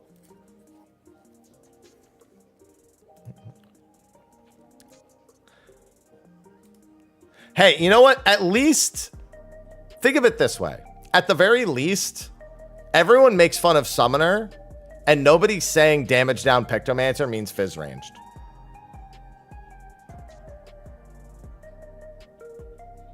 Which would also be true. I hate admitting it. But it would also be true to say that. God, I hate that so much. But I can't dispute it. How could I dispute it? Can't be done. Can't dispute it at all. Anyway.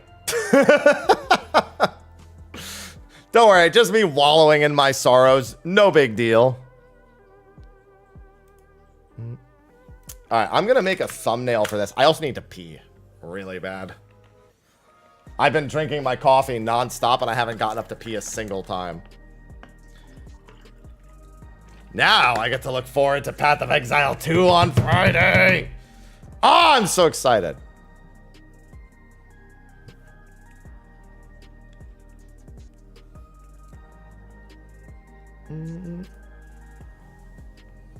Path of Exile 2. Elemental Monk. Assuming the game works.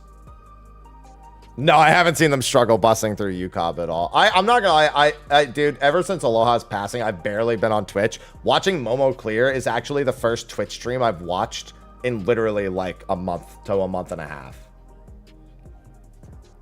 I've had no energy for it at all. I've just been focusing on other stuff just to keep my brainwaves going.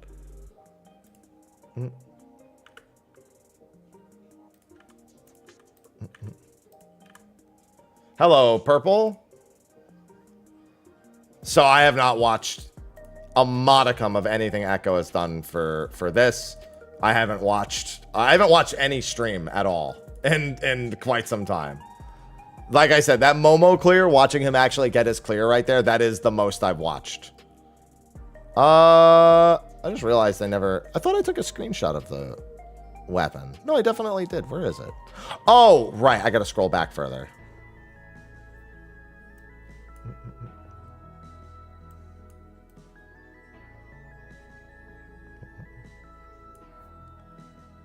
Yeah. Wasn't the easiest time.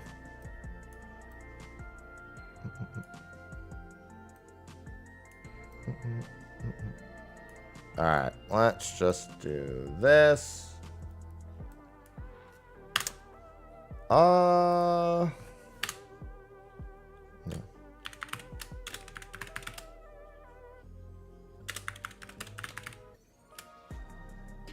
Get my FRU weapon reactions. Time to milk FRU for some more YouTube content for the next week.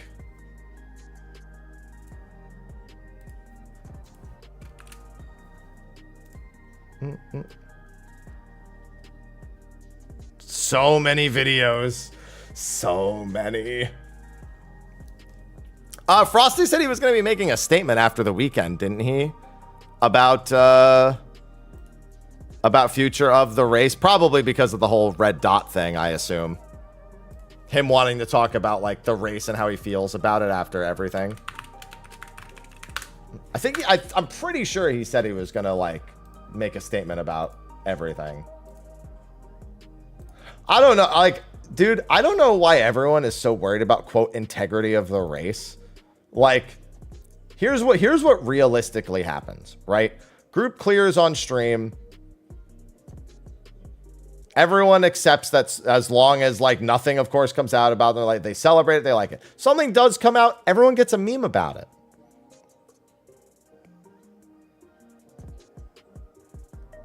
That's quality. All right? This whole red dot thing, bro, it's just memes. The UAV thing, I mean, UAV became a mechanic in the very next Savage.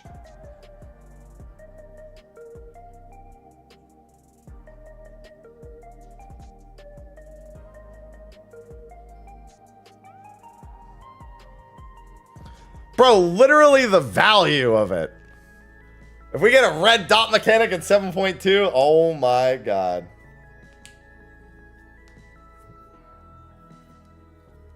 Bro, there were red dots on the platform in M4S. That's what you use for the knockback. Dude, Square was ahead of the curve.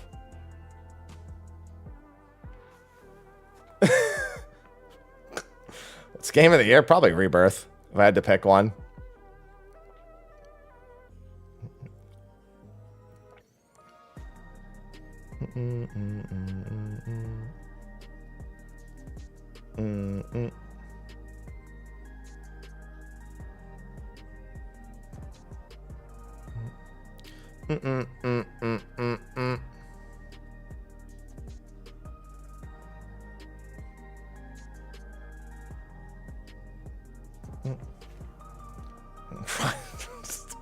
God damn.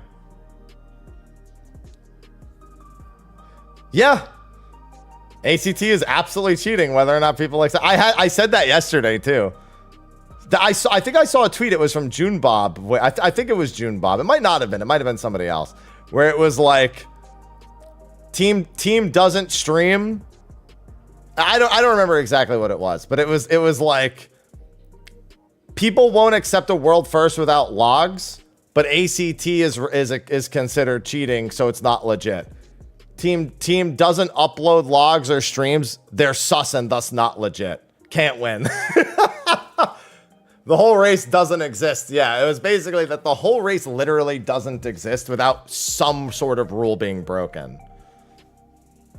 When did Savage get you? Yeah, P12S Phase 2. Everyone calls the shrunken arena the UAV mechanic. Because that's what it looks like. It looks like because that's effectively what they're simulating, is making the arena really small. That's not what's actually happening programming wise, but that's what it's disguised to look like in P12S. And it makes it really funny because it happened literally the raid tier after the UAV meme was born, after that happened with the Omega. So it literally is a UAV effect that you're like a UAV point of view that you're playing from. Oh, hey, Renan's on a phase 5 pull. Let me fix the thing. I know Renan's team has seen to the second loop. Yeah, exactly. There's no winning when everyone disagrees with what like counts as a clear. Bro, I guarantee you that there's other third-party shit in play that nobody's seeing that like is generally considered acceptable by a lot of endgame. So Alexander is like, there's got to be somebody using it, right? But like that's considered acceptable use by a lot of people in terms of like eliminating lag. But is it acceptable use? Would people see it as acceptable? I have no doubt that there's people using Alexander. For those who don't know, Alexander effectively allows you to mitigate your ping in terms of doing your rotation properly.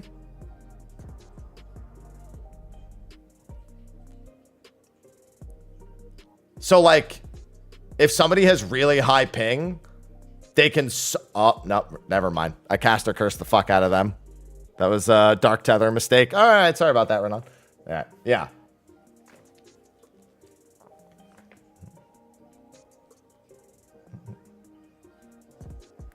Yeah, dude, I have like 10 ping. Is that fair? Am I cheating? My ping is so low.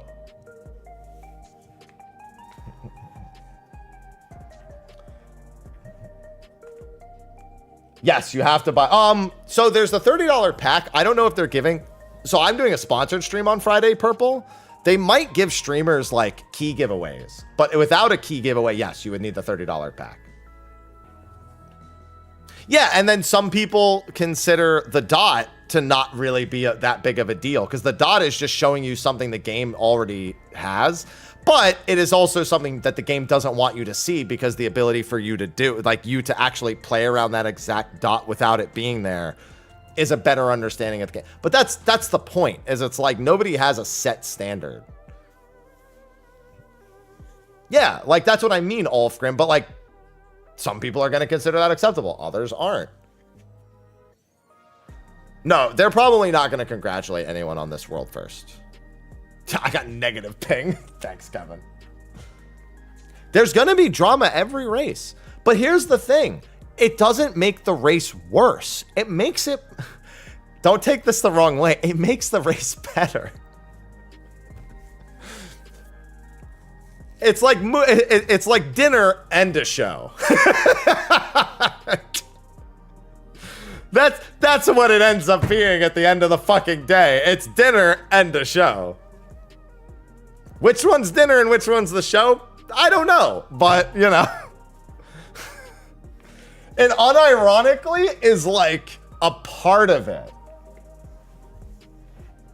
And it's drama's not even the right word. It's just like nobody would call like okay, let's use baseball as an example. Let's say somebody hits a home run and they find out their bat was corked. That's not drama. Drama's not the word for that. It's equivalent to that. It's equivalent to somebody like corking their bat.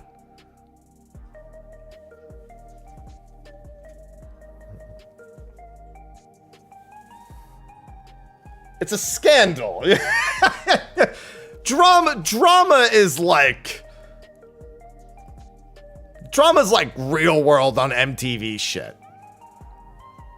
Yeah, but here's the thing. Sports fans love memeing about scandals.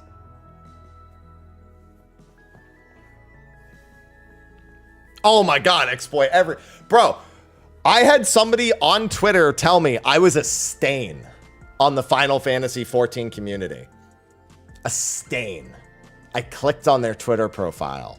Their pinned tweet was a Lalafell modded with huge tits, and they had it all over their profile. Their banner was a modded Lalafell with giant tits. I'm the stain.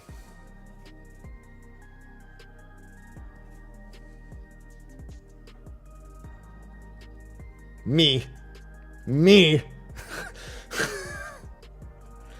Now, one might argue it takes one to know one. I don't see it that way. I don't think that's how this works.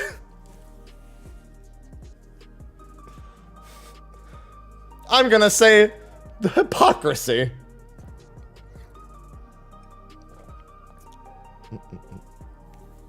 You just walked into us having more red dot discussion, but like the people who get the most upset about it. It takes a fizz range to know a fizz range. No, he's happy. Looks like a duck, quacks like a duck. There you go. Yeah, I just that's a thing that has happened to me. Just think about it. Just like the sheer thought that happens. And that's the thing. Is everyone draws, I mean, it's a little bit different of a thing, but everyone draws their line in different places. Like, some people are okay with breaking the rules if it doesn't actually affect anything all that much, and some people are not okay with anything.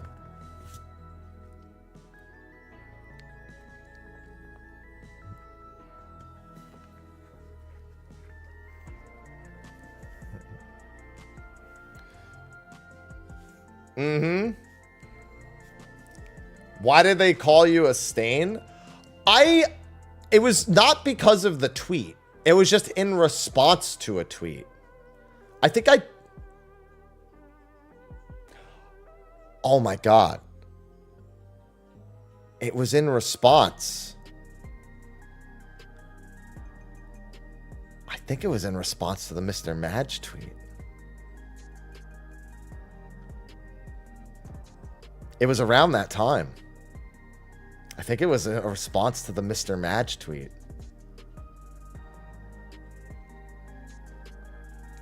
It was in the start of Endwalker. So it might have been.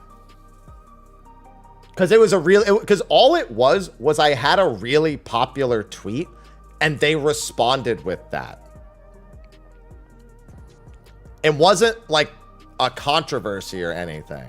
I just had a tweet that happened to have crossed their path. And thus, they responded to it. I remember being really confused about reading that tweet.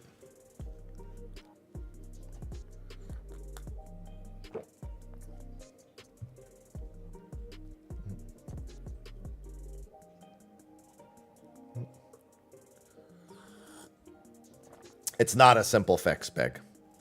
Also, it would have to be moderated, and 90% of the shit people use would not pass. If you think that the body any of the body I said this the other day. if anyone thinks having an official mod store or capacity would in any way actually make a difference, all the body modification shit would not pass and still need to be third party. Not a single one. None of, yeah, all the things that, yeah, but that's 90% of it. And all of the other add-ons that people have been using that people keep getting criticized for, like UAV, wouldn't make it. But you know what wouldn't change? It wouldn't change people using them.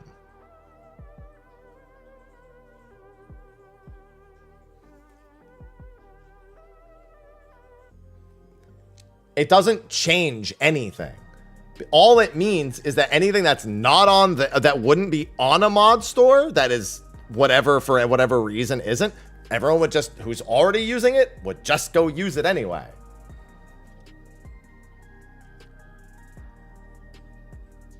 Andromeda.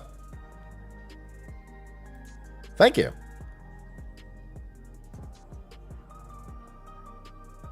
Thank you, Andromeda. Claimed sellout mode earlier. Buy all my shit. Yeah, I don't see the on the dual chat that lets me see both YouTube and Twitch. Why aren't the alerts on? Oh, actually, good question. They're just off because of prog. Let me turn them on. They were just off because of prog. Where are they? Here they are. Yeah. A real sellout pitch? Spend money here. Well, that's not the reaction I wanted to that. Give me all your gift subs. Sub yourself. Use your bits on dicks. That's also an option, I suppose.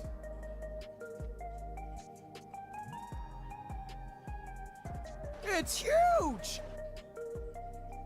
Huge dicks?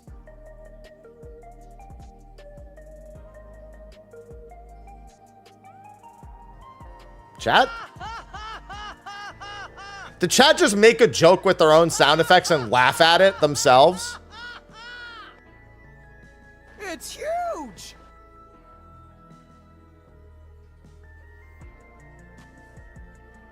Sure did. Typical Twitch chat.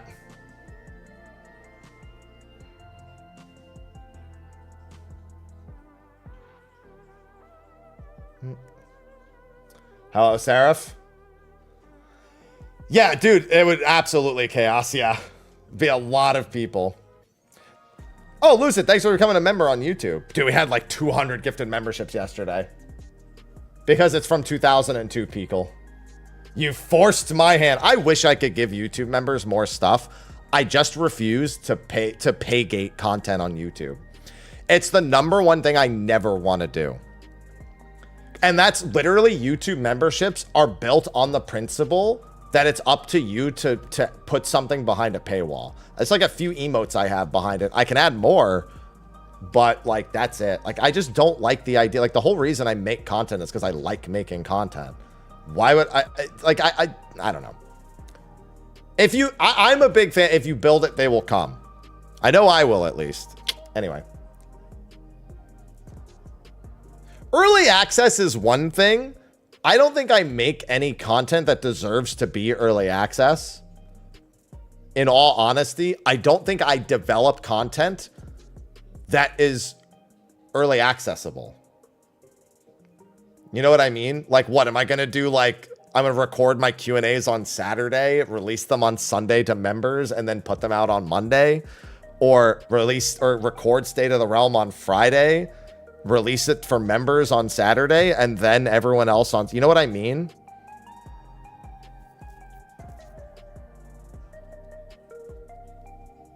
Thank you, Lucid.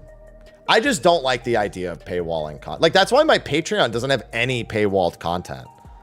It's literally just there. Yeah, exactly. What, am I going to paywall a gate or a guide? Going to pay gate a guide? Like, I'm not going to do that. Like, if I go back to doing the Final Fantasy 11 Let's Play, which I am considering, I could, but like, why would I? Like, effectively, it's just asking people to give me money so they can see things a little earlier. I don't like that. I don't make the content. I make the content so that enough people watch it and I make the money off ads. I don't make the content so that people can pay me to see it, or like it's like antithetical to the reason I do content. If y'all, we only have one macro for FRU, and it's the same macro we use. We used in not DSR. Was it top? No, it wasn't top either. It wasn't uwu. We've used this macro for something else. I just don't remember what it is. But the only macro we have is this. No, so our Roth Flame macro is not this either.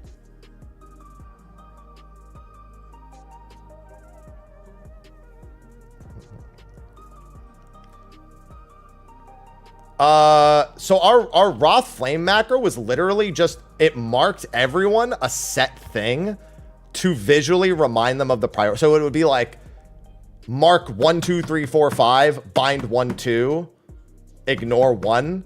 And but like it was irrelevant to what marker you had. It was just like, this is the priority. 1, 2, 3, 4, 5, then bind 1 and 2 are 6, 7, and then ignore 1 is 8. It was some sort of order like that. It was effectively just putting you in a 1 to 8 priority. And then you had to stretch out from left to right based on that priority and what your debuff actually was.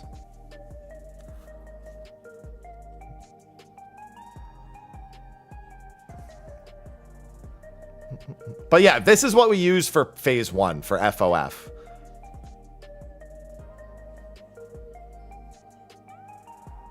Yeah, it doesn't make sense to use it in PF if you're the only one using it.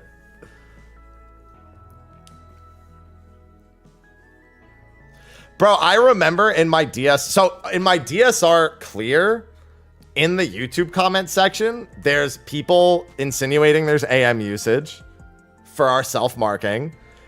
I think in top, somebody did the same. So Zeph manually marked everyone during Omega, I think it was. Yeah, during Omega, the final, I hate that it's called Omega.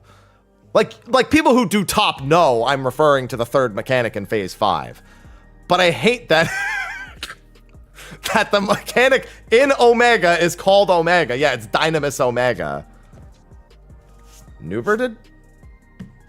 No, Zeph did. I thought, no, Zeph I remember Zeph did the run Dynamis Omega marking. Oh, you know what? They split it. That's what it was. They split the marking. I'm certain that Zeph was doing some of our marking in run Dynamis Omega. But yeah, I mean, we got, and then during FRU prog, people thought we were AMing because of this macro. I had a not insignificant number of people asking me about about AM usage, and it was just like, no. It didn't help that the PF was already doing it anyway.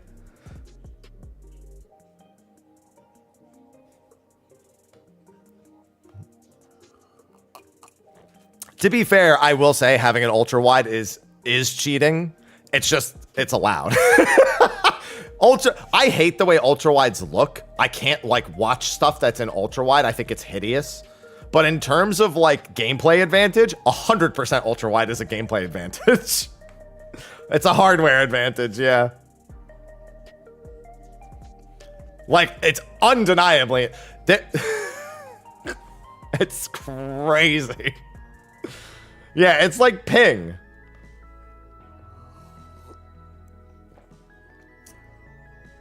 Fucking pay to win streamers, man.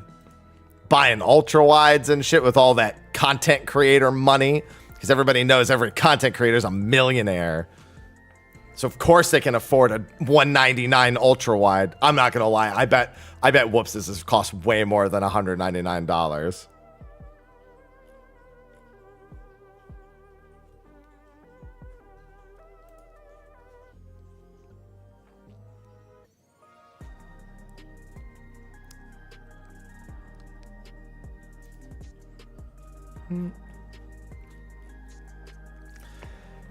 You and Whoops, did he get that for you?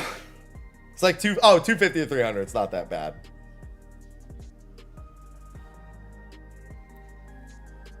I remember Whoops buying. Oh, you bought it yourself? Okay, because there was a point where Whoops bought ultra wides for people. Oh no, you weren't in the group yet, right? I remember Whoops unironically being like, "Does anyone want an ultra wide?"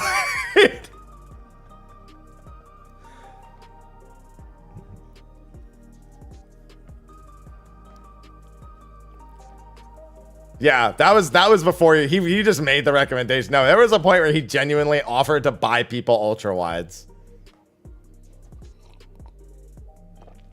During DSR, I don't think he had an ultra wide in. Well, no, I don't think. I'm pretty sure it was for Arcadian.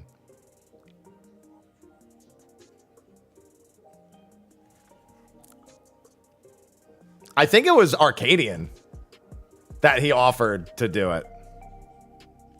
Very recently. Why do you think Sam isn't as used in World First races? So it doesn't have any real synergy with other jobs, so it regularly gets pushed to the wayside. I think in top, Samurai was heavily undervalued. I think any job that's burst is consistent and has basically next to no crit variance is something that in top should have been considered a lot more.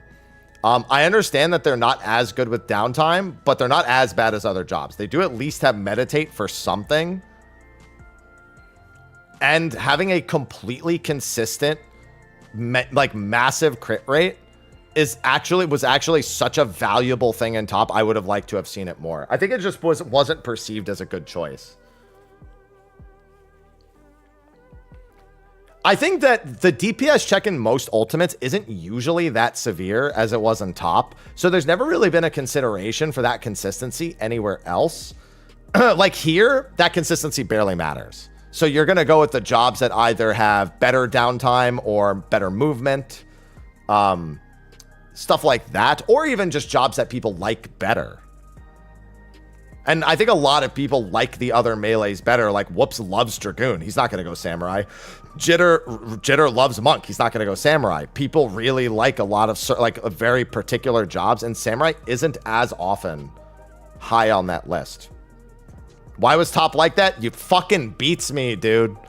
I don't know. We've been wondering that for a fucking year and a half now. Like Jitter said he could play Samurai. Yeah. Like he likes melee. He said he could play Samurai if he needed to. Or if if for some reason it was a good pick.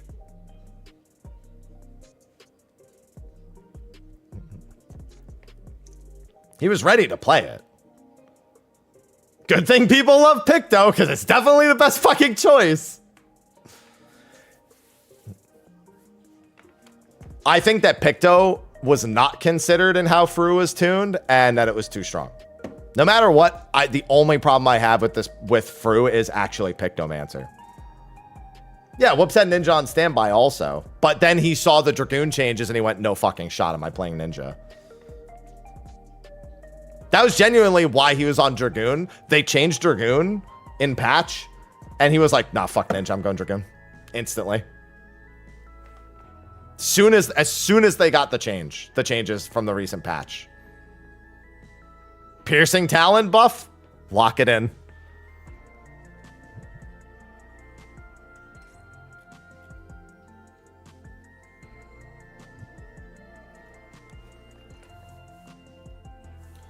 No, Picto situation. We had like an hour-long discussion earlier about why Pictomancer is actually a problem. Lower the raid buff, that's not the problem. They need to just straight up hit Picto potency. They need to take Black Mage feedback and do some stuff with Black Mage, and they need to just hit Picto potency. I don't want them to change the play pattern. I want them to just hit the potency. We mentioned it earlier, Picto is really good in this exact design of a fight. And that's fine. It maybe calls into question addressing some other job complaints when fights are designed like FRU is. But you genuinely afford so much like these DPS checks actually might. Okay, let me put it this way. Very simple. I have 949 pots left after prog. Do you know why that is? Because simply by having a Picto in the group, I only needed to pot if the Picto died.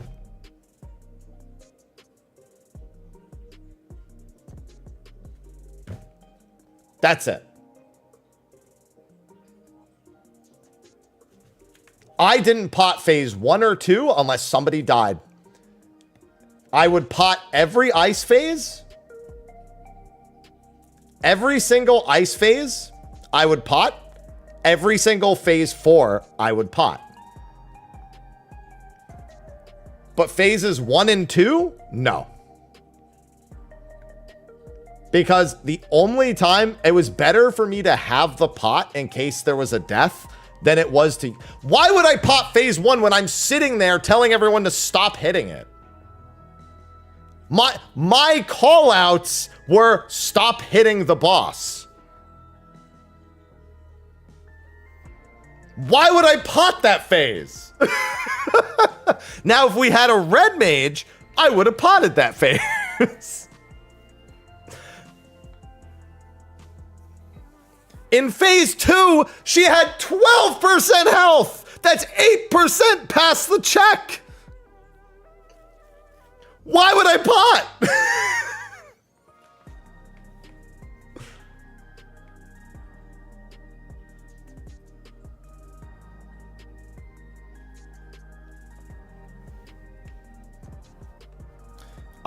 Now on re-clears, I'm gonna pot because now I have them. So yeah, I'd pot the ice phase every time. I would pot the Gaia and Reen. I'd pot phase 4 every time, and I'd pot phase 5 every time. But phases 1 and 2, after top, I had a personal vendetta against potting phase 1. To be fair.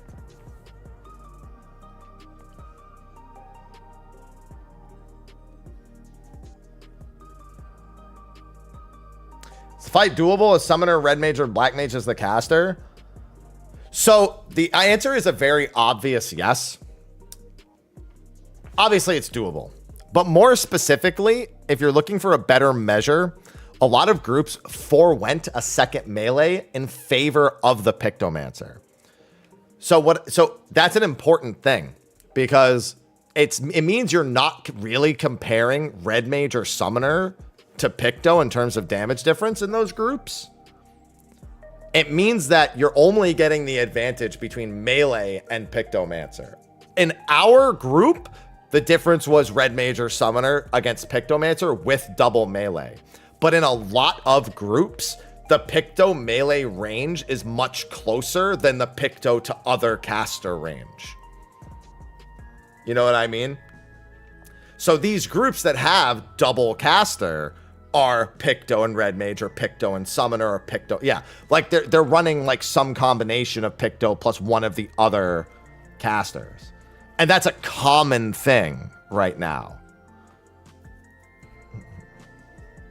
Yeah, clearly we broke double melee meta, so Picto is healthy for the game. True. Yeah, no, that's... Those are words. They certainly are.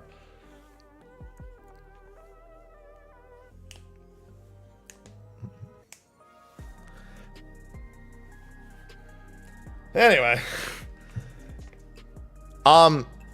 Now, what the real question is, with double melee, would you want a red mage summoner over, or like, would it be okay?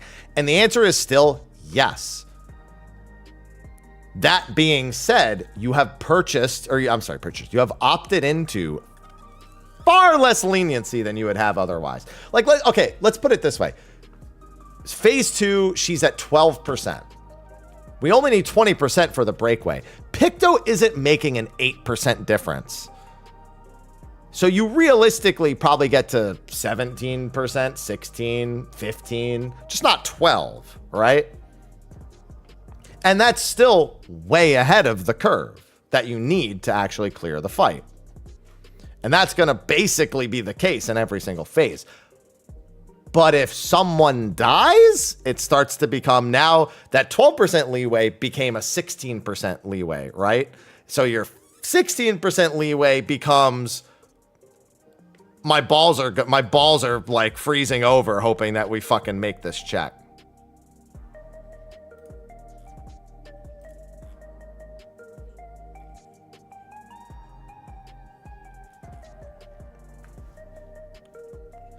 My team will have Sam, Ninja, Black Mage, and Bard. That's good. That's really, really good. So Samurai, again, Samurai cannot be understated. Most of your skills being guaranteed direct crits, I think in fights with really short phases is incredibly undervalued. It is so good to know that one of your jobs basically is going to do the same damage every pull. There will not be, oh, I crit this or I didn't crit. I actually love Samurai for the way ultimates are built. And way for DPS checks are built. I actually give a lot of value to Samurai. I know not everyone does, but I do. So I actually give Samurai way more credit than I think it deserves. I think removing variance or removing it to as much a capacity as you can is a really good thing. That Samurai almost exclusively has like the biggest advantage in. Ninja is really good in this type of fight. Downtime for Ninja, I know that you can't generate Ninki, but I still think that Ninja getting its ninjutsus back during downtime and coming back to really strong 1 minute 1 minute windows in this fight are so value. It's why Monk is such a good pick on top of a bunch of other things.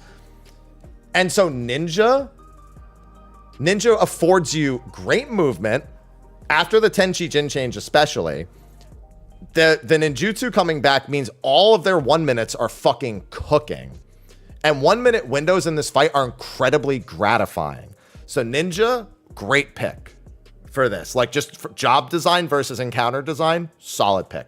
Black Mage is good. It just isn't as good as Picto. If you're gonna take a non-raise caster, both of them are still better than the raise caster option in terms of damage output. Like, as long as your Black Mage likes playing Black Mage, you may not be a Picto, but you've got 3 really strong jobs lined up. And then Fizz ranged is actually where the question comes into play. I don't think you can go wrong with any of the ranged options. I think Bard is arguably the best one, but that I can't knock Machinist or Dancer. There's just a few small things that don't work, that aren't as gratifying about those jobs.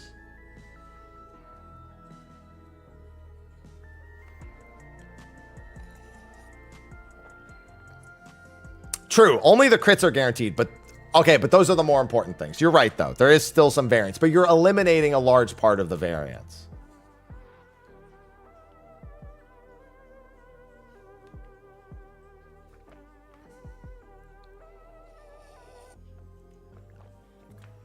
Bard heavily benefits from downtime. Dancer just is good for everything. Like I say good. Dancer doesn't struggle with anything, is more accurate. Like, oh, there's downtime and I don't get feathers. Do I give a shit? Not really. You're usually just saving feathers anyway if you do get them for when you can buff. So the job already naturally hoards their resource for buff windows. So them not generating it during downtime is not a big deal. If anything, it's probably for the better, because if you came back to all of your feathers, it would actually probably fuck like everything up. It would feel awful going through your buff window, coming back to 4 feathers and 100 gauge every single time. It sounds great on paper, but the way the job is designed, it's actually infuriating to have all, because you effectively know you have to waste resources in order to start getting your moves going. But Dancer just latches on to one of the better jobs anyway and makes them better regardless. So if you have a Picto or you have a really good job, you have a really good player, the Dancer's already in a good spot. Machinist, yeah, heat doesn't generate. Like, you can't generate heat outside, like, which is why flamethrowers should probably do that. It's not like no one said that before. But this fight still works really well. Dismantle is always incredibly valuable whenever there is a target. And while there is a lot of downtime mitigation required here, that doesn't make Dismantle not good. It just makes it so you know better when to use Dismantle. There's less places you can apply it, which means you can save your other Mit for the downtime stuff, and it ends up balancing out pretty well. Not to mention that this fight, its 2-target phase, is fucking made for Machinist. Because they're both basically stacked on each other the whole time, and double check and checkmate are AoE now. So you basically are just doing your single target rotation and your cleave is automatic. So it like works, like the one phase that could have felt really bad for Machinist doesn't.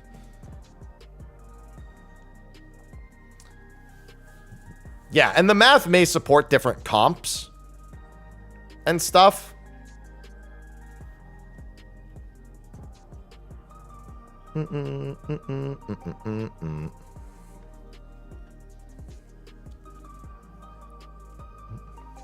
So there's a lot of room for stuff. There's a lot of room. So in other words, you asked me about specifically Samurai, Ninja, Black Mage, Dancer for prog. There's a lot, like, I think that not having a Picto makes the Dancer pick less desirable, but not undesirable. It's just one of those, it's not like the peak decision. Like, yeah, I think double melee Black Mage benefits Bard more than Picto, but Picto, I mean, Dancer's still going to benefit from that a lot.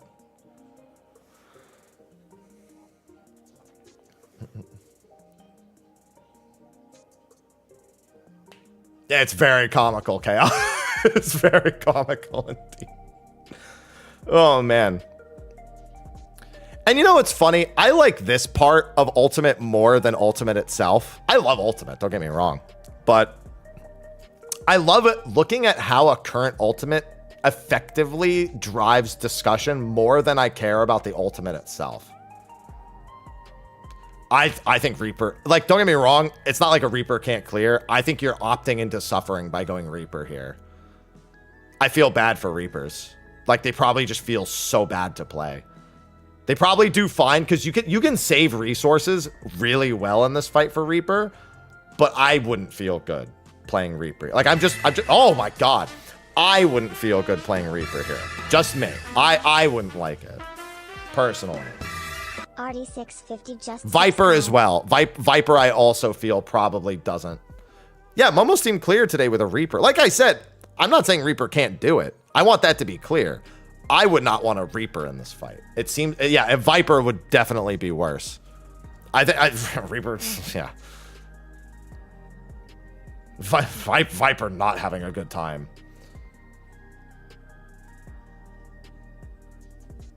Yeah, I'm not, when I say I'm not saying Reaper can't clear, I mean that very sincerely. I'm just saying I wouldn't want to play Reaper.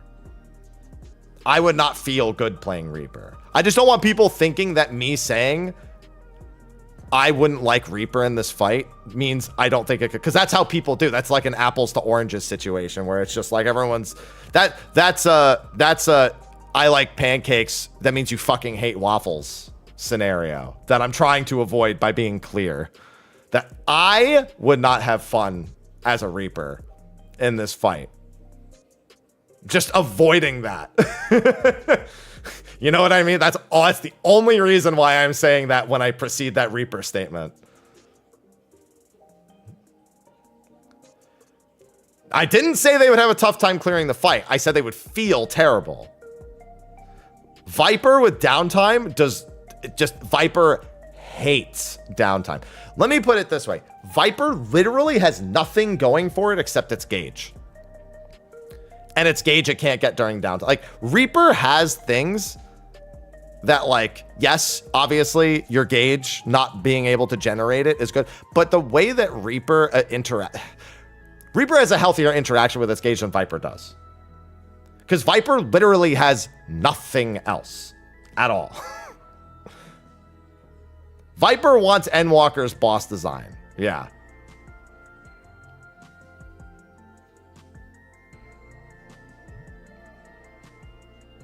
Perma uptime, big hitbox, never stop hitting. That's a lot different than saying they can't do it. Yeah, and a Reaper at least buffs your Pictomancer. Let me be clear. If you buff the Pictomancer, you're fine. All right? If you're any job that can buff a Pictomancer, you literally have nothing to worry about. Okay? You've done your job. Viper can't do that. So...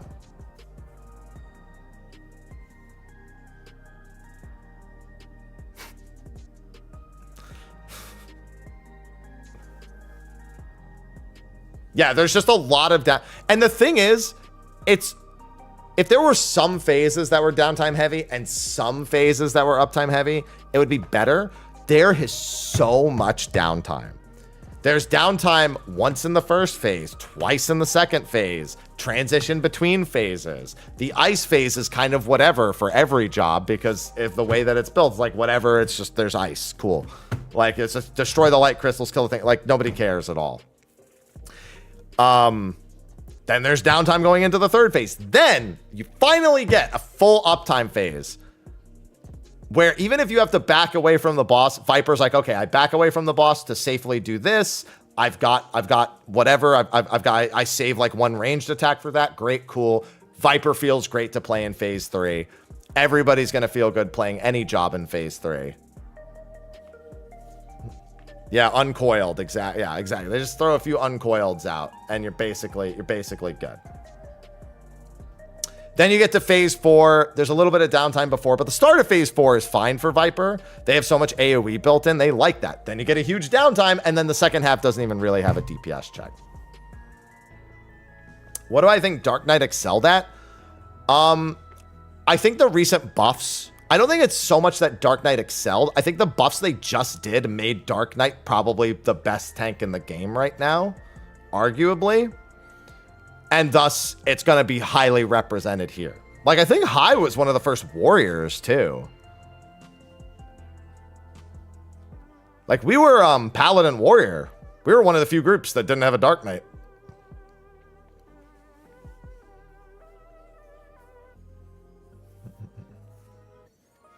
Home gang value wasn't that important here. Hell, Hallowed, like Zeph literally. So you know what I was doing with my pot? Zeph was doing that with Hallowed Ground for like a large part of our prog. He just sat on it in case we fucked up.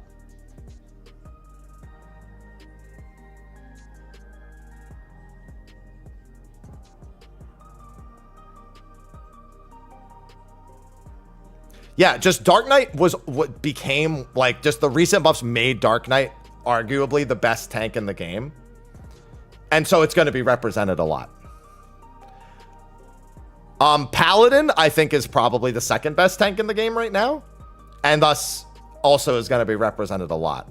Warrior, when home gang is value, and when home gang is value, you'll see it represented a lot. When home gang isn't valuable, then most tank players are willing to play other tanks. But it's also, it was like High was ready to swap. High and Zeph were both ready to swap tanks if they thought it would be advantageous. There was no reason to. So they both just went the jobs they really wanted to play. So the tanks, in other words, are fine. The only reason why Dark Knight is so heavily represented is because it is the best tank. So most tanks are going to opt into it because they can play any of them. But they didn't need to. There was no onus to play a specific tank, which is good. Like, is it like, does that technically mean the balance is good or like correct? Not necessarily. I think Gunbreaker is probably the one job that you look at for this fight and you go, I have to really want to play Gunbreaker to play it here, because it is one of those like anti-downtime mechanics, the cartridges. The cartridges being not downtime friendly is like the one tank thing. But let's be very clear about this. It also is completely fucking irrelevant for the fight. Unless you don't have a Pictomancer. Sage really wants full uptime. In terms of its healing capacity, it's fine in terms of its healing capacity. That being said, I would much rather have the tools Astro and Scholar bring over a Sage. And again, with most healers, they're gonna opt into like what they think is the best.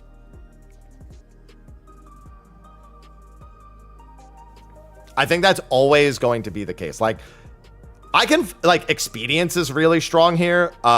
Spread low is always great. Seraphism.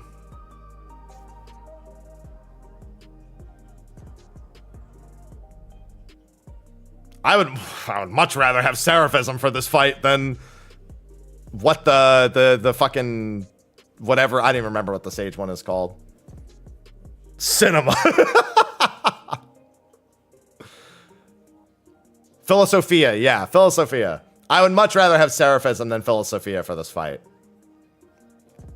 Don't get me wrong, I like Philosophia. I think Philosophia is like a fun button, but it's not Seraphism. Seraphism is literally the regen, the instant heals, the extra, the shields, constant, like, Seraphism's ridiculous. Yeah, Philosophia doesn't feel like a 3-minute cooldown. And then looking on the other side, honestly, I could say anything about Astro. Nobody's going to deny Astro is a more valuable pick than White Mage. Nobody would ever consider nobody's considered denying that in, I want to say about 5 years, but you know.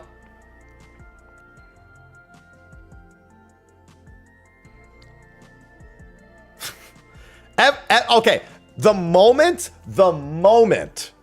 I'll give you the exact moment when White Mage lost all chance.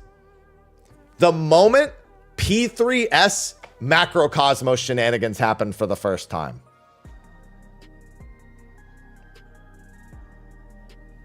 The moment that mechanic in Phoenix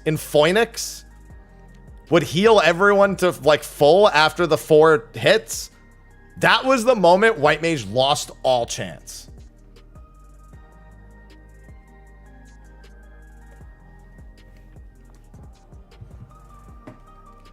It was already getting rough for White Mage before that. That was the absolute tipping point. Hasn't White Mage historically been a struggle bus? Not in the earliest days. It wasn't really until patch 3.4 when you started seeing like the lack of White Mages. That was the Diurnal Astro Scholar. Like that was really when it peaked. And then in Stormblood, it was back and forth. By the end of any tier, you regularly did see the Nocturnal Astro, Nocturnal Astro White Mage was still kind of okay. And then in Shadowbringers, even though Astro was better, it still didn't have Macrocosmos, so it still a lot of the times came down to how people felt playing Astro.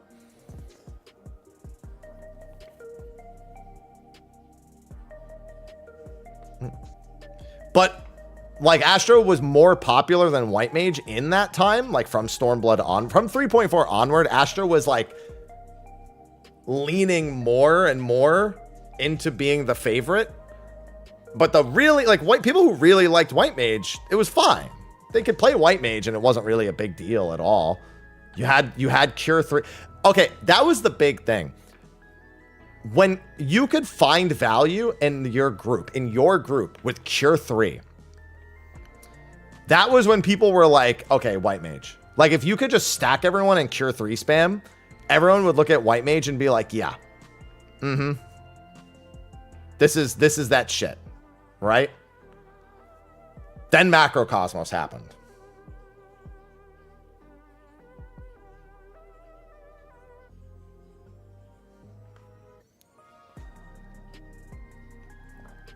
You could at least find moments before Macrocosmos where you could be like, oh, dude, White Mage would probably make this so easy. Then Macrocosmos happened.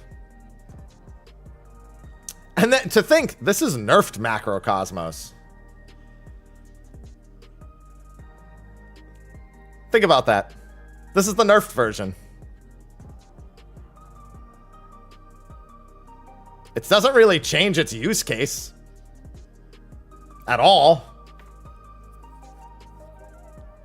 Like before Macrocosmos, Neutral Sect, yeah, exactly, Gallant. Neutral Sect was always kind of like the big holy shit. Why would I play anything else but this button? Then Macrocosmos happened.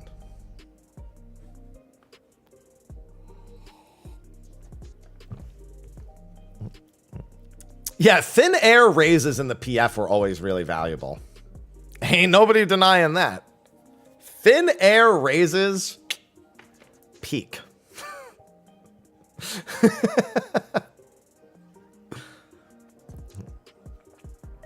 Oh yeah, White Mage and Bozia was also really good. Like, you never needed to give Astro anything more than Neutral Sect. And then in this expansion, the double light speed like, I get why they did the double light speed change, but like, really? In what way was Macrocosmos nerfed? I don't remember if it was Mediator into launch or if it was launch into the following patch. There was a point when Macrocosmos was 100% of the damage received.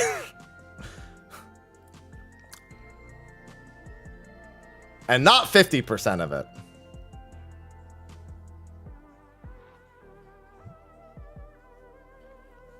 But that's because like 50%, like the way it's used, 50% is 100%. Because you usually use it after you've taken multiple big hits and it becomes a raid-wide benediction.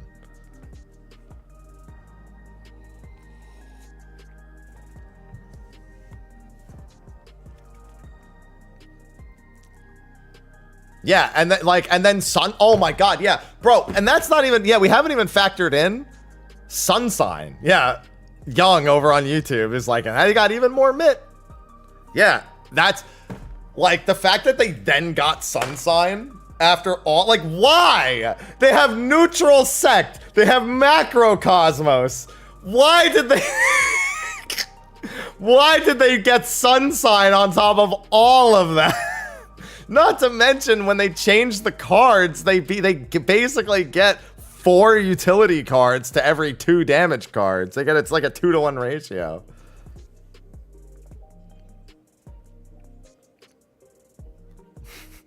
Like, even the cards are like way too much on top of everything else.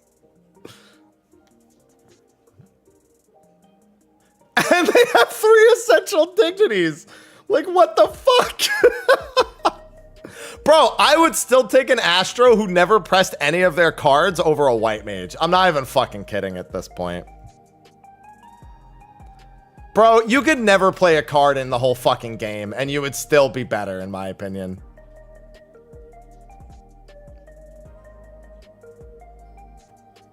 That's not good. That's not okay. Like, don't get me wrong. I want my Astros to play cards. But quite frankly, their healing kit alone would be enough to pick them over White Mage.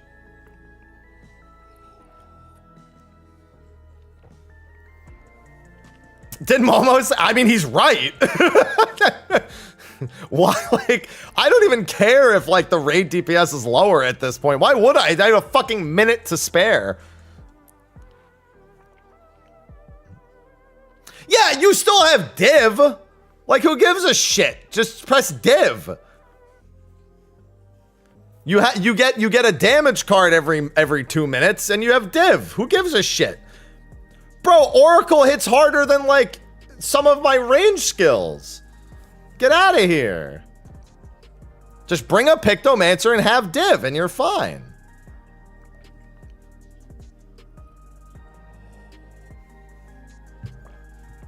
Like, they got Oracle. Like, at least, like, think about this. White Mage at least had Misery before, right? And everyone's like, yo, at least Misery, you know, you feel real good. Like, you get those miseries after, and then now Astro's like, Oracle.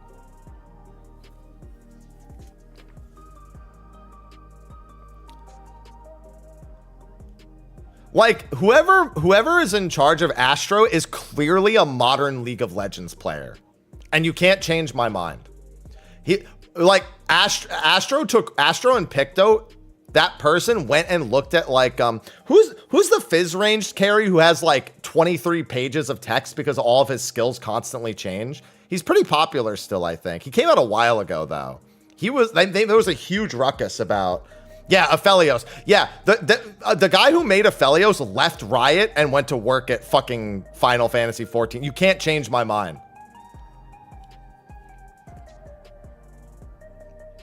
Whoever, that guy left Riot, learned Japanese, and went and made Astro and Pictomancer.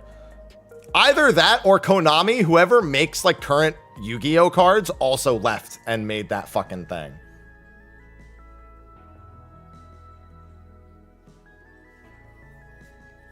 Somebody, Konami makes more sense, in all honesty. Somebody left Konami and took all of their experience writing Yu-Gi-Oh card text and made Pictomancer. And then also balanced Astrologian.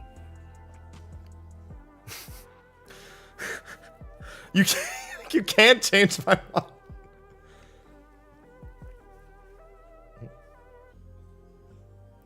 Oh my God, Pyros. Jesus Christ. That explains the modular Viper and Picto skill changing? Yeah, actually, you're right, it does. Yeah, wait, the Aphelios design makes perfect sense because of how, yeah, you're right, it actually does. Bro, I hate, okay, so on YouTube side, this comment, equally as depressing. Think about this. Even at level 30, Astro has cards and essential dignity. You know what White Mage has? Cure 2. That's one of the saddest statements I've ever had to read. And it's so fucking true. Holy shit. At level 30. They should probably start over on White Mage at this point, right? Like, just, it's fine. Everyone's okay with it. Just start over.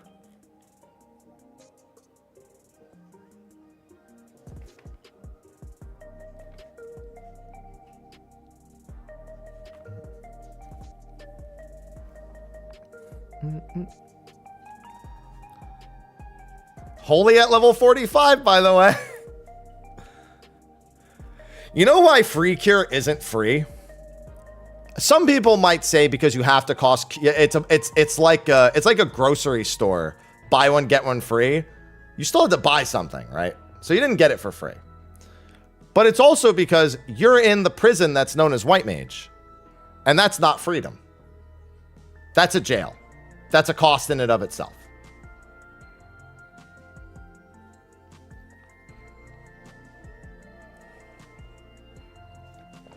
It's like a cost on your mental. Yeah, precisely. If they give Astro their teleport and PvP, their movement skill, White Mage is gone. There's only 3 healers. Like, I'll say this. For everything I feel about Machinist and how it's like kind of unfortunate, I feel twice that for White Mage. Like, I think White Mage is in a worse spot than Machinist. Like, you might see more White Mages than Machinists, but I think compared to everything else within its role, White Mage is generally, like, is genuinely in a worse spot than Machinist is. Like, unironically, I feel that way. Like, yeah, it's really easy to get into White Mage and it can do things, but if you were to look at everything the role can do, it's unfortunate. Like, think about this. So, Sun Sign is a follow-up skill. And as a follow-up skill, being a mitigation tool, it's great. When you look over at White Mage, their follow-up skill is a barrier. That barrier is tied to Raid Mit.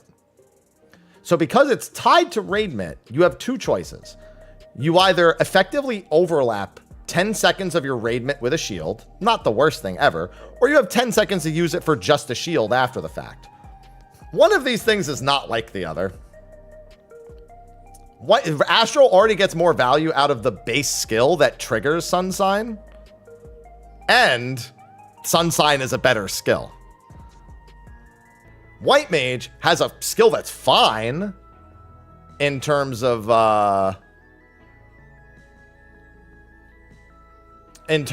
you know, like Wings is one of White Mage's good skills. I think most would agree that that Wings is one of those skills. Like, even if you reworked White Mage, I think everyone would keep Wings. Bro, you know what would be so funny? Imagine if Wings doubled your travel distance on your dash and people didn't realize that and they launched themselves into the wall.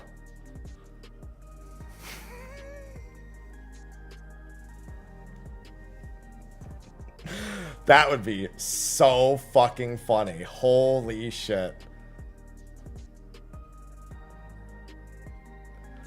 The dash would be like thin ice. That's so funny. I actually think White Mage has it actually has some really good baselines that just need to be expanded upon to some, like Lilybell, I think is a good, like, iconic button. I think Wings is a good iconic button. And I don't even hate the barrier that they got. I just hate that it's tied to Wings. They've got some stuff that works. I even think inherently the Lily system, the entire Afflatus system, that works. That's not something that I would alter or change in any capacity. You know? Like, it's not hopeless. It's just not good enough. It's just missing some stuff. Yeah, and get Rapture at a lower level, please. Again, Astra at level 30, cards and Essential Dignity, White Mage, Cure 2.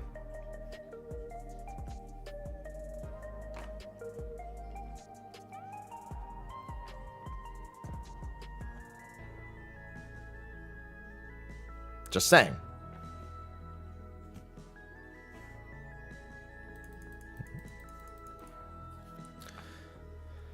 Yeah, it needs a rework, but it doesn't need a new identity. I think that's the important distinction to make with White Mage, is that I don't even have a fucking White Mage weapon on me. That's not good. I didn't do that on purpose. Listen. Hold on. Wait. Relics. There we go. Where's my White Mage? I guess I could take any of them. 60, 70, 80. There you go. Manderville. Kane. There you go.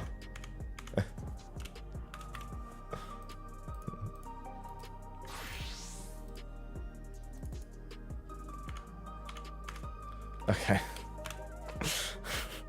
Like, okay, this stuff is all basic. Whatever.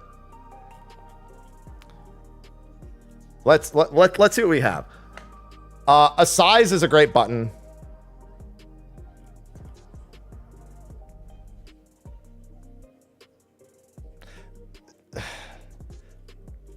Okay, so Asylum probably needs updating. I don't think I think Asylum is like a place to look for something you probably want. Yeah, so a size maybe having a second charge, or a size does have its problem points. It being it being an AoE does have its downsides. Asylum probably could use an update.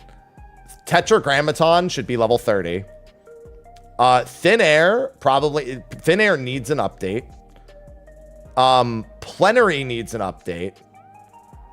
Rapture needs to be moved to a lower level. Divine Caress, they should add something else and put Divine Caress after that if they really want it to be a follow-up. Benediction with a shorter cooldown, for sure. Definitely not a... Okay, you want to talk about Philosophia not being worth 3 minutes.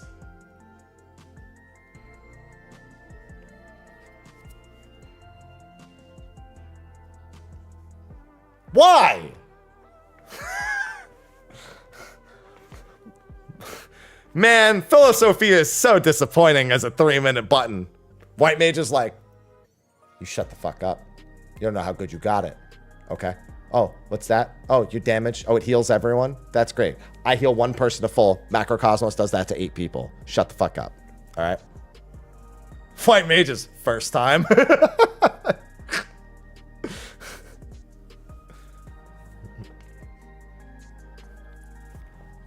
Like, Benediction honestly should just be a full party heal. And also a 2-minute cooldown. Like, genuinely, just do that. 2 minutes, full party heal. That's it. Just do that. Like, and you know what? Put Divine Caress after Benediction. If you really want Divine Caress to be a follow-up skill, put it after Benediction. I just fucking solved this fucking job in like 5 minutes. We fucking figured it out. A full cure with a barrier afterwards? That's it. It was that easy.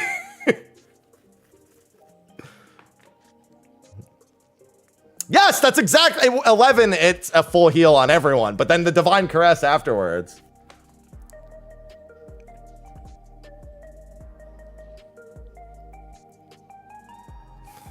Like, I can't believe how easy that was. I can't fucking believe how easy that was. Yeah, throw Mitt on Asylum, Benediction, AoE heal plus Divine Caress, give a size a second charge, make Thin Air the 10 seconds again, move Tetragrammatron to level 30, consider combining Benison and Aquaveil, Plenary could use an update, Rapture an earlier level, and bam, we're good. All right, I gotta go pee.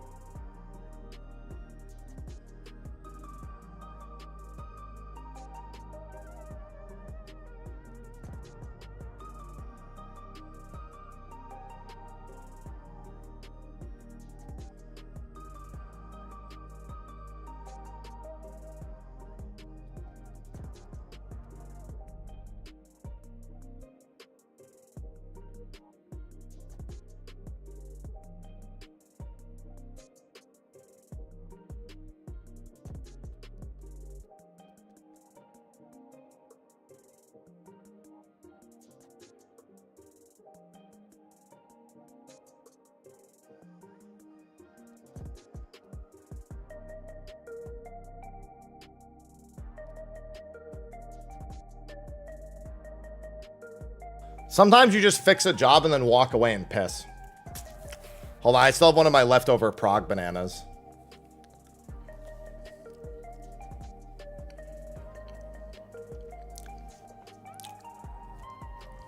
That's a job well done.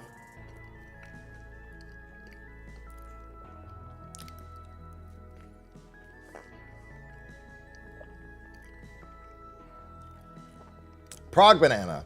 Prognana.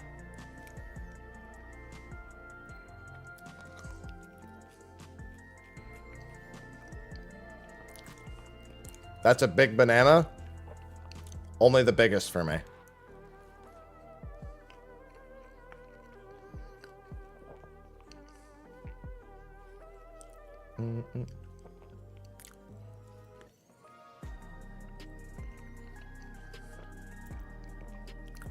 Is this a banana? Who's giving me pots? Why?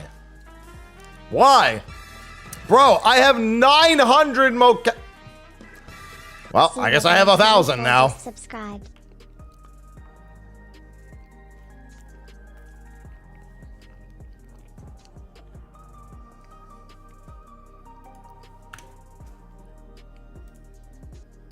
Oh, no, I'm sorry. I had 700 Mokekas. Now I have 800. And I have 1,049 pots left now. Honestly, no. I mean, a plenary update is better than what it is now. But honestly, the whole AoE benediction... The whole AoE benediction 2-minute cooldown into Divine Caress, that's it, man. That's it. Hello, Colin. Yeah, I'm doing good today. How about even Mo Keka? It's too much Keka. I can't handle all this Keka. How do I handle all the Keka?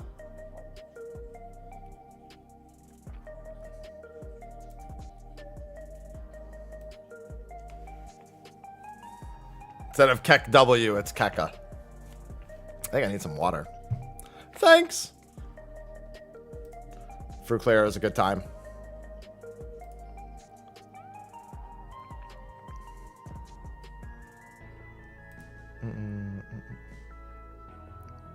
Yeah, and that's fine because White Mage is supposed to be the easier to understand barrier healer. Also, Macrocosmos still does AoE damage. So that's not entirely true.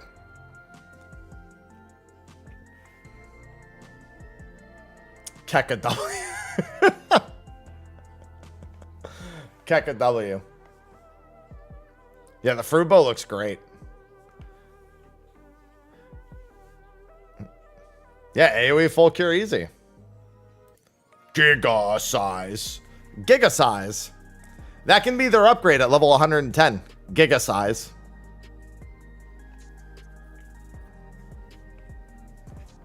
Sure, why not? I heckin' love Giga size.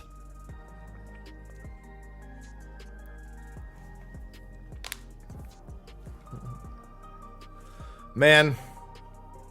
Yeah, White Mage is not in a great spot, is my point.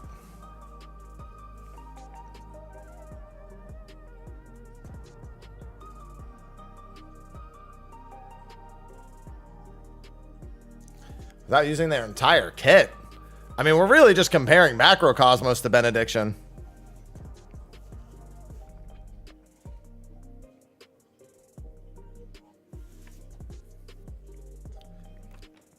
Astro already has, like, every other tool under the sun. Astro has cards. Substreak got ignored. Wait, what? Was it while I was peeing? Oh, thanks for the resub, Shawnee. Oh, no, it was during the banana. It was while I was looking down at my water. I got pushed out of stream. Thank you.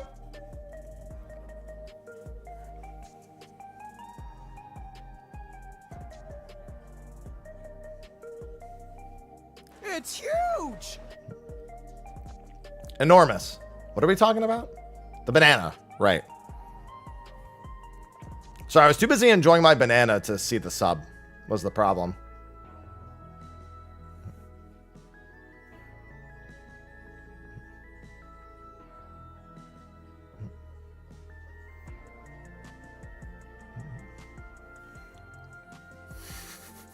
The White Mage devs only do MSQ. Damn. That's brutal.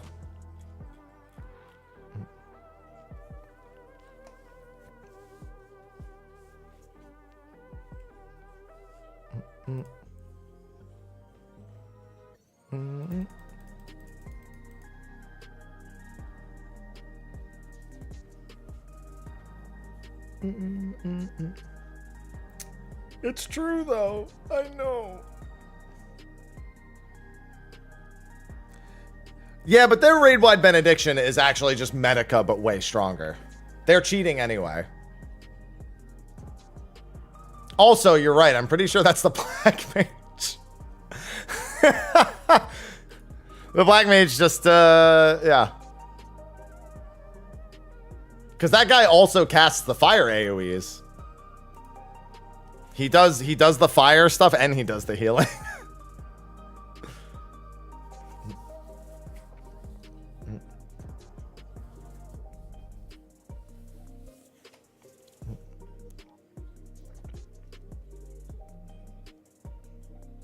Yeah, dude, the Asuna instant cast is so funny. You know, it's so funny. Everyone thought that the Asuna instant cast was because of something in FRU, and the only thing that's Asunable is literally a debuff everyone ignores.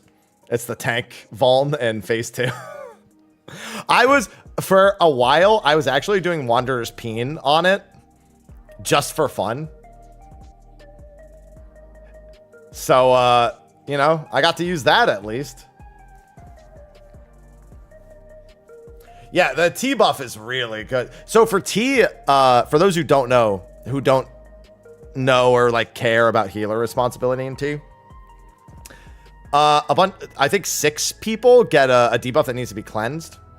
And the healers basically have to go through and GCD perfectly Asuna every person. If they miss a single Asuna or it's delayed even slightly, one of those people at least, probably 2, are going to die. And as a result, it's quite strenuous because that last Asuna that you do, you're basically trying to make sure that it lands like at the 1 second mark on the debuff. Yeah, throttle. Mm-hmm.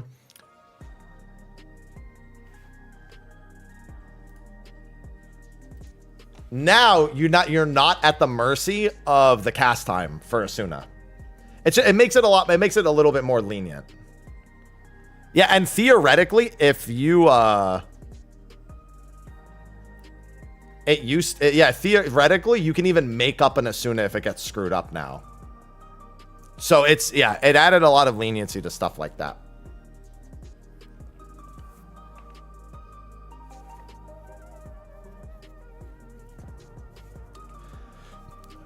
Bro, do I get to go to Momo and be like, hey, Momo, congrats on your clear. It was harder in November.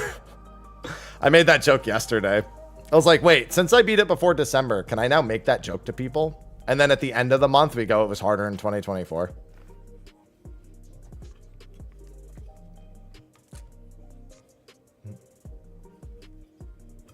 The joke is that it wasn't. But people do that anyway. Mo kekamo problems. Yeah, now it's just always swifted. Listen, I like going Bard in T because I can use Wanderer's Peen. I just peen myself. I'd be like, you'll never Asuna me. I'll peen myself.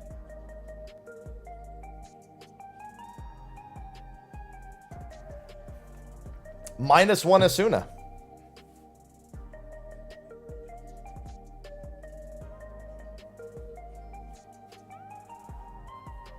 A lot of good double dot moments, yeah. Oof.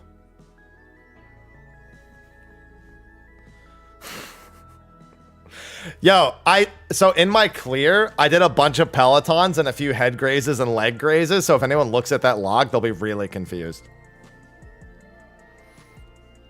Hey, I also beat Radon before the nerfs. High five. I beat both Radons before the nerf.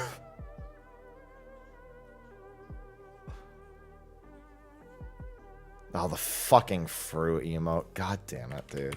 With my fucking character's adventure plate in it.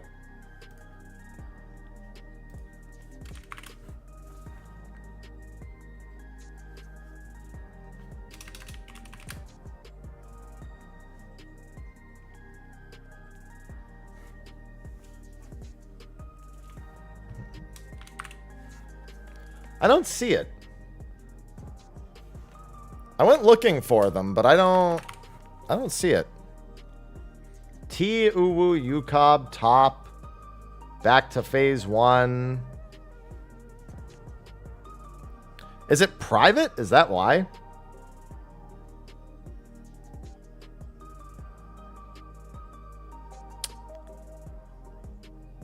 Sure. I need to give you a... I mean, to be fair, you could link it and just take the time out. It's not like it matters.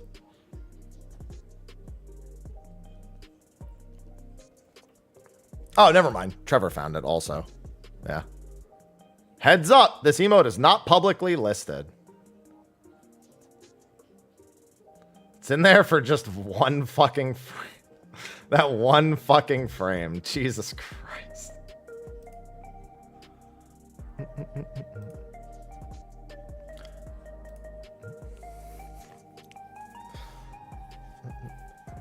Hey, be right. Of all three fizz range, do you find Bard easier? No, Dancer is definitely the easiest.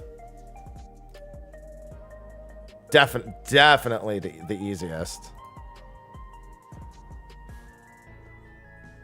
Ah, that makes sense, Trevor. Yeah, I didn't even think about that.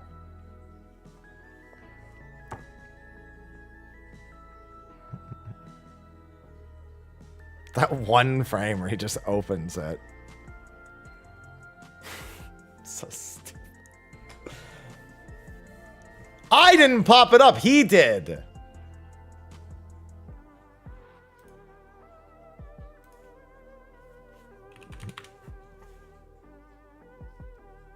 Maybe the one that I had was gotten rid of. I haven't actually been on 7TV and like the site in like a really long time.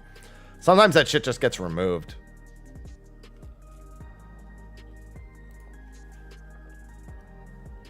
Why? Because he did it in case it was the clear, so it would be in that. It's literally it. He literally just did it and showed off his Mahjong rating just because he knew that if it was the clear, it was going to be in the emote. That's it. I haven't looked at 7TV emotes in like a while, man. I've been living in my own little fucking my own little fucking Daisyland. Not even Disneyland, Daisyland. I want to get sued by the mouse.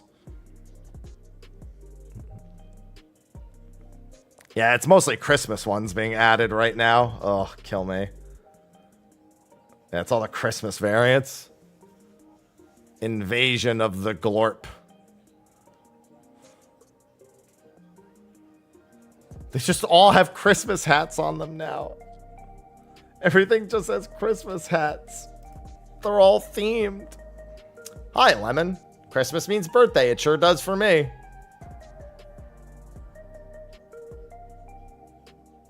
Nope. No awk. Oh! That reminds me of something I wanted to add.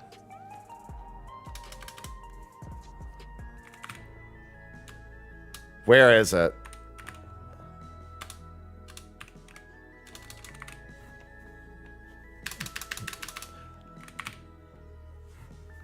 I don't see it.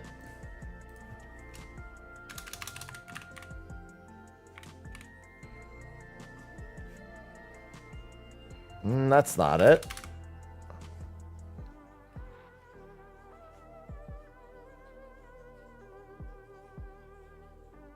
I don't see it. Oh, maybe it's also private. For whoops. I'd have to go to his page and look.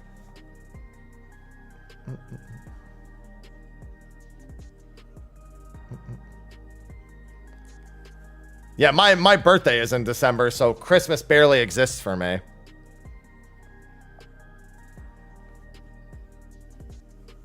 Which one? Gaia-erm. Gaia-erm.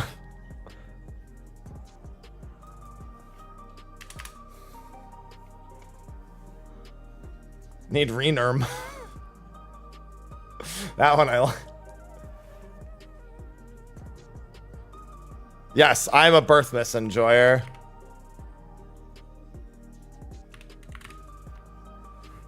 Yeah, I don't see it, but he said that that somebody made it. Yeah, just post the link. Even if you get timed out, it doesn't matter. It'll be for 5 fucking seconds.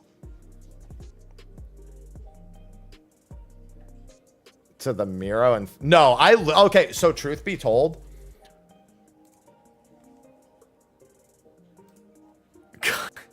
okay, that wasn't what I thought it was going to be. But you know what? I'll accept it. I barely looked at the Miro pretty much the entire time. I didn't need it as a reference, and I knew and I understood all the mechanics. I almost never looked at the Miro. Chrono, thanks for the 20 months. Chrono Crash just subscribed. Hog 20. Miro is it's a whiteboard. It's a share and whiteboard tool. I looked at it pretty much once per discussion and never again. So like when we discussed phase 2, I looked at it. When we discussed phase 3, I looked at it. As soon as that was done, I never looked. As soon as each phase was done, I never looked at it again.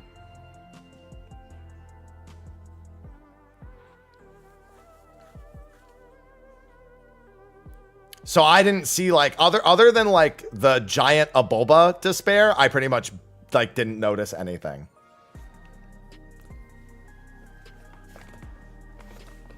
The Aboba despair was the only thing I like remember. I think there were some erms around it too. Aboba. Aboba.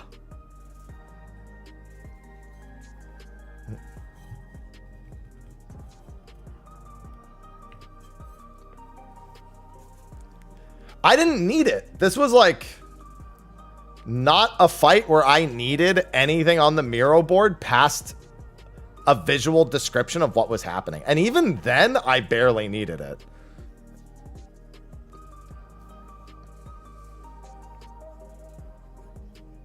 Because it was just a matter of following. Oh my God, that scared the shit out of me. It was basically I might just cheer 200 bits. It was basically a matter of just doing the mechanic. Smile.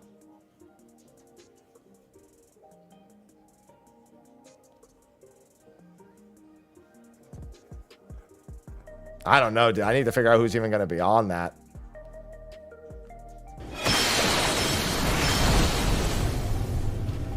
You know, I was just thinking to myself. I was just thinking. I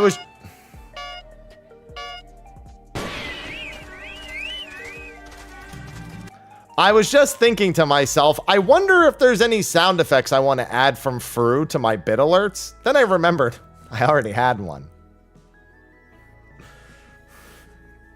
And no, that was Discord. I do have the Skype call, but that wasn't it. Eorzea's unity is forged of falsehoods. Its city-states are built on deceit, and its faith is an instrument of deception. It is not but a cobweb of lies. To believe in Eorzea is to believe in nothing. In Eorzea, the beast tribes often summon gods to fight in their stead, though your comrades only rarely respond in kind. Which is strange, is it not? Are the 12 otherwise engaged? I was given to understand they were your protectors. If you truly believe them your guardians, why do you not repeat the trick that served you so well in Cartano and call them down? They will answer, so long as you lavish them with crystals and gorge them on ether. Your gods are no different from those of the beasts. Icons, every one. Except but this, and you will see how Eorzea's faith is bleeding the land dry. Nor is this unknown to your masters, which prompts the question, why do they cling to these false deities? What drives even men of learning, even the great Louis Suave, to grovel at their feet? The answer? Your masters lack the strength to do otherwise. For the world of man to mean anything, man must own the world. To this end, he hath fought ever to raise himself through conflict, to grow rich through conquest, and when the dust of battle settles, it is ever the strong who dictate the fate of the weak. It's huge! Thank you. Anyway, alerts are back off, yeah. Anyway.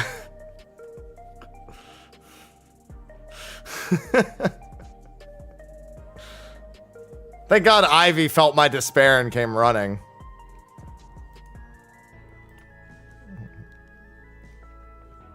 I've had the full Gaia speech.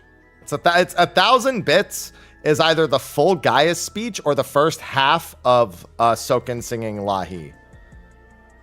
I mean, I have no clear audio of Pandora's Growl, nor do I think I would want that. I don't think that's a good bit alert, personally. Oh, there is a time limit. It's 99 seconds. I actually had to speed it up to fit the 99-second time window. Is there a list? No, but it does. There's a gotcha for it, basically. Most of the alerts are on like 200 or like 200 to 500 bits. That's a bit melodramatic, don't you? Again, I don't have isolated audio of it.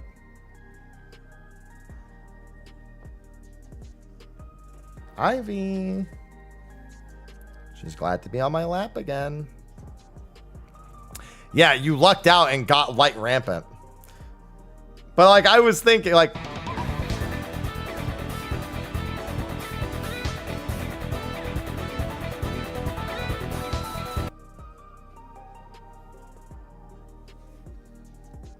Past, present, future. I'm glad that a poll where I said future made it into the clear. Emilio Bobby Brown just shared 100 bits.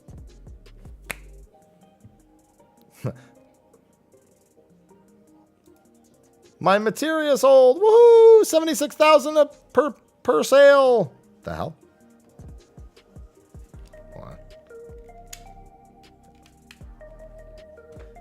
There we go. I think my mouse software needs to be updated. I'm not doing ocean fishing. The Thornton E is one of them, yeah. Mm-hmm.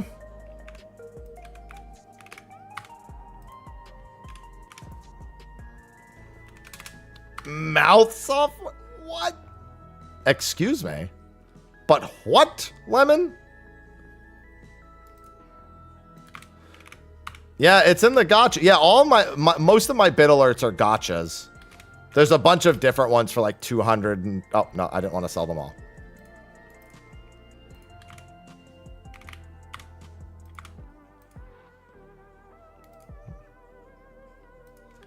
Getting old, hearing bad. Just clean your ears out. Man, if there's one thing that's bad for me that I love the feeling of too much to give up, it's cleaning my ears with Q-tips. You can't convince me. I'd rather be deaf than give that up.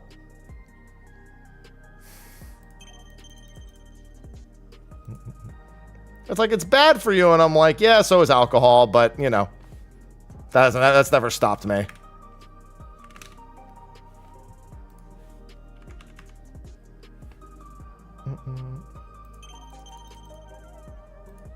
I enjoy it too much. Soup. No, I didn't get my map. I don't want to get my... Actually, no, it's... Yeah, no, it would be fine to get it now. I didn't plan on sitting here all day, but you know what? It worked out. Man, I should really make this is a bucket. I should make that an alert, because I have been referencing that so much as of late. This is a bucket. Dear God, there's more. No.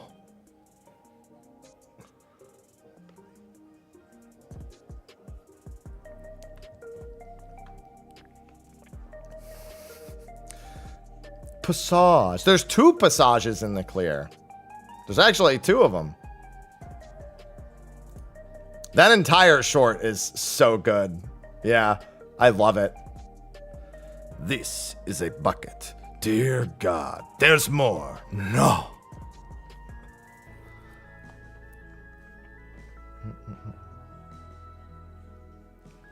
Yeah, dude, the Q-tip just feels too good.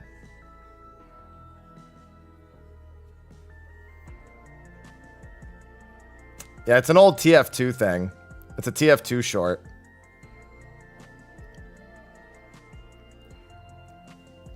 Teleport. There's a lot of good things that came out of TF2. It's hard to say if the teleporting bread is number 1. That's hard to say. I don't know.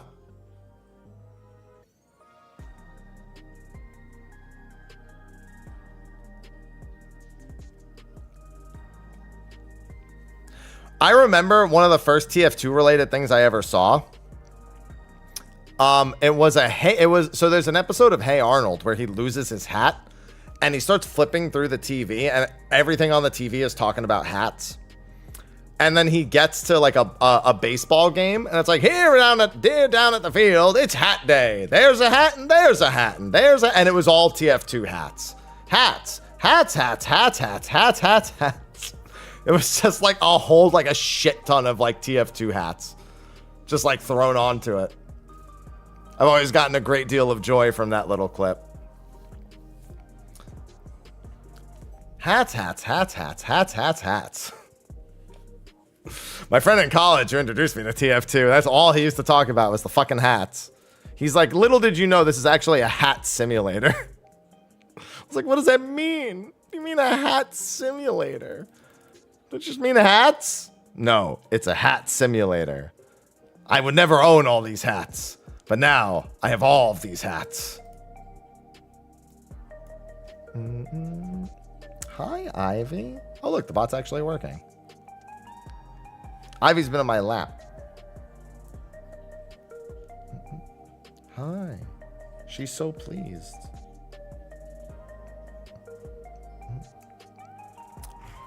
See?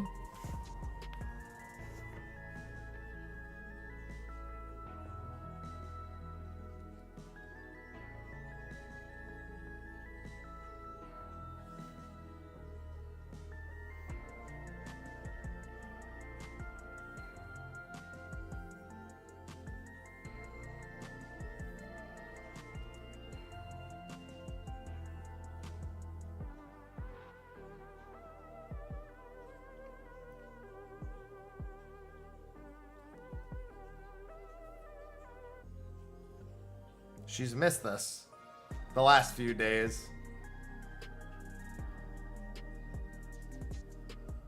She's missed this so much.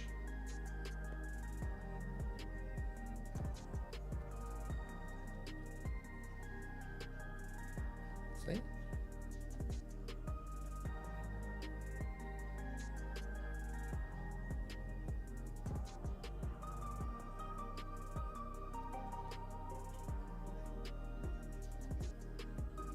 She's used to getting her way. She does this. She usually does this to me every day, but during prog, she can't.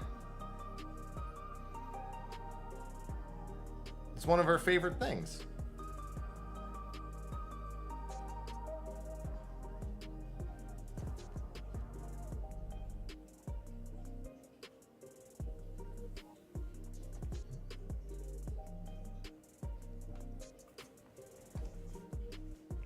Now that you've seen Cat, I will return to being within striking distance of the microphone. God, I'm going to have so much work to do today. Oh, I got to get a lot of content made for this week ahead of Path of Exile 2 on Friday. Past, present, future. Yeah, I gotta get that line in isolation and just throw the SpongeBob future on the end of it. Well, Squidward, but you know what I mean. It's from SpongeBob. Oh, so yes, I am playing Fantasia now on Thursday ahead of PoE 2. Yes, I'm 100% playing Fantasia on Thursday. I won't have time to finish it, but I'm definitely playing it for that one day. Because the fact that PoE 2 is the next day means I don't know when I'm going to get back to Fantasian.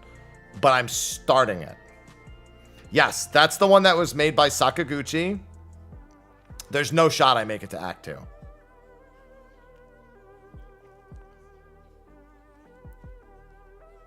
That sounds like something Todd would say, Light. Need you to swap to Happy right now. He's got a cat.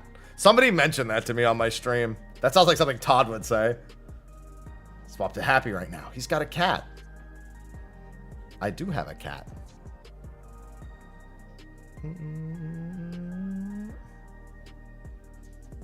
Doesn't matter though. Like Fantasian, I've played the first third of Fantasian. Unfortunately, the way they released it on the Apple Arcade even, it came out in 2 parts.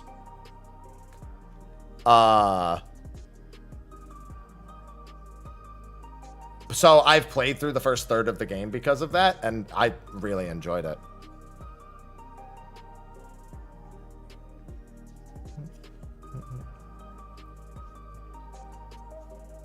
Laying on a windbreaker. Does the windbreaker smell like you? Because if it does, that's why. Ivy. Ivy's like limp with like water.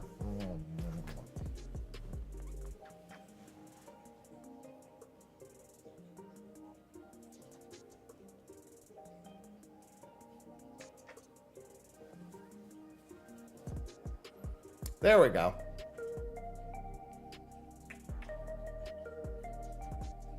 Hey, all it takes is once for it to smell like you. No, I've never seen that, Krista.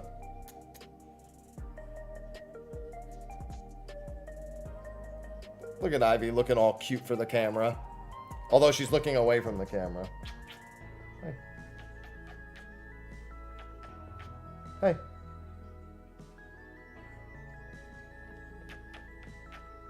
I'm going to the gym after stream today, too. Can't wait to be back in the gym. Oh.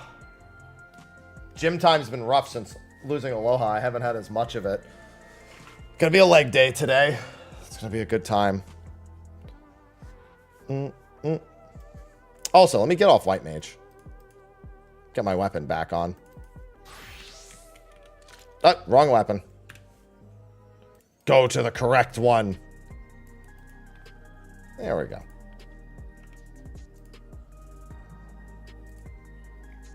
Oh, Kali!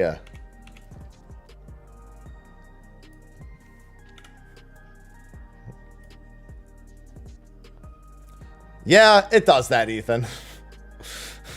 Yeah, unfortunately.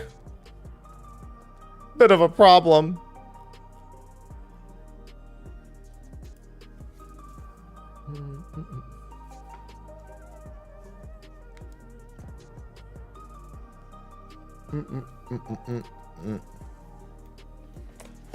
Show it off. Rock it. Ooh, weapon coffer. Oh, by the way, Yoko on DM checked their clear and did indeed have the Gaia and Reen scream. Eric's Tark 1 just subscribed. After reading my comment about it, they went and checked. He went and checked their clear VOD. He's like, oh my god, they did do that. I didn't even realize it. Thank you for the resub, Eric. That wouldn't matter. When there's downtime, players, there is aggro during downtime. That wouldn't change anything. Also, you wouldn't want to get rid of them being able to do downtime stuff. That would be even worse.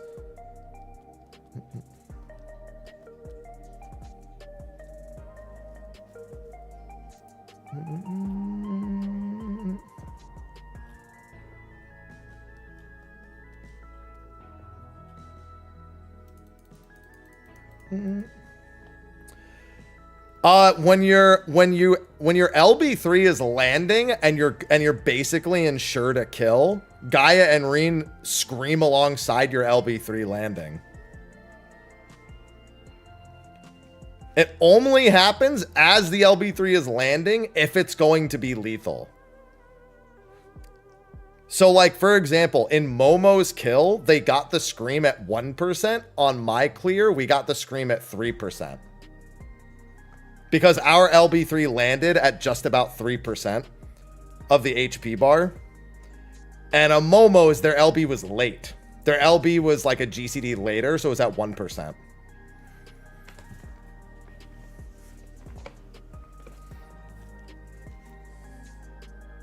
So it's effectively as if they're yelling for the clear alongside you. Here, I'll pull it up. I showed it earlier.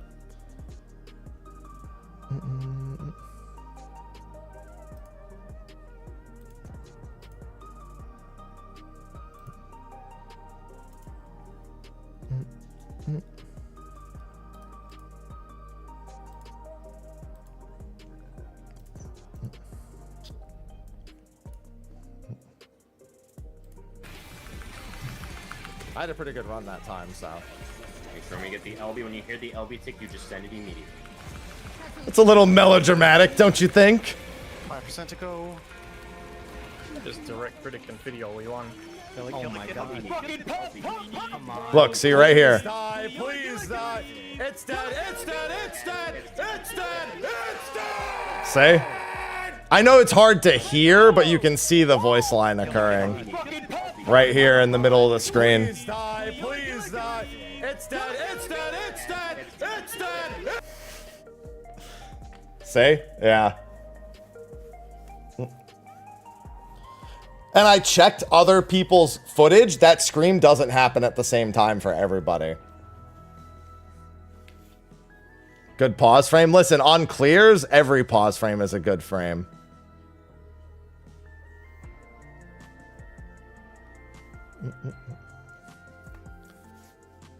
Yeah, Prish, a lot of people don't know because you don't really do very many LB3s, but Prish actually has a unique voice line for every type of, well, I'm sorry, for 3 different types of LB3s. She has one for DPS, one for tank, one for healer. It doesn't matter which DPS one it is.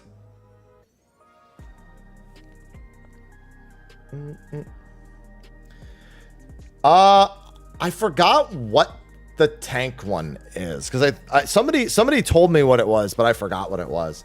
Yeah, I know the DPS one most people have seen because, you know, if you're gonna do any LB there.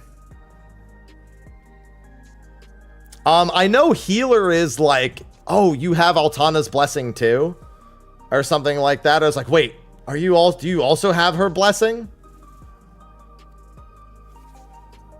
DPS has felt that one, and I don't remember what the tank one is.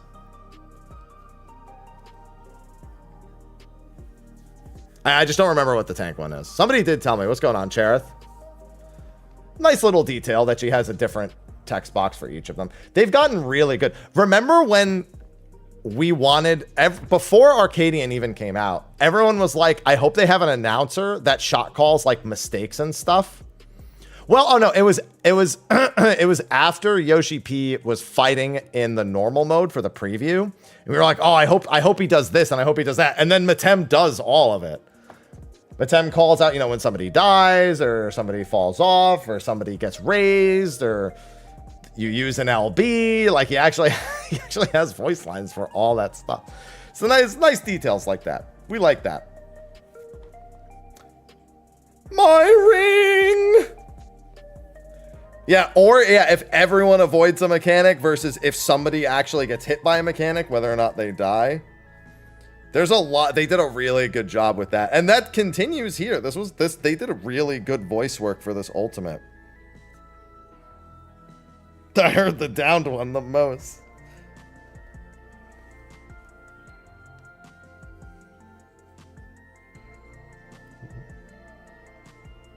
The challenger saw through that one.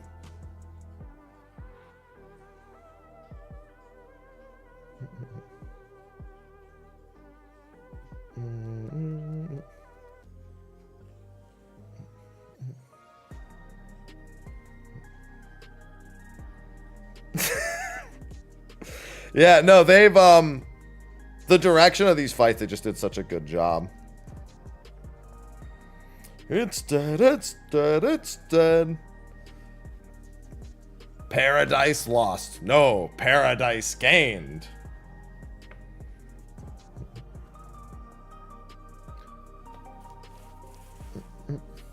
I mean, even in Sphere Extreme, like the end bit when it's the new phase and it's like the machine is all fucked up. Our futures have been rewritten. This is like a 9. If there was like one more bit that was like slightly harder, it'd basically be a perfect ultimate.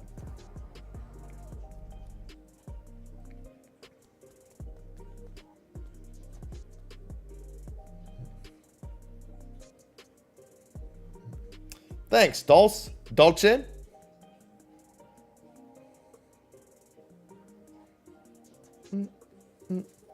Next one should be Shadowbringers MSQ. Yeah, Emmett and Elidibus, probably. Elidibussy.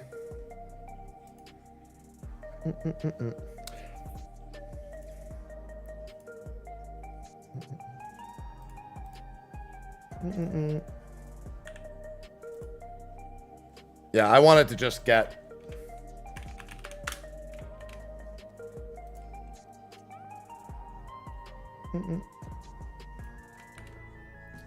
a quick screenshot of that.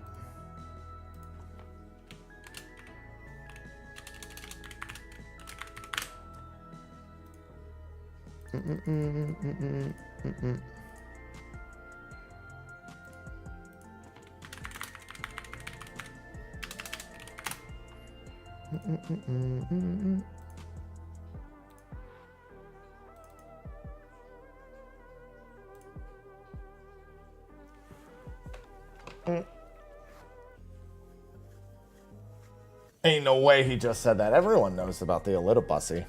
A little bust. Oh, yeah, Vothri, for certain. He's one of the Light Wardens. I would expect all the Light Wardens to play a role. Maybe not all as, like, individual phases, but, like, I would definitely expect the Light Wardens to play some sort of role. How is it? Oh, my God, it's so much better than top. I tweeted this. Oh, I just realized I responded to the wrong tweet. Hold on. Delete.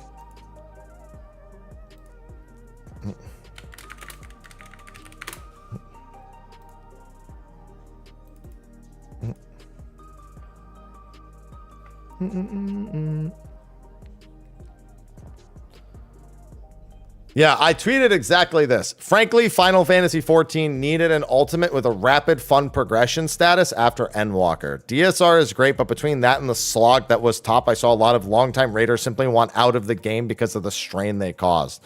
This was a much-needed palate cleanse. We said it yesterday. If DSR is Oppenheimer, FRU is Barbie. All right? That's what chat said yesterday, and that's what we're rolling with. Okay? Together, they are Barbenheimer. Yes.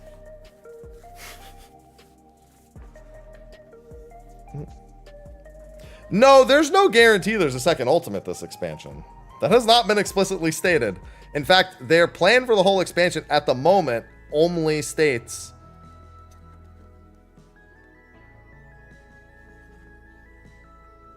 that only had fruit. Now, it's not to say there won't be another, but there is no problem. They have not said there's a second one yet. They haven't said there isn't, but they haven't said there is.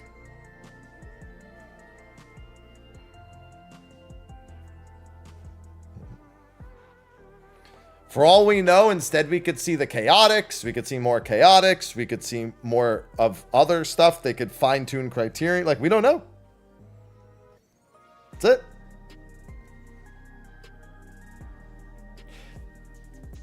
No, but when they announced expansion details, there wasn't an ultimates on it. So until there's an actual second, until they actually say, hey, we have our second ultimate planned, until they say that explicitly, it's at least worth not like jumping the gun that say, yes, there will be. That's it. All I'm saying is it's not worth jumping the gun and saying there will be a second. That's all.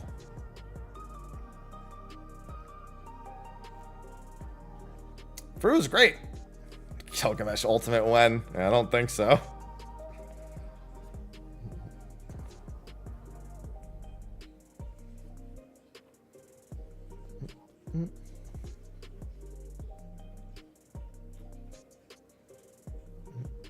Well, it's a matter of... Okay, so... Going back to Endwalker. No one would argue Endwalker had, quote, too much content. I would, however, argue that Endwalker proved that more raids or more high difficulty content is not necessarily the greatest idea either. A lot of people got exhausted by Endwalker.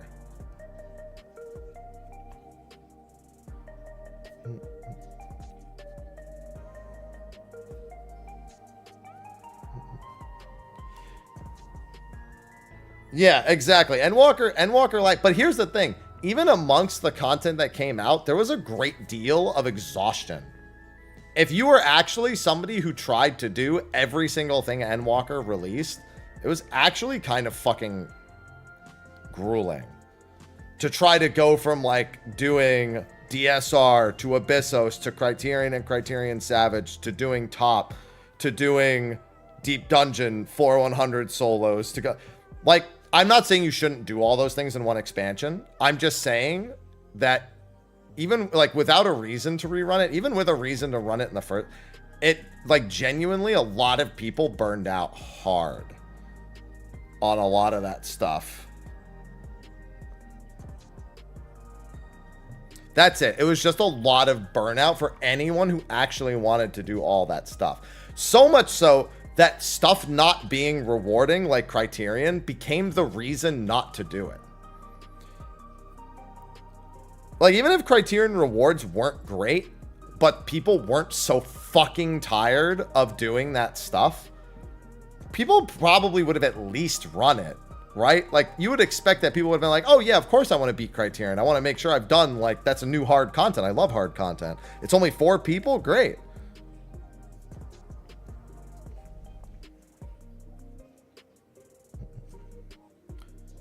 Yeah, rewards are a huge problem, Don. Somebody's looking at me.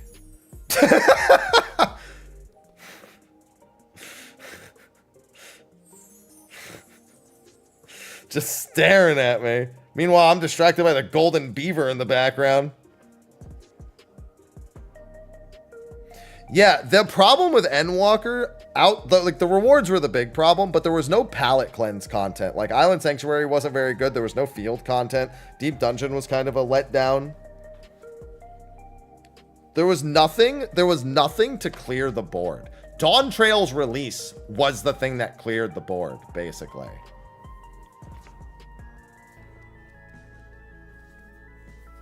So everything was like, any reason someone could have to not do something, like having like less rewards, was honestly, I think people practically wanted a reason to not do stuff. Some people genuinely, like, they were like, man, everything should be more rewarding. But I also think some people were genuinely glad they felt like they didn't have to do it. I know that sounds crazy, but like, I think there was a relief in some capacity. People wanted like just a mind off, do like something else. Yeah, we don't know if we're getting a spam. We don't know anything about a 48 man in any capacity. They could not do one. They've not promised that. They did not showcase a BA or DRS. We know we're getting Crescent Island, which is an exploration area. We have not been promised another BA or DSR. I mean DRS. We have not been promised that.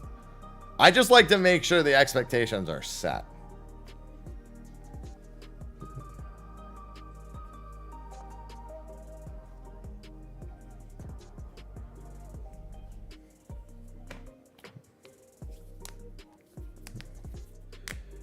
I think there will be 2 ultimates this expansion. Although I think Yoshi P's, you know, blowing hot air when he says this.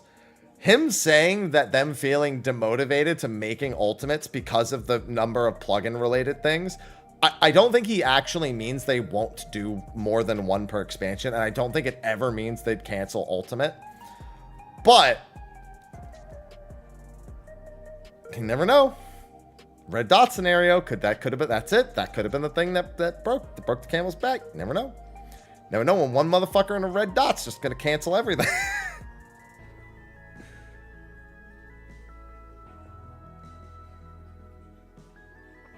No, I know he says that, but he doesn't, like, you can be pretty confident there's still gonna be ultimates. Yeah, it was a phrase to express disappointment, not a promise that if that kept happening, they wouldn't do it.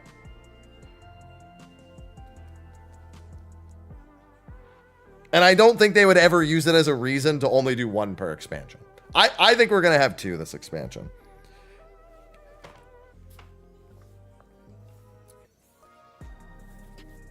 Nacho.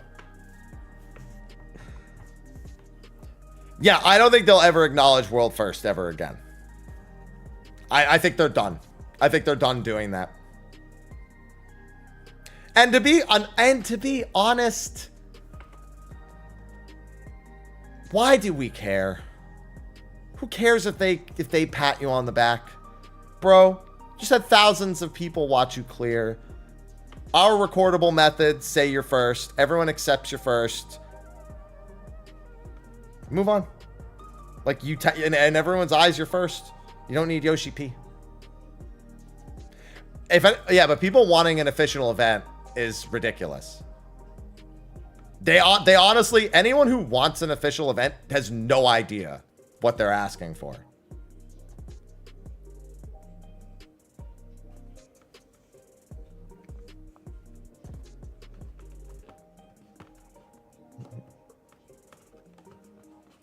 like even Blizzard, the extent of what Blizzard does is make a world first achievement. And honestly, that would be even worse here because then people would really try to get away with cheating.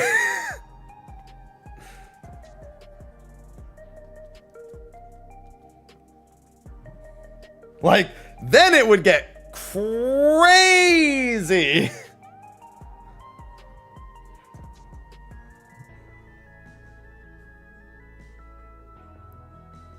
No, even a top 100 is pointless.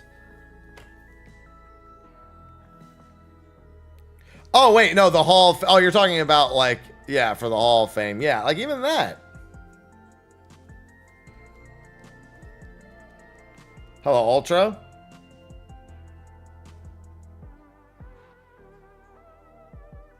Hey, Square, I know y'all are dealing with financial They're not really dealing with hardships. Their year-to-year profits are down. Motherfuckers, the biggest thing they did was cancel like what $200 million worth of like game development, so that because they didn't think it would actually pay dividends or some shit. Square would never host a real life event. It doesn't matter if people would be interested in it. It's not possible.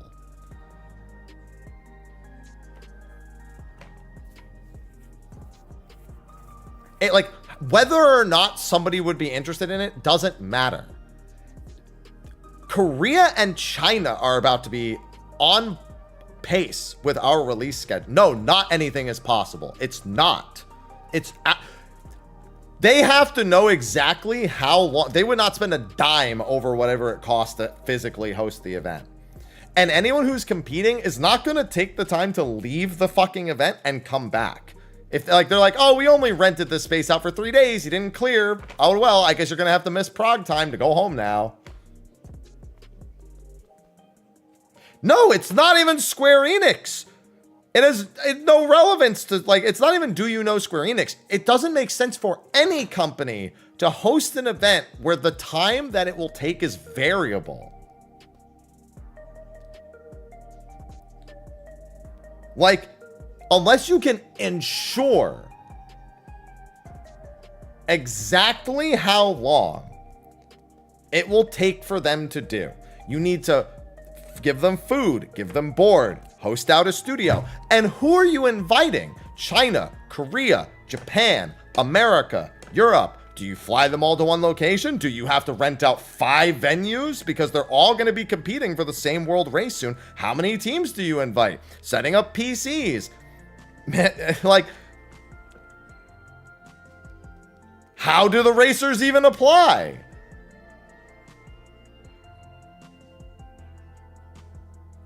Agreeing on hardware, like, it's straight up like I loved FRU. My favorite ultimate in a long time. I think DSR is objectively better, but I think FRU is more fun. What's going on, Kaladin? Yeah, there were other things that apparently to complain. I didn't go to Las Vegas. I'm going to go next time. I basically am going to go there for free because I have so many fucking points on my credit card from the last year. I don't even know if I'd say that. I just think FRU is a way funner experience overall. It's not Looper. Hello, Milky. Everyone forced on PS4. That's toxic. Well, no, Overwatch League, again, you can't compare esports where a game is 20 minutes and they just have to play a certain number of games. A company can plan for that. They can't plan for like every technical problem that could happen that can maybe draw the time out. But you can be like, okay, a best of 5, each game is, you know, however many minutes long on average. So we'll make sure we get it the maximum amount of time plus factor in this. You can plan around that, but you can't plan around raid progression and how long that's going to take.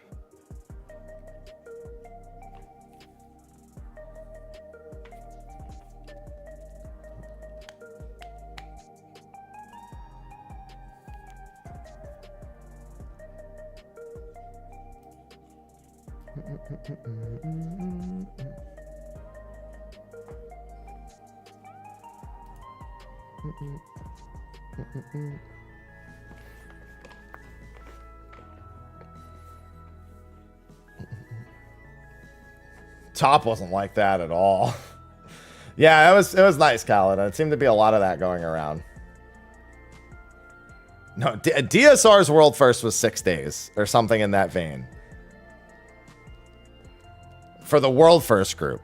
But unless you know, like, here's the thing, like, what if you do it for 7 days and then everyone clears it in 2? Oh yeah, and then, okay, and then consider it the other way. What if you were to host an event and you have 7 days, you paid for 7 days? Like, this is what happened to Echo, and Echo's unofficially, like, running it, right? They rented out a studio for 2 weeks and they cleared it in 3 days.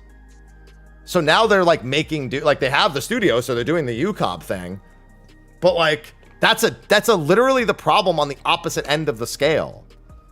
And that can also happen. Like, they would never host it. They would never officially host it. What weapon next week? I might grab the dancer weapon.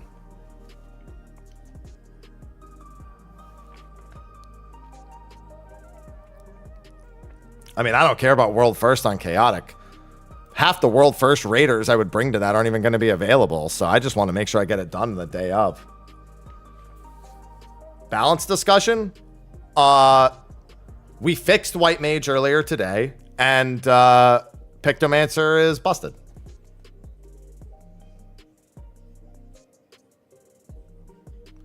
Helped the overall prog? What do you mean? I mean, I honestly don't think streaming helps prog. So. What melee weapon? Just grab Picto. Fuck it, right? Just everybody buy a Picto weapon. Just move. Just do it. Just give me some potency, Pyros. Just make my job stronger. I wouldn't. That has nothing to do with Neverland.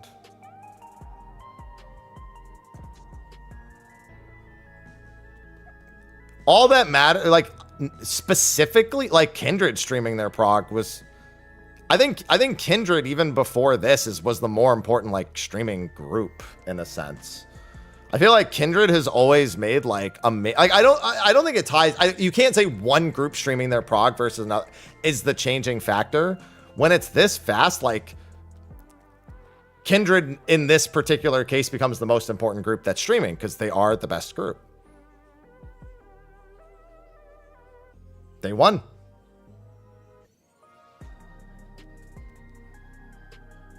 That's it. So Echo streaming theirs didn't make Kindred stronger. Kindred was strong. So I wouldn't. So Neverland streaming their prog just what it really does is it makes everyone feel better about the groups that did prog on stream. Again, that is never, streaming prog is never going to be for the groups. It's always going to be for the viewers.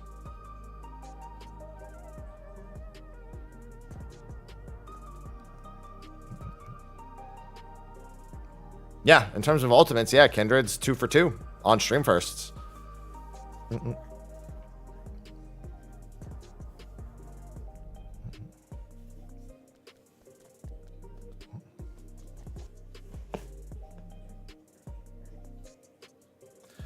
I mean, they probably do regret going to sleep, but it's the call they made and it's the call they'll live with. They're not going to, like, regret isn't the right word. They probably just like, damn, maybe like we should have probably stayed up.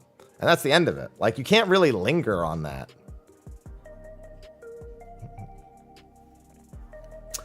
Oh, yeah, I get what you mean then, Nacho. Yeah. Yeah. It's still different, but like, I get what you mean.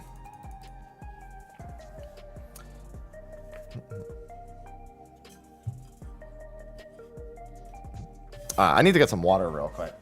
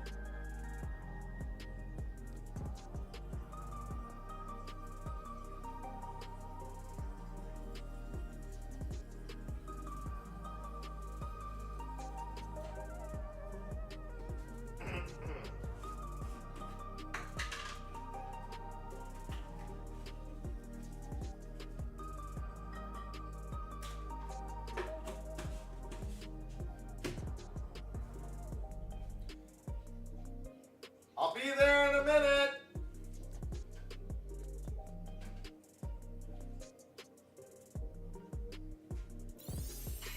Who's healing me?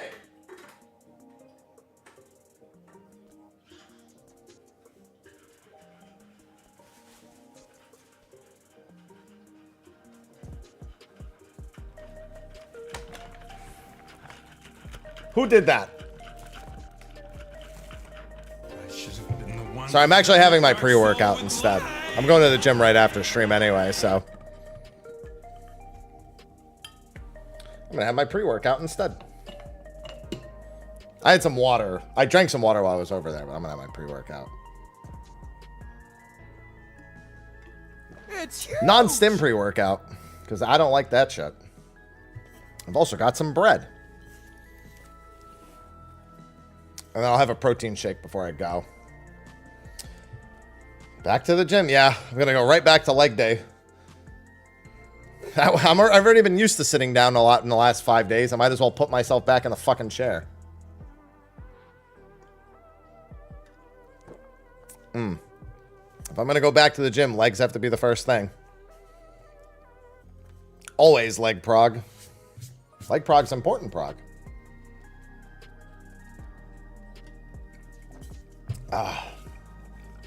Yeah, like I said, I haven't had much workout time in the last month.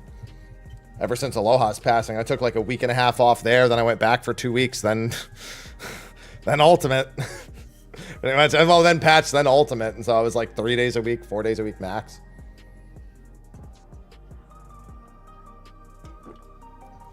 Yeah, the mini treadmill, which I didn't use as much as I wanted to. Do you think we run the risk of Square over-tuning the next tier or Ultimate? I hope not. I think they keep this tuning the same and just nerf Picto a little bit.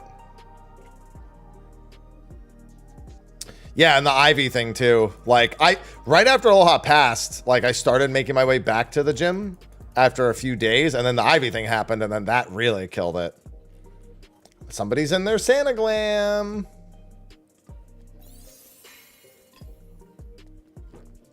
God, I love that globe. The Astro FRU globe is nuts, but I do really like the snow globe. Yeah, Ivy, I took Ivy to get a dental cleaning, and she basically wouldn't eat for like a week and a half afterwards, so I had to keep bringing her back to supplement her with fluids.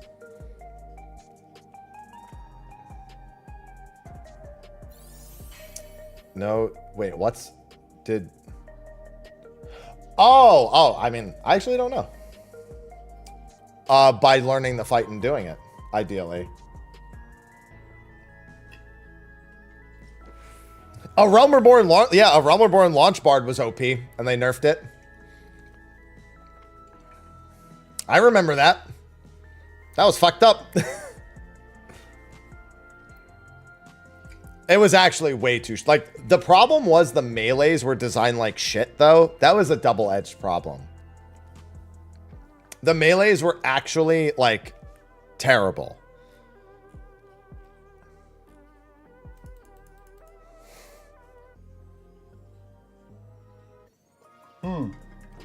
Reaper had some minor nerfs. Very minor ones.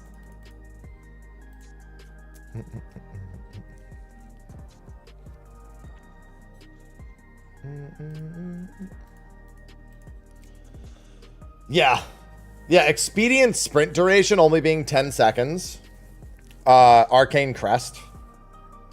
And then they buff some other stuff. Reaper, a lot of people thought Reaper was overpowered, and it wasn't, though. That was also a very big misrepresentation of the actual power of the job.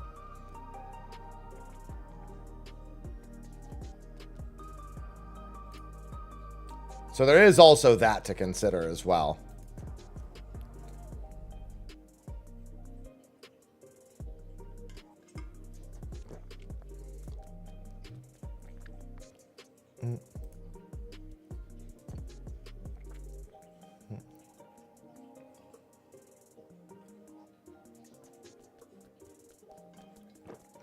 Yeah. Yeah, that was the total. Because as soon as they did a few other, like, other jobs were actually, like, pretty close to it once people started playing in them more. And then they also did a little bit of buffing to them as well.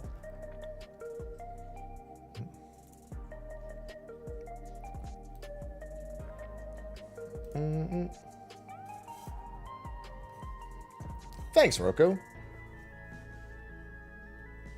Oh, in case... Oh, I didn't know, but thank you. I was just watching this. I was watching Renan work on this. Clicked around to see what everyone else was doing. Renan's working on their clear right now. We were watching Momo's a little bit earlier.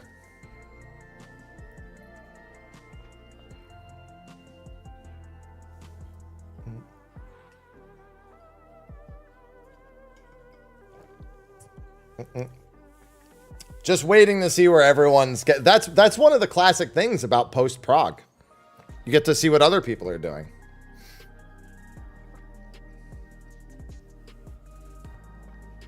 Ace get their clear. Nice, nice. Yeah, I think I woke up to seeing that.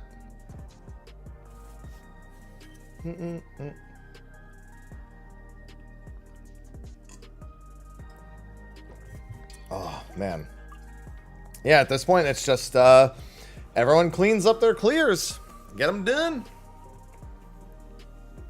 No, I don't expect huge changes in 8.0. I think people are very much creating the wrong expectation.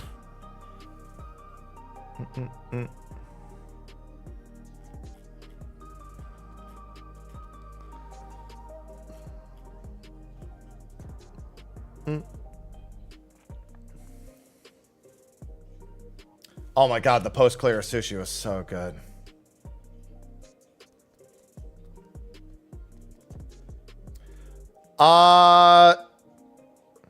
Yeah, I think this is second place to DSR. Both from a prog perspective and from a fight design perspective.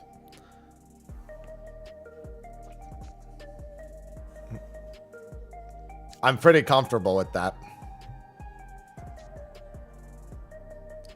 I mean, technically every world prog is like world like I when people try to say I'm not world progging, I'm hardcore, like I'm hardcore but I'm not world progging, that might be your intent, like you're not actually intending to try to be the first group. But in every essence, if you were the best group and you were confident your group was good enough to do it, you are racing. Just because you're not setting that as the goal, you're like you're part of the race in a capacity. Like, you can show up to the marathon and say you're not trying to win, but you showed up and you're going to do your best. And if your best wins, you win. Yeah, it just kind of works alongside of it.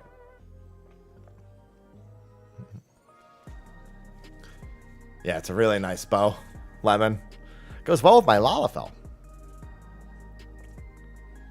You can't show up to the marathon and say you're not racing, right? Like, in some capacity you are. It doesn't have to be that complicated in a sense where it's like, you know,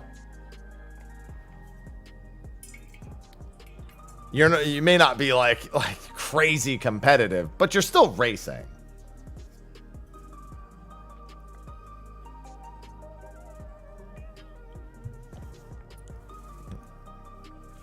This was, dude, it was so much fun to hardcore prog. Like, yeah, don't get me wrong. Like, obviously, when we have times where people are making a lot of mistakes, it's easy to get frustrated. But it was also easy to get unfrustrated.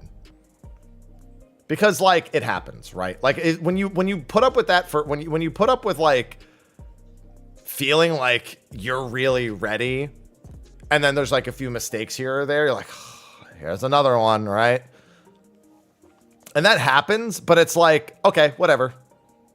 You just go next. You like a quick, like, we need to clean that up. And then you just pull again. And you don't hate yourself. That was this prog in a nutshell. I was so afraid. Bro, I came into this worried if I even wanted to do it. Like, I think a lot of people did. Like, Nuber was going to retire before even doing this ultimate. He actually did. He left he didn't leave our group. He was going to 9th for our group and retire from like actually like playing for ultimate. And then he ended up coming back in. And I think I don't know what his reason was. I don't know if it was just he didn't want to do ultimate. He couldn't. I don't remember what the reason was. Yeah, exactly. You don't have to be racing for first, but you're still definitely racing. And I feel like a lot of people, like, I remember Zeph said, like, he was done raid leading and he didn't know if he was going to do hardcore prog again after top. And, like, Nuber and Theo didn't really know if they wanted to do it as much anymore. Like, there was a lot of question marks after top where people are like, do I really want to opt into that experience again? Like, if that happens again, will I even want to play this game? Do I even want to put myself in a position where I feel obligated to be a part of something like this again? Like, that's a genuine problem and question after top for a lot of people. I'm glad I did. For me, it's different. Subscribed with Prime. Congratulations on the clear. Thanks, Hope Miguel. you get many more.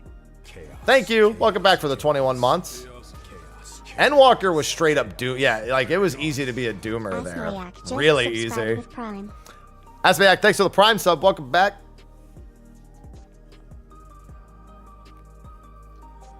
Dude, my favorite pop-off of all time for me, my own personal favorite, is still going to be Uwu. You're my bitch now. Because, like, I didn't even know I said that during Uwu. Like, I did, like, everyone else had to tell me. I genuinely didn't know that I had screamed, "You're my bitch now" the entire time. Like, I blacked out for the whole thing. I genuinely didn't know it happened.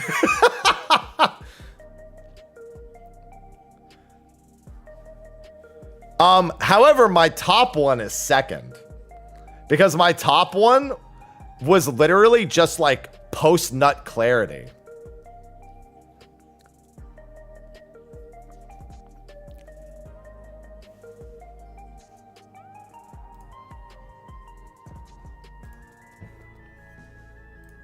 Here. You're my bitch now. You're my bitch now. And I just walked off. Thanks, Mez. No, Pharaoh and Whoops were having sex the entirety of our clear. They were like, oh my god, the entire time. They were in the mid. They were nutting like after the fact.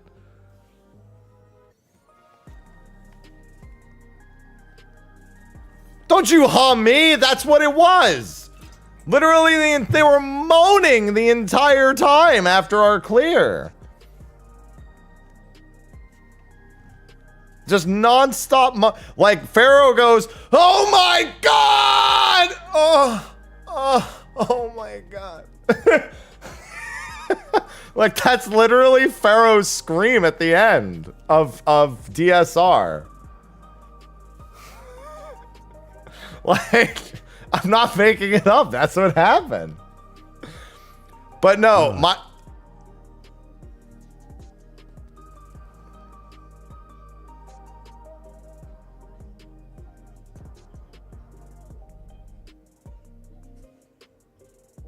I heard that.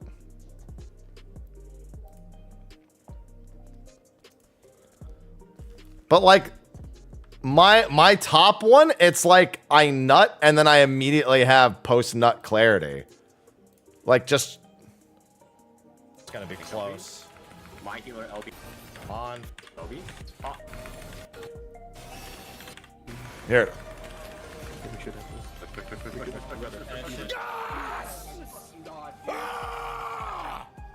You guys are legends, you did it. All right, good job, everyone. See? I immediately have post-nut clarity. All right, good job, everyone. That's where it all went.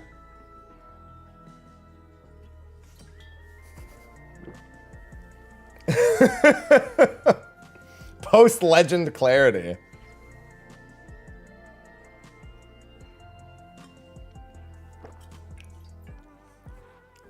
You're live, Mr. Happy. What's going on, Tequila? Like, you can't tell me that's not what that was. Meanwhile, you know what's funny? I don't pop off at all in our DSR clear. I actually start laughing like I'm fucking losing my mind. I just do a quick yes, and then I start laughing. Like we haven't even killed the boss yet, and I start laughing. Like I'm fucking delusional.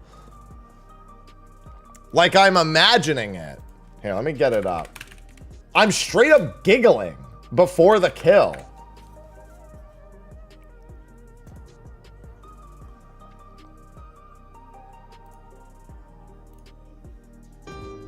Shut up. I don't use that intro anymore. Leave me alone.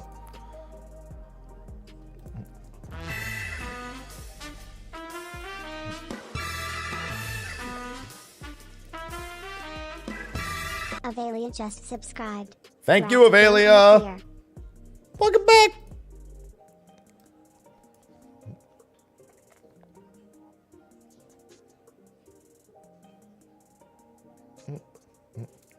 Revenge? Bro, I literally sit on 100 gauge here at the end just with the shakies. I never Oh, so wait, before this, so I literally do Whoops pointed this out in our clear. I literally do the entire Exaflare's edge dodge wrong, or I do it in the wrong spot, but I just do it and it's fine. This is in. I literally just don't go to the back. I just do it over here. Valor? And then look, I'm in the fucking, look where everyone, I'm fucking all the way over here. And everyone else is over there. And I'm just fucking chilling and just all on my own. Out in the middle of fucking nowhere. Just barred things. Funnily enough, I actually did the easiest dodge that there is. So in this spot, there's the third pulse can never hit. So there is an easiest dodge in DSR. And I actually unintentionally went to the easiest dodge because you don't need to do the third dodge. So there's no danger. See right there, that's where I did my dodge. There's zero chance that I get hit by the third pulse. The big danger with the strat everybody does, even though it's consistent, you have to do that move back because one of the patterns will kill you if you stay in that spot. This dodge doesn't have that. This is the one that doesn't require the third dodge. This was like, I literally, like, look at my, here. Look at this.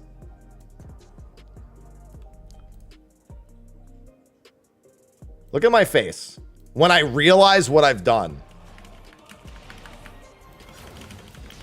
Whoops.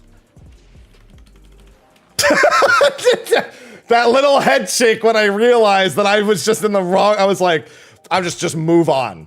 Just move on. It's not worth a discussion. Just keep calling. Oops. Literally, oops.mp4.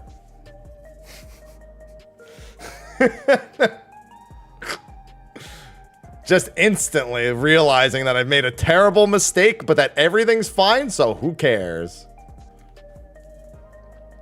No, I'm happy. He's whoops.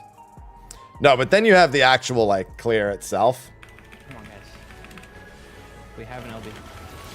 Revenge? Just listen. Just listen to Whoops and Pharaoh. All right, this is Fura, Pharaoh, and Zeph in your light party spots. I forgot who was on my team when I started calling this. I was like, Zeph? I said LB whenever you can, and it's been gone for like 5 seconds. Like, I'm not paying attention at all. This is Revenge myself. Yes! Oh, thank God. Oh, my God. I didn't realize the second and third hits were that like fast, by the way, so I was very scared. Look at how casual my response is. Listen to Pharaoh. Oh my God. Oh my God. I want to cry. I want to cry. Oh my god. I want to cry. I'm gonna cry. This game from that fight. I want to cry. I want tears to leave my eyes.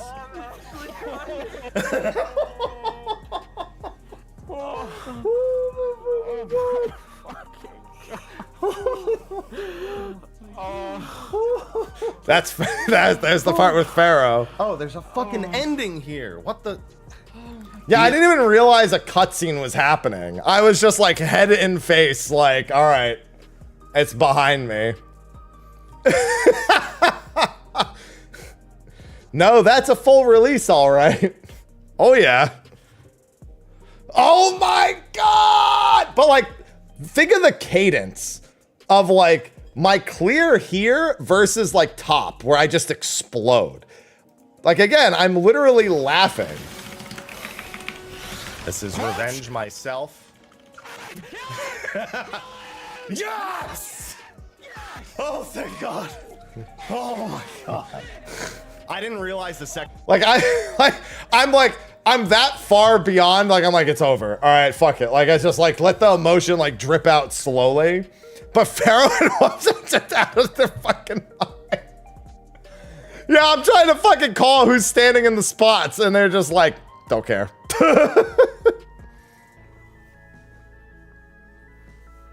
Kill it! Kill it!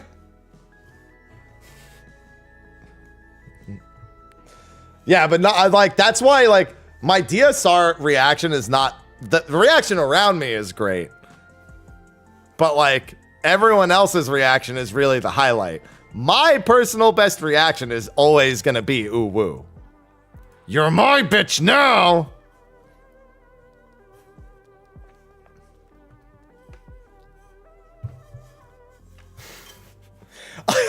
I don't remember saying it. I just literally blacked out for the entirety of that moment. Like, I genuinely don't remember it happening. It just did happen. And now I eat bread. I love pre-workout bread. Yeah, in top, I'm too busy fucking being angry at my feathers. I landed the killing blow in top with Saber Dance. My Saber Dance was the killing blow. I remember that. So I killed Omega, me. My T-clear I didn't even do on stream. I was talking about that earlier.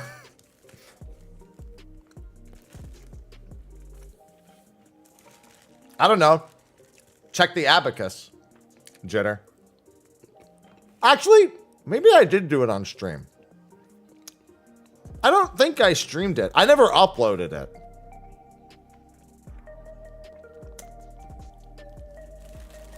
I didn't upload it to YouTube. But I think I did stream it. Because one of my raid members from Stormblood asked me if I wanted to fill for their group. My scholar that I did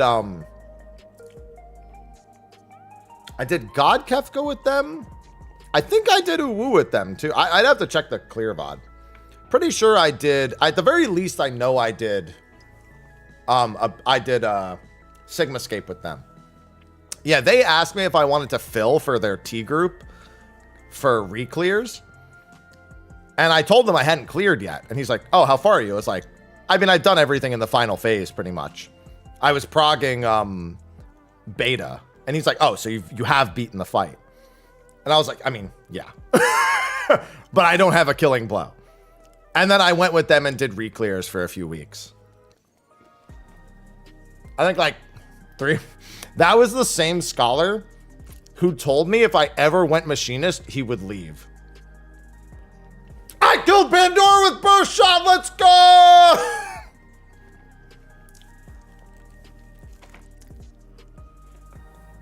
I did it. It was me.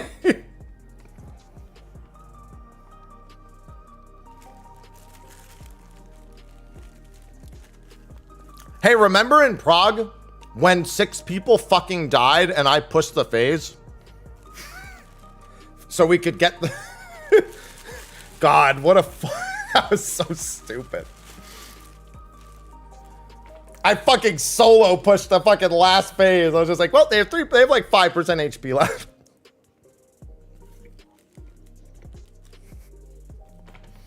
We did it.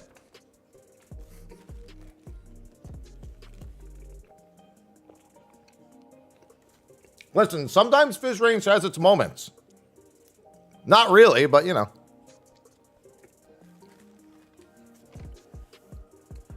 I don't know how many pelotons were in that log. I have no idea.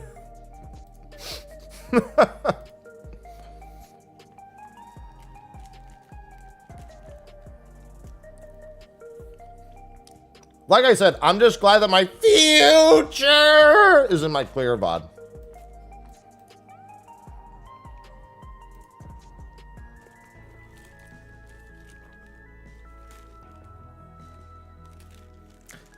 Just tease it in. Yeah, my tease it in wasn't in there, though.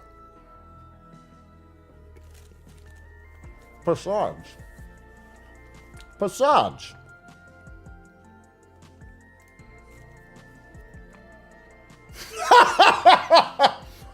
I just clicked on my comment section. First comment I read. Of course the Dragoon died. That's fucked up. That man was killed. That man was killed. That was an assassination. That's not fair. Man gave his life for the cause.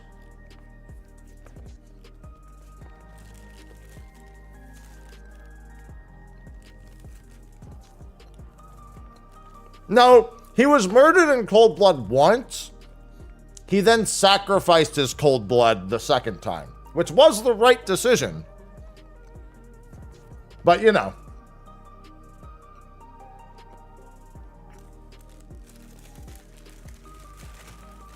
That murder did lead to to 2 deaths, but he was only killed once. Oh, I did get my sushi. It was very good. I would rank it pretty highly. FRU is not very difficult in terms of like comparing it to DSR and top.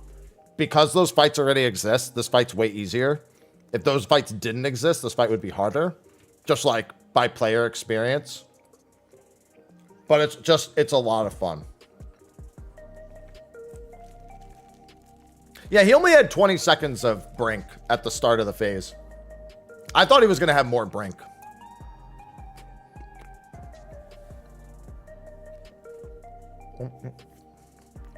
That cutscene is like 1 minute and 15 seconds long. It's really long.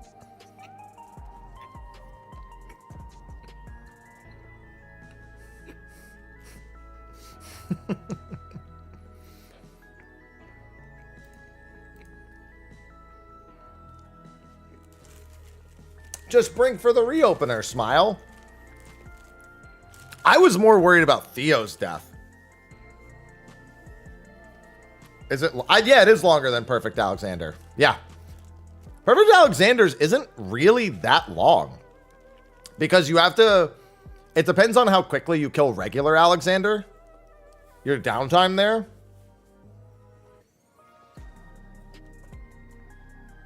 Yeah, this is much closer. This is like a step above T in terms of like on-release difficulty. But again, only because DSR and top already exist. I don't really care. I'm surprised. I'm just surprised they did it. I'm surprised they spoiled Pandora in the patch artwork. But I don't really care.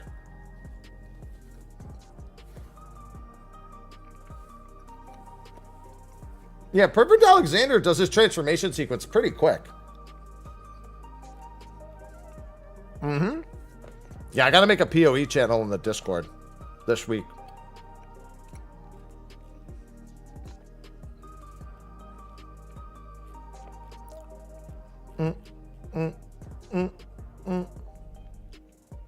God, that was such a good time. Thank God it was a fun prog, dude. People don't understand how important it was that this was a fun ultimate. If this was another top, bro, you would have seen hardcore players quitting in fucking droves. You have no idea.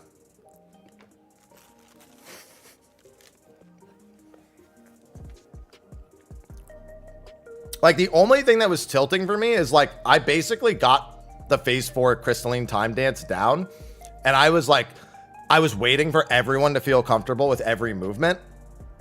And so, like, I was just kind of bored while that was happening. So I was just like, that was the worst of it for me.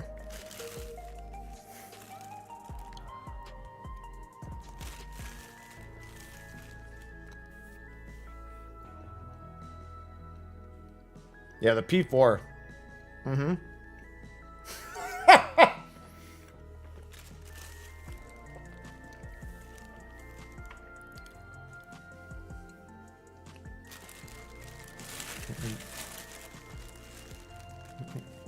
The camera tilting?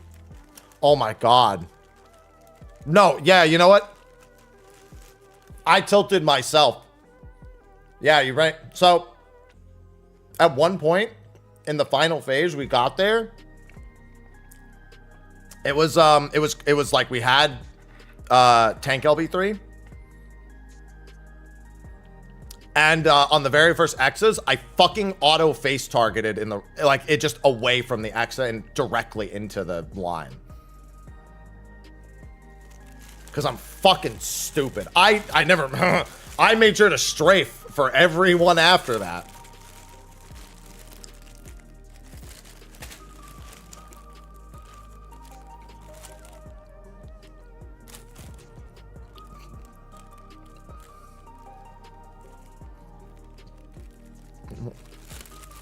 How much weaker is Sage? A lot. Seraphism alone is way better for this fight than Philosophia, but like...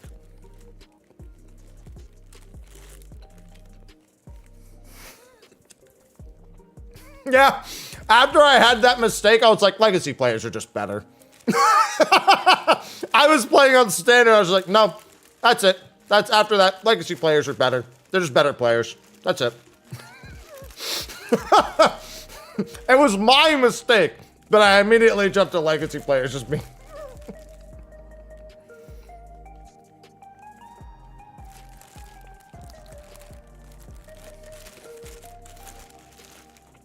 Absolutely was user error, but still.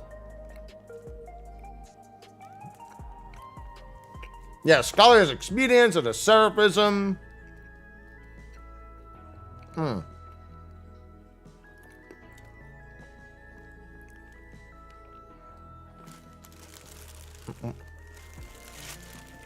It's got spread low. Scholar's really good. Scholar's very, very, very, very good. Yeah, but who gives a shit about crushing Scholar and healing? They had to heal more. Nobody gives a shit about HPS. They had to do more work is all that means.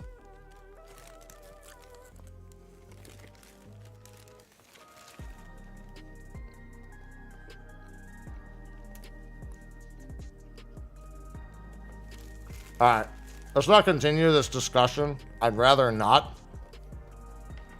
I have a rule against that kind of discussion here.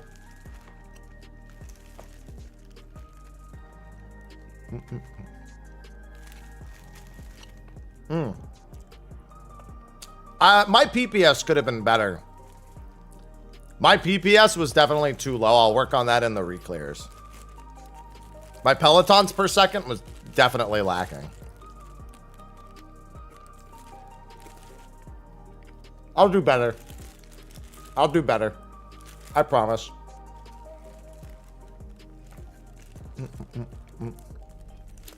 I can work on more head grazes and leg grazes now too.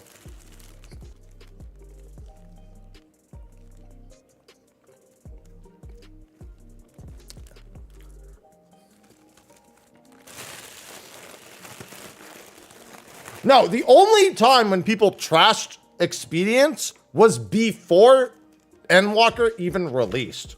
And it was only non-healers. Momo came to bat.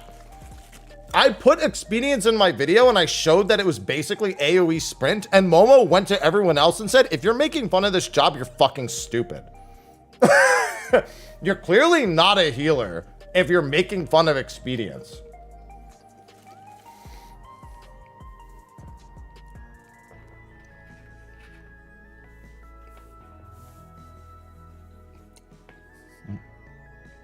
Like, here's the thing. Expedience was a terrible skill to showcase in the job action trailer. Because it was literally, they pressed it and ran forward 5 steps. How is that going to excite people in terms of like a job action display? It's not. Nobody's going to be like, The fuck was that?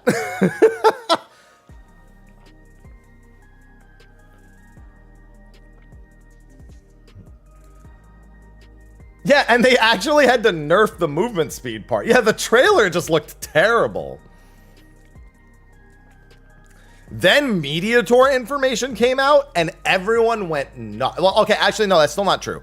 A lot of people still made fun of Expedience after that, except for healers, who just realized they got an AoE damage mitigation and 20-second sprint, which is now 10 seconds, but it was 20 seconds.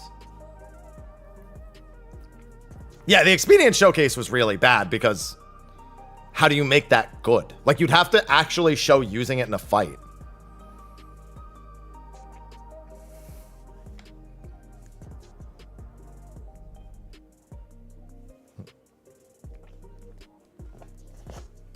Yeah, all the raid players saw that and they're like, oh my god, I can't believe they're doing this. All the non-raid players were like, LOL, run fast.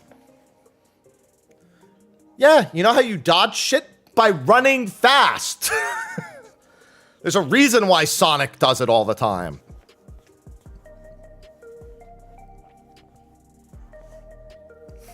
Dude, so I've been strangely addicted to funny Sonic Boom quotes lately. One of them is like, is Sonic like, I got pulled over one time, but apparently gotta go fast doesn't count as an excuse when it comes to traffic violations.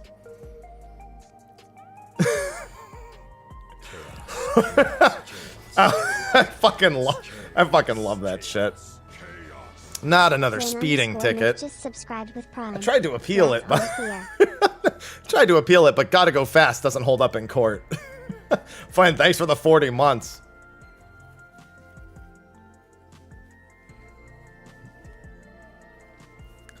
Just because I'm a meathead doesn't mean I'm not a feminist.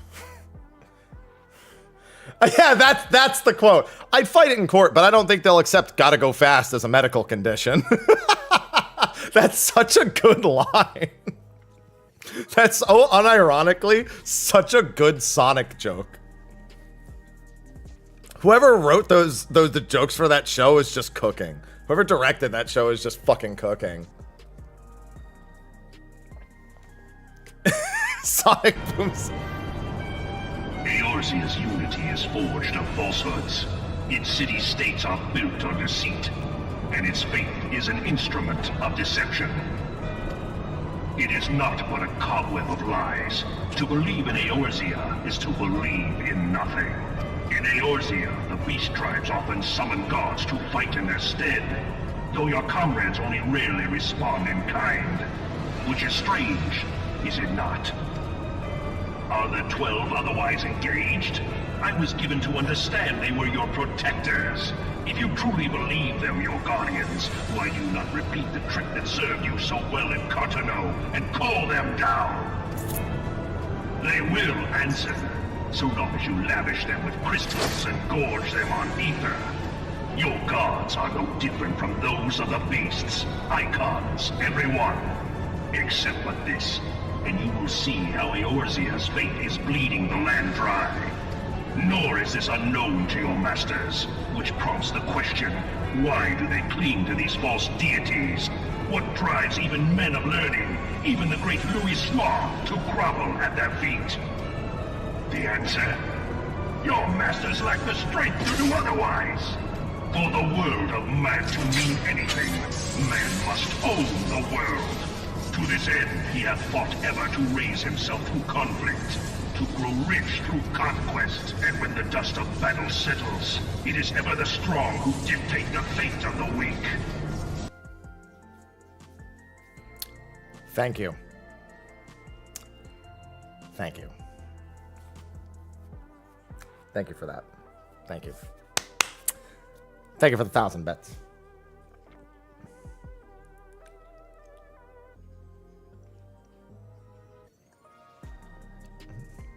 Thank you. Appreciate that. I was doing Praetorian when this came on. You're welcome.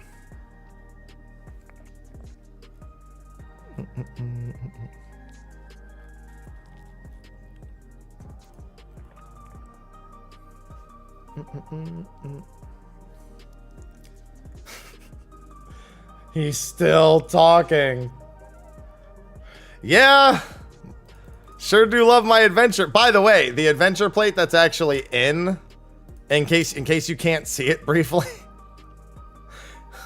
is this. That's the adventure plate that pops up in it briefly.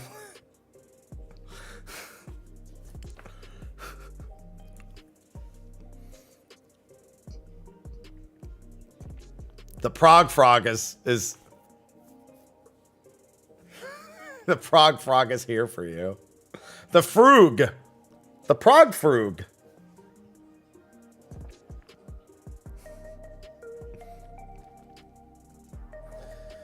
I haven't really modified this much in like a year and a half. I think I changed one or two details at some point. You want to watch it.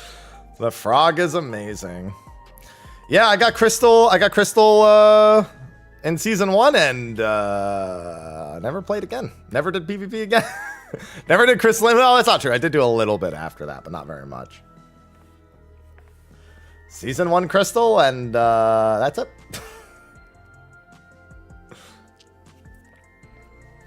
Yeah, I can't wait for the mobile version to have updated Gaius voice for what if they update all the voices except Gaius's just for that reason?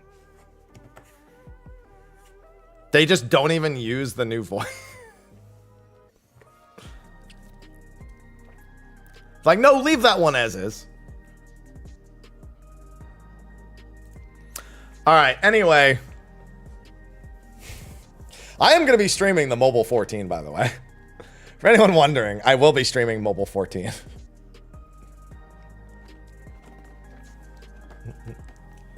I have a setup for it. Yeah, I actually prefer Realm Reborn Whirlwood.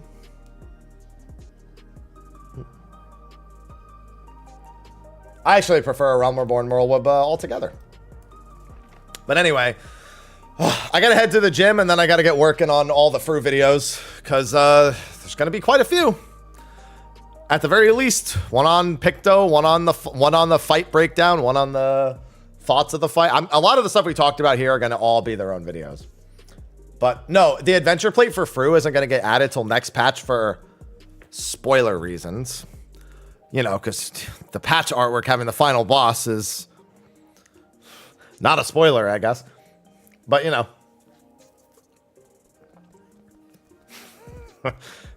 That's how they want to roll it. Yeah, they did the same with Top. The Top didn't get theirs until 6.4. Either way, I'm going to head to the gym. I'll be back tomorrow. Tomorrow I'll actually be playing the game at some point. I'd like to do my 24-man for the week. I'd like to do my Unreal for the week tomorrow. Work on my mount tokens. And a handful of other things. Friday is Path of Exile 2. I'm going to be doing a sponsored stream for it. But I also really want to play it. And I'm going to be going Elemental Monk. So, you know where to hang out when the game doesn't work because their servers are overloaded. I'm going to see with Sly about Thursday State of the Realm. I'm going to figure out about guests. Probably just grab like Whoops and like one other person. Yeah, and also tomorrow I'm going to be on Grinding Gears. Oh, well, at least I think it's tomorrow. I have to double check. We'll see. But anyway, I'm going to get going. So thanks everyone for hanging out. Thanks for the subs, resubs, bits, all that good shit. Thanks for watching on both Twitch and YouTube. Both of y'all. And Ivy says goodbye as well. And I'll see you tomorrow, usual time, 7 a.m. So until then, I bid you adieu. Bye-bye.